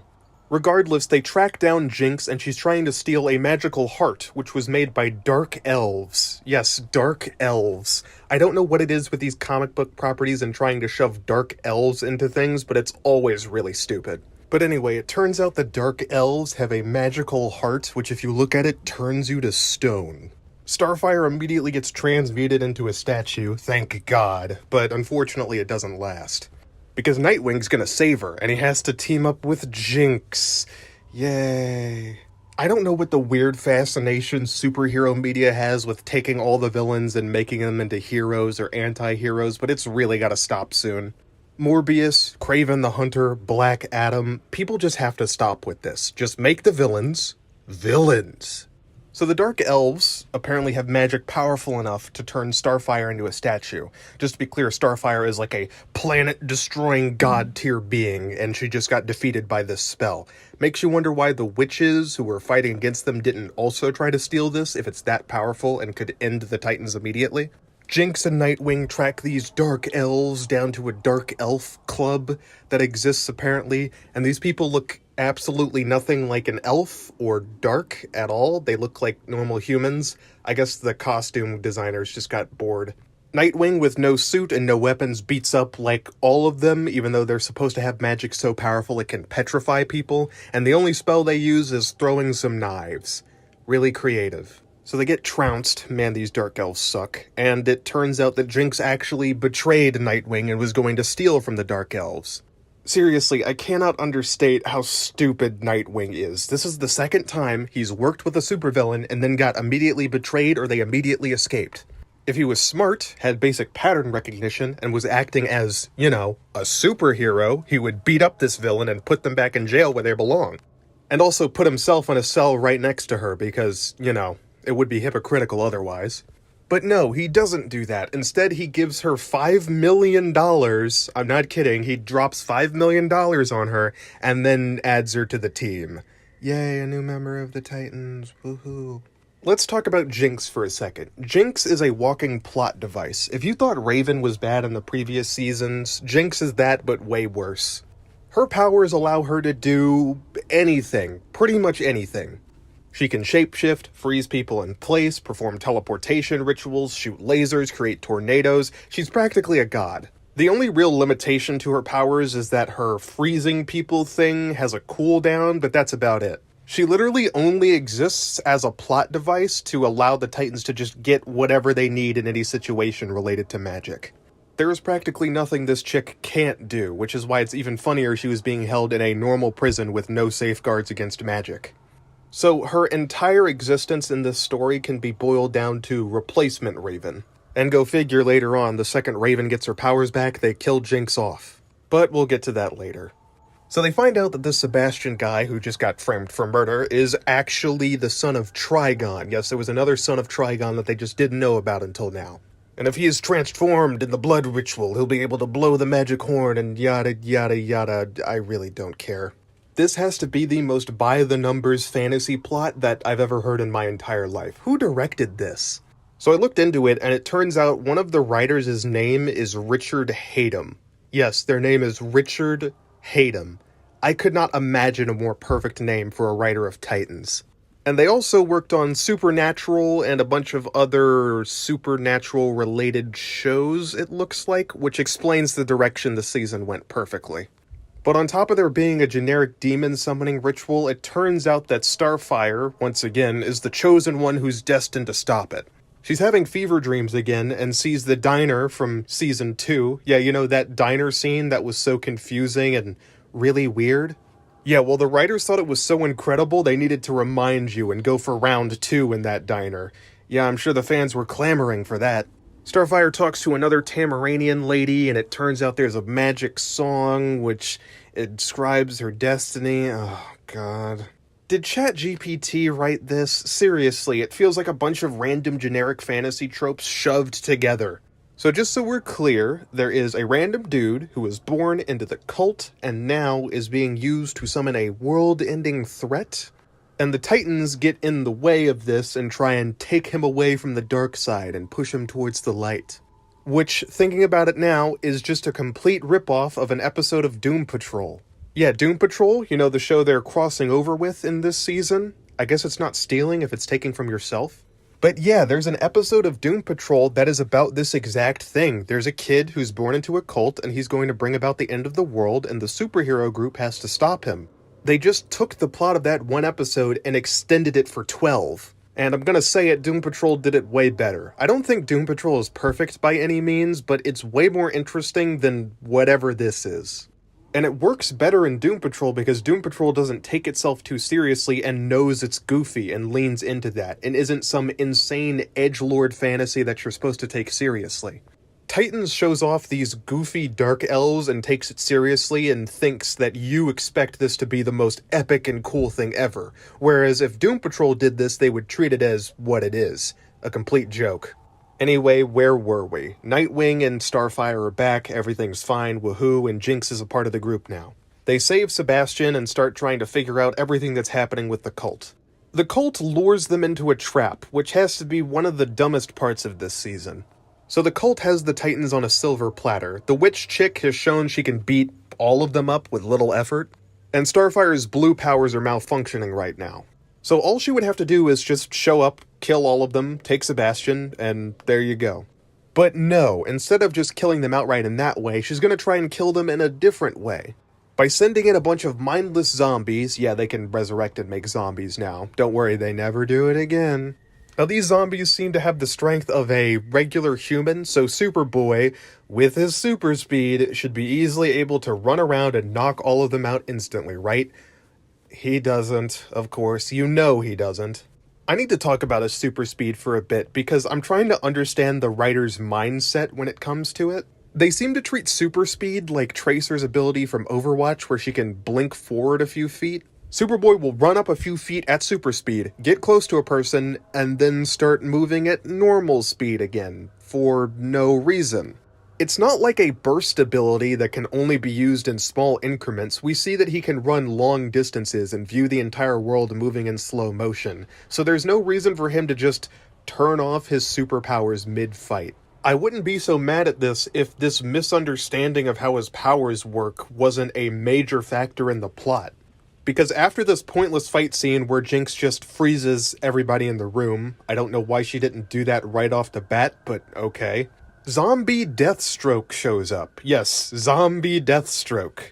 You know, the villain who Rose, a member of the Titans, who called the Titans her family, murdered in cold blood? Yes, show. Remember how they killed Deathstroke? Yeah, they killed a supervillain. You guys remember that, right? Because you brought him back as a zombie. It's almost like the Titans kill people or something. So Zombie Deathstroke is just Deathstroke, so Superboy should be able to just run up and insta-knock him out, right? But no, because he runs up and then just kind of stops fighting him at super speed and then gets stabbed in the chest. I'm gonna give them the benefit of the doubt and say that dagger was magical, which is why it's able to do any damage to Superboy at all, unless they're saying that Deathstroke is the strength of a Kryptonian when he's a rotting corpse. But there's absolutely no way this should have happened outside of plot contrivance. And what makes it even worse is Nightwing goes up and starts fighting on par with him immediately afterwards, so I guess Nightwing is a superhuman, since he must have speed greater than the Man of Steel himself. Jinx tricks the main villain using the plot convenience spell, and the Titans all manage to escape with Sebastian. If you were just gonna kidnap Sebastian against his will anyway, why not just have the witch show up in person and beat up all the Titans? Well, it's too late now, because the Titans run to Star Labs and they enter into a laboratory area which is stated to be unbreakable by both Superman and Constantine. I have no idea how the hell they made that, or why nobody else has defenses like that on the entire planet. That would be really useful for a lot of the super rich and super well-connected supervillains like Lex Luthor, you would think. But this impeccable feat of a combination of magic and technology that's beyond Superman and beyond Constantine can't detect when a magic snake is inside somebody's body. That's right, when Superboy got stabbed, he got a snake stuck at him.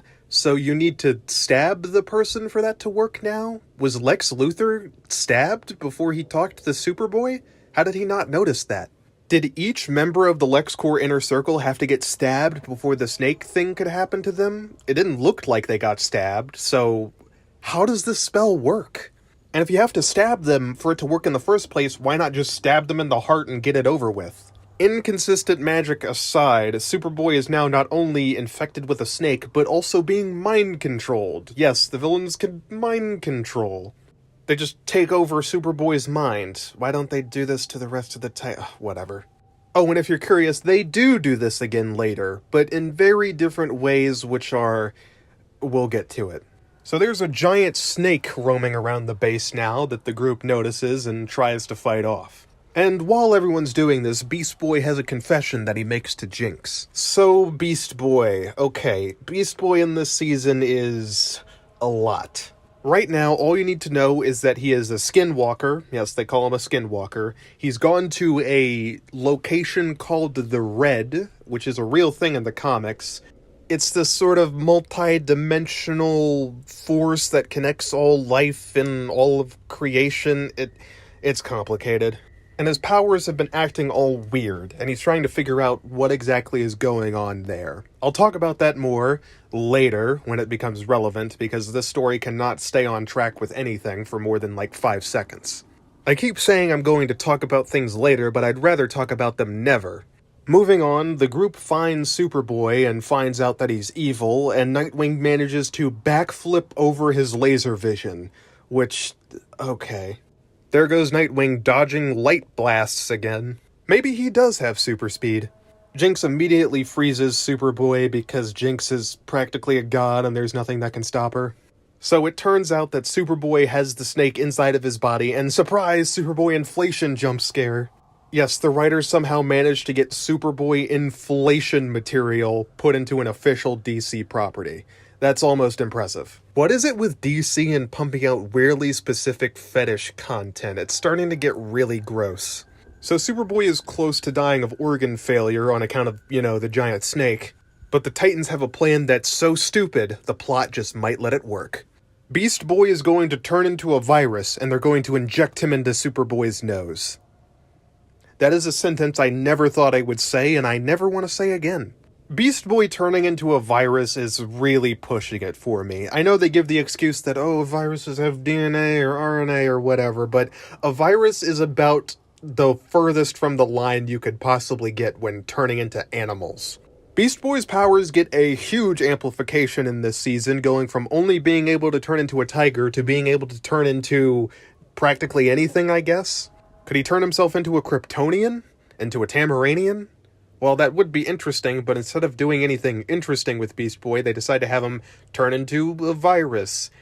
I'm just gonna skip past all of this and say it works, because this is really gross and I don't want to talk about it anymore. Oh yeah, there's a pocket dimension connected to a diner jukebox, by the way, that has like a Tamaranian inside.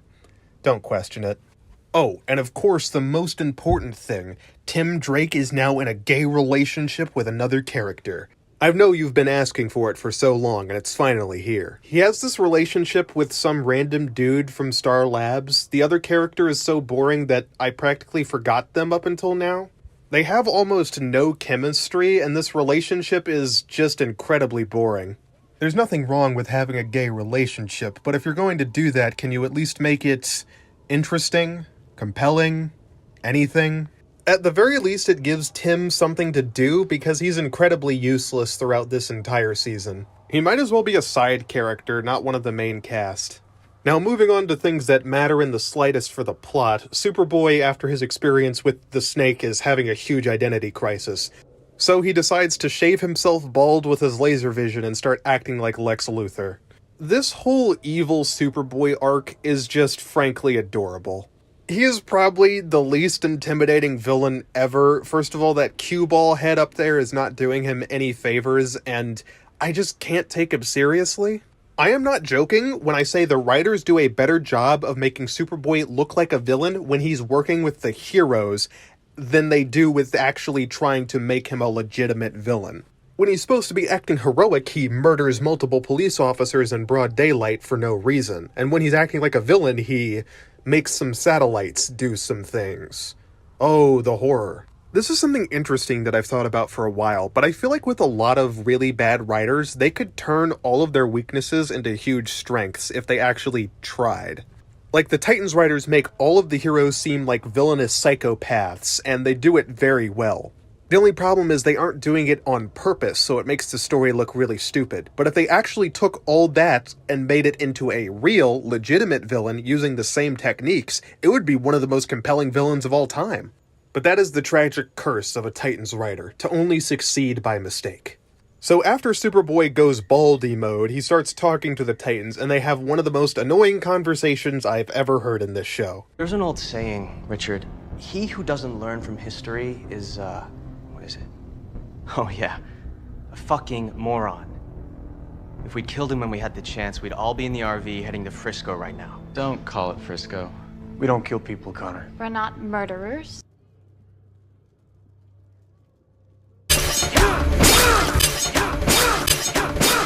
Got it. Except for all the people you've murdered.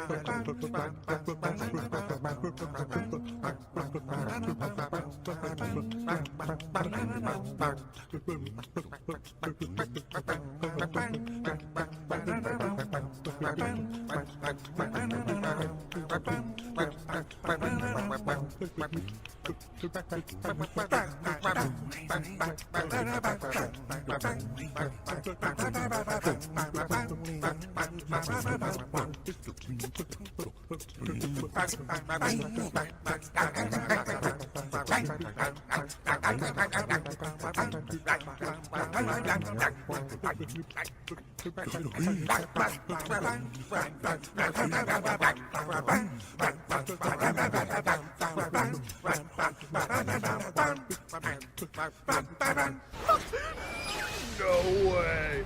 No way. This place? That was different. Hey, I'm not complaining. Shit happens. Sometimes people die.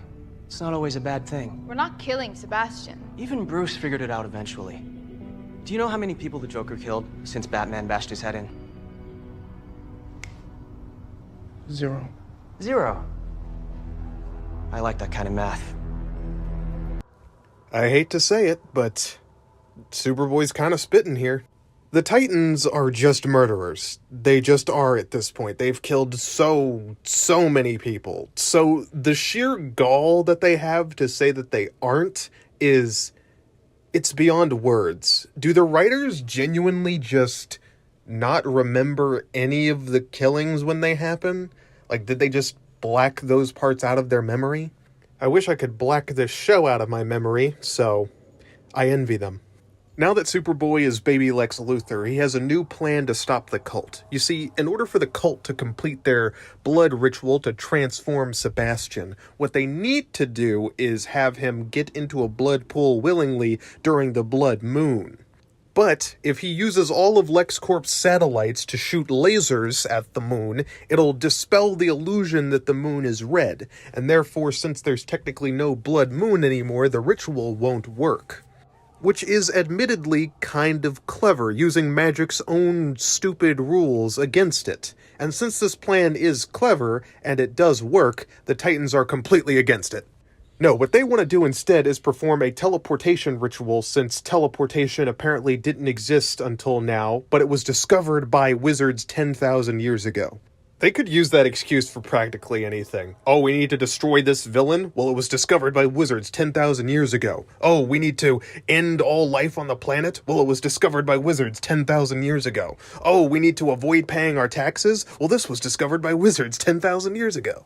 Also, there is teleportation technology in Star Labs that becomes a major plot point later in the season, just FYI. While the Titans are faffing around and doing nothing, Superboy manages to track down the villain's headquarters, rushes in with his super speed, and lasers her in the face. Which this strategy should have worked, but unfortunately excessive plot armor disagrees. Because not only did the villain make multiple illusions of herself, but she also instant knocks out Superboy. Whatever strategy she used to do that, she just decides not to use on the rest of the Titans when they show up. So the Titans bust in, Beast Boy turns into a gorilla, and Raven turns into... White Raven? Okay, we're doing this now. And since Raven has powers again, Jinx is now useless, so the story decides to kill her right then and there. But don't worry, she's not permanently dead. What did you think, this was a story with consequences? Or stakes or something? In this show, death is only relevant depending on which way the wind's blowing at the current moment. Now, they're having this epic final battle, and it kind of feels like a finale, but we're only like 6 episodes in right now. I've never seen a story that feels so slow, yet so rushed. Sebastian attains his ultimate form and screams really loudly, but all the Titans manage to escape into like the pocket dimension, the red something something yada yada. Does it really matter? They could be using a technique using ancient reflexes discovered by wizards 10,000 years ago, and that would be just as suitable of an explanation. Hey writers, I have something that was discovered by wizards 10,000 years ago. It was a mystical hand sign. Here you go. So next episode we find out they were actually in the Death Realm. Yeah, they got banished to the Death Realm, but Beast Boy saved them. Isn't sending someone to the Death Realm just killing them? That sounds like an excuse a Yu-Gi-Oh! Dub would use. I used my gun to send him to the Death Realm.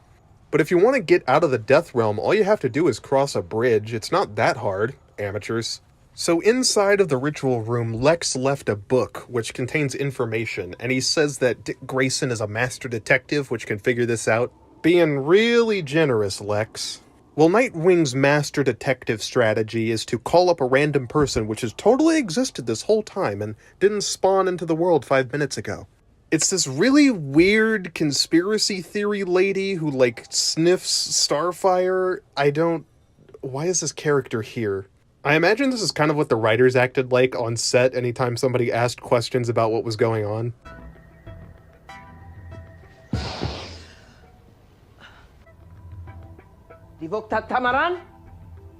So they find out from this crazy lady, who just knows everything, I guess, that Trigon needs to be summoned back by a horn blown by his son.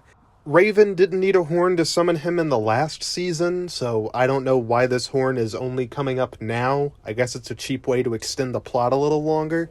But the horn is held by his most sacred followers in a hidden location, and finding it is going to be pretty hard, you would think. Actually, it's going to be super easy, barely an inconvenience. Oh, really? Because Tim Drake is on the case, and he's ready to solve the secret mystery of where the temple is.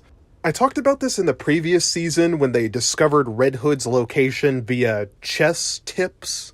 But this show has a bad habit of creating fake mysteries and acting like it's some sort of huge reveal when they're solved. They'll set something up and then 2 seconds later they'll figure everything out, and we're supposed to act like these characters are so brilliant. Someone will throw a bunch of paper with runic gibberish on the table, and Tim will suddenly go, "Ah, of course, the reverse Fibonacci conundrum cipher. I should have known the whole time." And then he'll write a bunch of stuff down, and suddenly the mystery's solved, and they move on within, like, the span of 3 minutes. Since I'm really petty, I actually timed this out. When the words are translated from the book, it takes Tim less than 13 seconds to come up with the idea that it's an alphanumeric cipher. 30-ish seconds later, they immediately find out the words that they need to use, and less than a minute after that, they manage to find the location of the horn down to its exact longitude and latitude. This is something that could span an entire mystery novel being solved within one scene that lasts less than 2 minutes. The audience has no goddamn idea what's going on since you're blazing past all this cipher nonsense at Mach 5 and not explaining anything. And we have no time to get invested in the mystery or try and figure anything out ourselves because the mystery is already over before we have a chance to do anything. This does not make your characters look smart, it makes them look like psychics. It's not compelling, it's not interesting, it's just an excuse to rush the plot while trying to force characterization, making Tim look really smart when in reality he probably doesn't even understand half the things that are coming out of his mouth. You can replace every other noun he uses with the word reflexes and it'll make just about as much sense. Again, I'll restate, I've never seen a plot that feels this rushed yet this slow at the same time. They have 12 episodes, some of those episodes being over 56 minutes long to figure out all this stuff, and still they feel the need to rush past all these mysteries at 10 billion miles per hour. I'm gonna be honest, I don't even know why they need to stop the horn in the first place. If Trigon comes back, Raven can just instantly banish him again. Like, they never say she can't just do that again. What's stopping her? Trigon's a total loser. Regardless, they go to the area where the horn should be, but there's nothing there. Ooh, mysterious.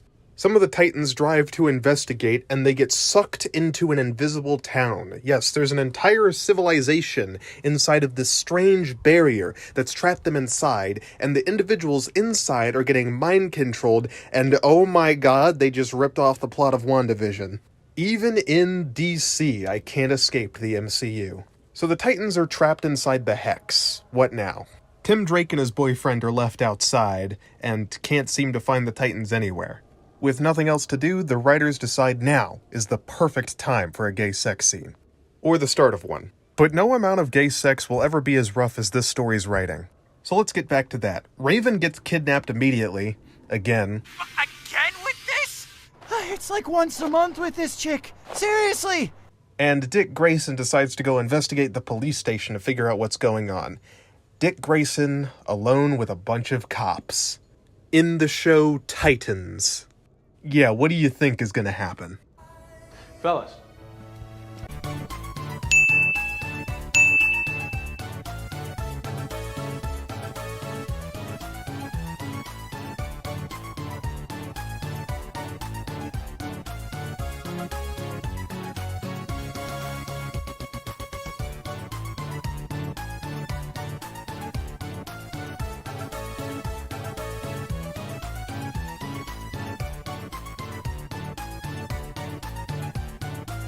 Yes, you just saw that. Dick Grayson, the one-man army. The master martial artist who can fight dozens of ninjas simultaneously, dodge bullets, dodge light beams, fight on par with people with literal super soldier serums inside them, and an entire group of dark elves using literal magic lost to 3 regular cops. Oh, but he didn't have his suit on. Yeah, big whoop. He didn't have his suit on when he beat up all those dark elves either, so I guess that just goes to show how lame these dark elves are. Just remember this scene every time Nightwing gets in a fight. Later on in this season, when he's going toe-to-toe with Superman-level characters and fighting them one-on-one, just remember he's the same guy who got beat by 3 regular cops. Seriously, these writers have the most messy power levels that I've ever seen in a show. Like, the characters will on one hand be god-tier fighters and on the other hand lose to regular humans with, like, barely any training. So the next episode is a psychological horror experience where the Titans are being slowly mind-controlled and having their memories wiped. They've been experimented on, and now this magical music, which is playing throughout the entire town, is going to take away their individuality. So they have to find Raven and escape before their minds get wiped, or else, you know, the world might be free of their influence. Now, Dick Grayson has a technique which you learn from Batman to fight off mental interference, I guess, where you use really painful memories to jog your memory. And Starfire rejects this idea because, and I quote, "It works if you're a psychopath." Yes, Starfire, you're definitely not a psychopath who, you know, murders people all the time and stabs people with forks. Tim Drake tries to help break them out by, like, messing with radio frequencies or something. It's really stupid. They also manage to track down Raven by following a bunch of ravens. And Nightwing enters this church to find a bunch of police officers ready and waiting to pounce on him. The music is weakening him, so since he lost to 3 police officers earlier and is now in an even more weakened state, he should obviously lose this encounter, right? Right? Play the clown music.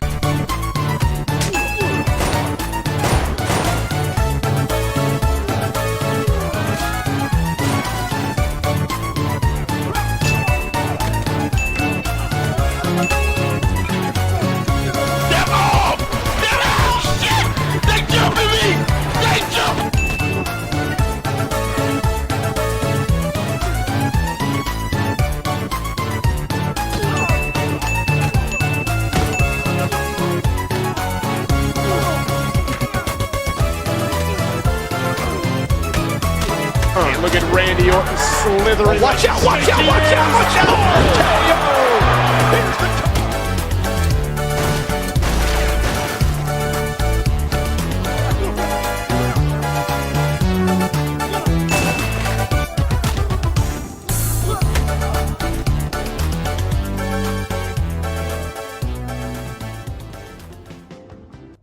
Now I know these are technically cult members, but the beats up cops counter is a tradition at this point. Also, they could have had the cult members be dressed up as regular civilians, but they specifically chose cops, and given this show's track record, I doubt that's a coincidence. Fast-tracking a bit, because Lord knows I want to, the Titans managed to escape the mind-controlled prison and free Raven. But oh no, Sebastian has the magic horn, and if he blows it, he's going to summon Trigon. What will we do? This is the part of the season I like to call the pointless meandering phase. It really feels like the writers were making stuff up as they went along and didn't exactly know what to do whenever Sebastian got the horn, so they just kind of start doing random plot threads and trying to extend the story to 12 episodes by any means possible. And one method they use to do that is with Beast Boy. Beast Boy has to have one of the most insane side plots that I've ever seen from this show, seasons 1 through 3 included. It feels like something that was tacked on very late into the show. I know they have minor references to it at the beginning, but you could honestly cut all of those out and it wouldn't really change much of anything. To give the proper framing for this, Beast Boy in the previous 3 seasons has kind of sucked. He's barely ever used his powers, and most of the time he can only turn into a tiger. So after 3 seasons of Beast Boy just being really lame, the writers finally decide to start giving him his powers. I touched on it a bit earlier, but he's finally able to turn into other animals at will now, such as turning into a gorilla, and while that's really cool, it's far too little, far too late. They have had 3 seasons to explore Beast Boy's power, but they wasted all of that time, and now I'm kind of over it. The gorilla fight scenes are cool and all, if not a little janky, but they would have been much cooler, several seasons ago. And he doesn't even get to unlock his full potential until over halfway through the season, meaning that even in the season where he finally gets his true potential and full powers, it still comes in the back half, and a lot of time is still wasted. Not to mention, he gets several new powers, which are convoluted, confusing, and just downright strange. As I said before, he's connected to this force called the Red, which is an extra-dimensional field, I guess, that connects all life in the entire multiverse. The key word there being multiverse. Yes, we're going into multiverse territory now. Don't you just love multiverse stories? I'm sure other superhero media hasn't done that to death. And I'm sure it won't be used to shove in a bunch of cheap cameos. It's gonna be used to shove in a bunch of cheap cameos, isn't it?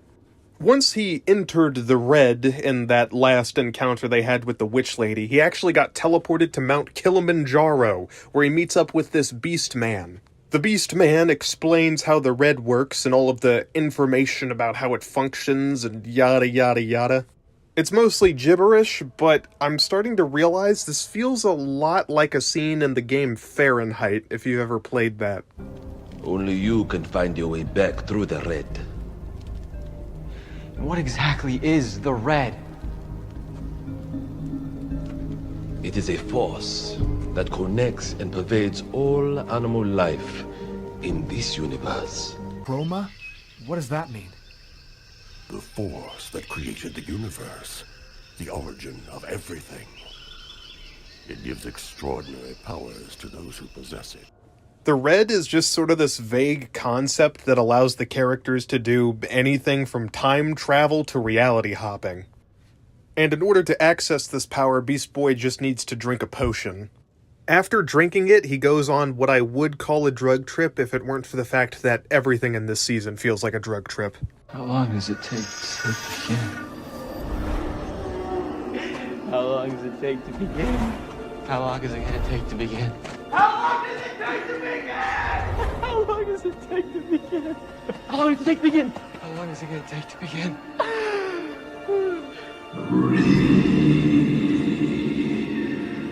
What follows is probably one of the most confusing and overly convoluted side quests that exists, period.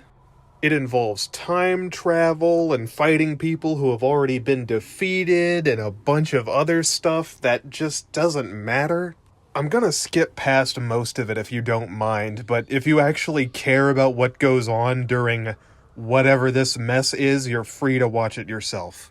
But by the end of it, Beast Boy manages to master the Red and turn the entire thing green just at will, because Beast Boy is Jesus now.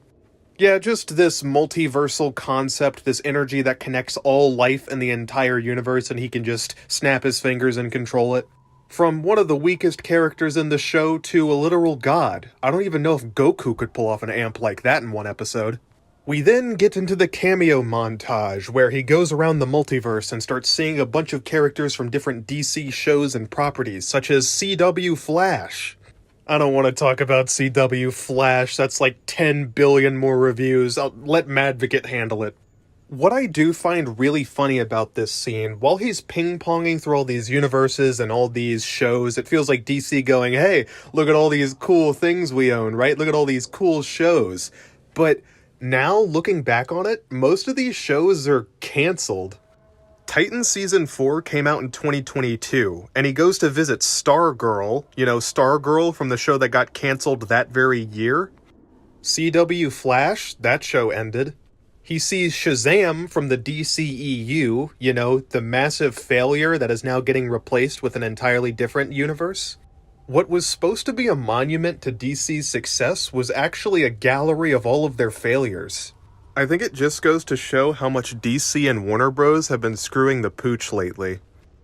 From their video games getting shut down, to their shows getting cancelled, to their entire movie cinematic universes being vaporized. If James Gunn doesn't pull through and carry this team, we might be seeing them go away for a while. That's all I'm saying. Anyway, with the cameos finished, Beast Boy gets thrown into Doom Patrol. Which of course means Cyborg is finally here, which, shouldn't they know who Cyborg is since he's an established superhero with connections to Star Labs? At first I thought this was an alternate universe Doom Patrol, but Cliff recognizes Beast Boy, which means that Beast Boy exists here, so why would he not recognize Cyborg? So is this like an alternate universe with Beast Boy who was there and then left, and then... what? Their mansion is also stuck outside of time and space itself, because... yeah. So while Beast Boy is off doing whatever you want to call this, Superboy has been busy.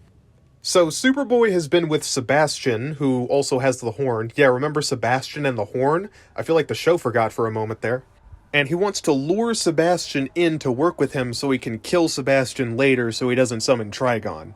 So he tricks Sebastian into turning against the cult and joining LexCorp to become a hit video game designer. So yes, we've put the plot on hold for the characters to make video games. Cool. Sebastian makes what has to be one of the fakest looking and lamest video games I've ever seen, and he also develops it in record time with no testing at all. But he uses his magic to sneak something into the code. The game actually sucks your soul out of your body. Yeah, that sounds like something a mobile game company would do. The Titans are aware of this and try hacking into the system, but Sebastian uses his magic to increase cybersecurity, so there's just a cybersecurity bulking spell now. Yeah, if you thought the magic made no sense before, Sebastian here can just wave his hands and things will just kind of happen. For all we know, he could snap his fingers and erase the entire planet, or turn people into bananas or something. But of course that insta-kill snake spell is nowhere to be seen.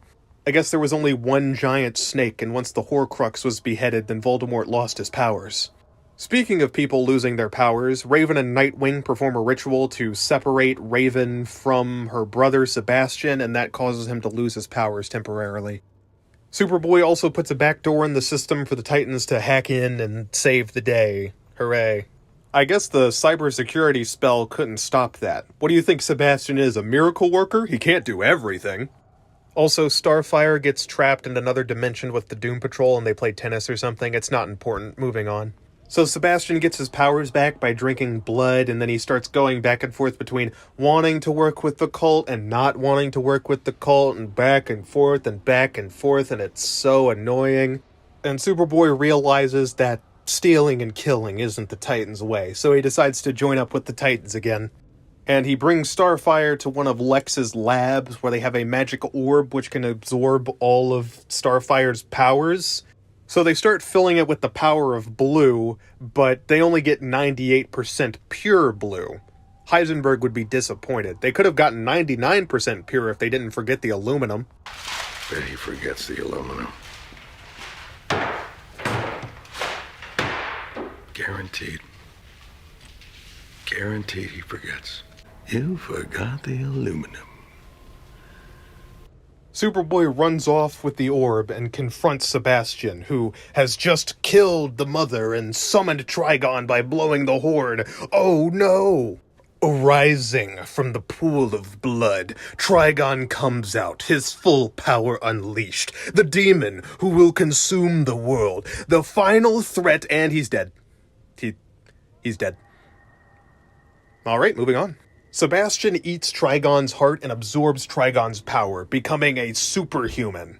It was stated previously that the full power of Trigon unleashed by this ritual would be greater than Superman himself, and later Sebastian goes on to break into that lab that Superman apparently couldn't bust into. This means that this character is not only Superman tier levels of strength, but beyond that, and also has all these insane magic powers that can basically do anything. Connor tries to blow him up with the blue, but it doesn't work. As a result, Connor gets folded and Sebastian leaves.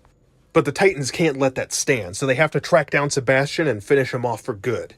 But Sebastian has a dastardly, evil scheme. He's going to break into Star Labs and find that teleporter that was there the whole time. By charging it with the power of 10,000 suns, no, I'm not joking, he's going to teleport the entire planet into Tamaran, essentially blowing both of them up at the same time. I don't know why he suddenly has this huge beef with Tamaran, but okay. Maybe it's because they're the universe's only known manufacturer of the blue powers. Blue, one of the strongest forces in all of existence. And to prove that, he mind controls Starfire. Yeah, he can mind control now, don't worry, he never does it again. Because Starfire just has 10,000 suns worth of energy inside her. So for all you power scalers out there, I would love to see you calc the amount of energy she can output. But while he's close to completing his evil scheme, the Titans show up, ready to throw down. And thus began the dumbest fight scene in all of human history. Because Dick Grayson, the normal human, the man who got beat up by 3 regular cops, runs up to this character who is stated to be stronger than Superman, who has 10 billion magical abilities that range from mind control to telepathy to 10 billion other powers. He rushes up to that guy and just starts punching him. He starts beating him up, starts jumping him, beating him down with his sticks and bare hands. He is going up against a guy who is comparable to Superman. Are you kidding me? But wait, it doesn't stop there, because Tim Drake jumps in on the action too. Tim Drake is fighting on par with the character who is stronger than the Man of Steel. I am not joking here. This has to be one of the dumbest examples of imbalanced power levels that I've seen in my entire life. Never before have I seen a show take normal humans with no powers, no kryptonite, no nothing, and have them just roll up on a Superman tier character. This guy can probably punch the planet out of its orbit and fly millions, billions of times faster than the speed of light. He can literally cross galaxies in seconds, most likely, and yet he is still able to get beat down by 2 regular humans, one of which just became a Titan like months ago. It is baffling how awful this writing is. Like, did these writers even read their own script? I'm not convinced they did. Do they know who these characters are? The Titans don't use some clever strategy to beat this character who's way stronger than them. They just start rolling up and punching them, the normal human characters. But eventually, Sebastian remembers, oh yeah, I have superpowers, and it looks like things are coming to an end. But Nightwing has one last trick up his sleeve. You can't beat me! No. But he can.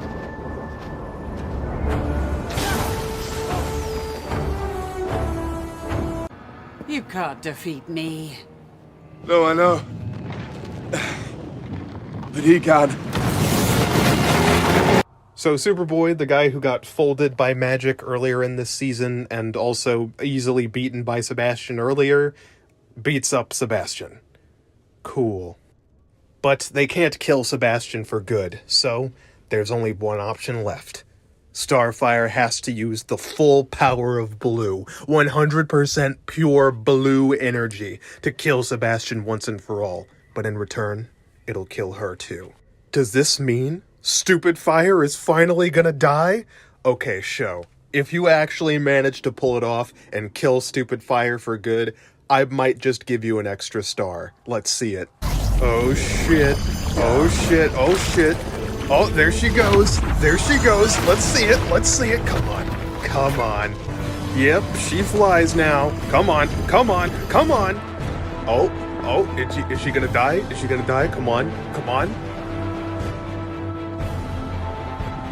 You're so close. You're so close. Yes! Yes! Oh my god, yes! Fucking finally! Yeah! Oh, that's beautiful. Oh, that's the most beautiful explosion in all of cinematic history. Ding dong, the witch is dead. Whoo! Yeah, yeah. No. Wait. Hey. Show. No, what? No, she's back. No. We were so close. We were so close. Did you think there was going to be stakes, consequences, long-term detrimental effects? What kind of fucking show do you think you're watching, buddy? This is Titans. There are no consequences here. They can't kill Stupid Fire. She's a fan favorite. Fuck this show, for real. I'm not talking about the ending. It sucks. Also, all that stuff with Beast Boy and the Red, it never gets fully resolved, and they're not getting another season because the show's been canceled, so even in the season where Beast Boy gets his full potential unlocked, he still can't complete his story. It's pretty ironic. But with that, it's finally over. We're done with Titans. No more Titans seasons. No more stealing and killing is not the Titans way. No more, if you're gonna dove, I'm gonna hawk. No more Stupid Fire. No more dumb Grayson. Everything has finally come to an end. As my Patreon members are displayed illustriously on screen, you know for a fact that this has finally come to a close. And the Patreon members will no longer get Titans videos early, because they're going to get other videos early instead, because I'm not talking about Titans anymore. It's all over now. We can finally rest, and we can finally get back to our lives. Or can we?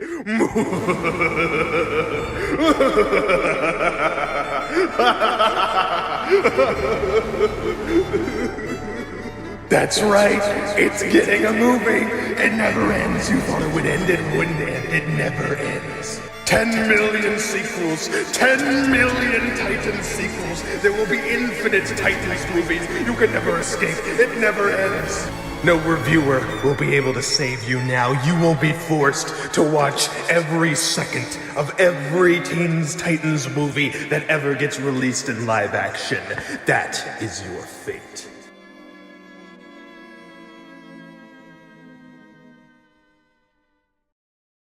Also, it probably has nothing to do with the show at all, but like, whatever. Anyway, this has been Dave, and remember... There's a time for us to go. Waffle, waffle, waffle.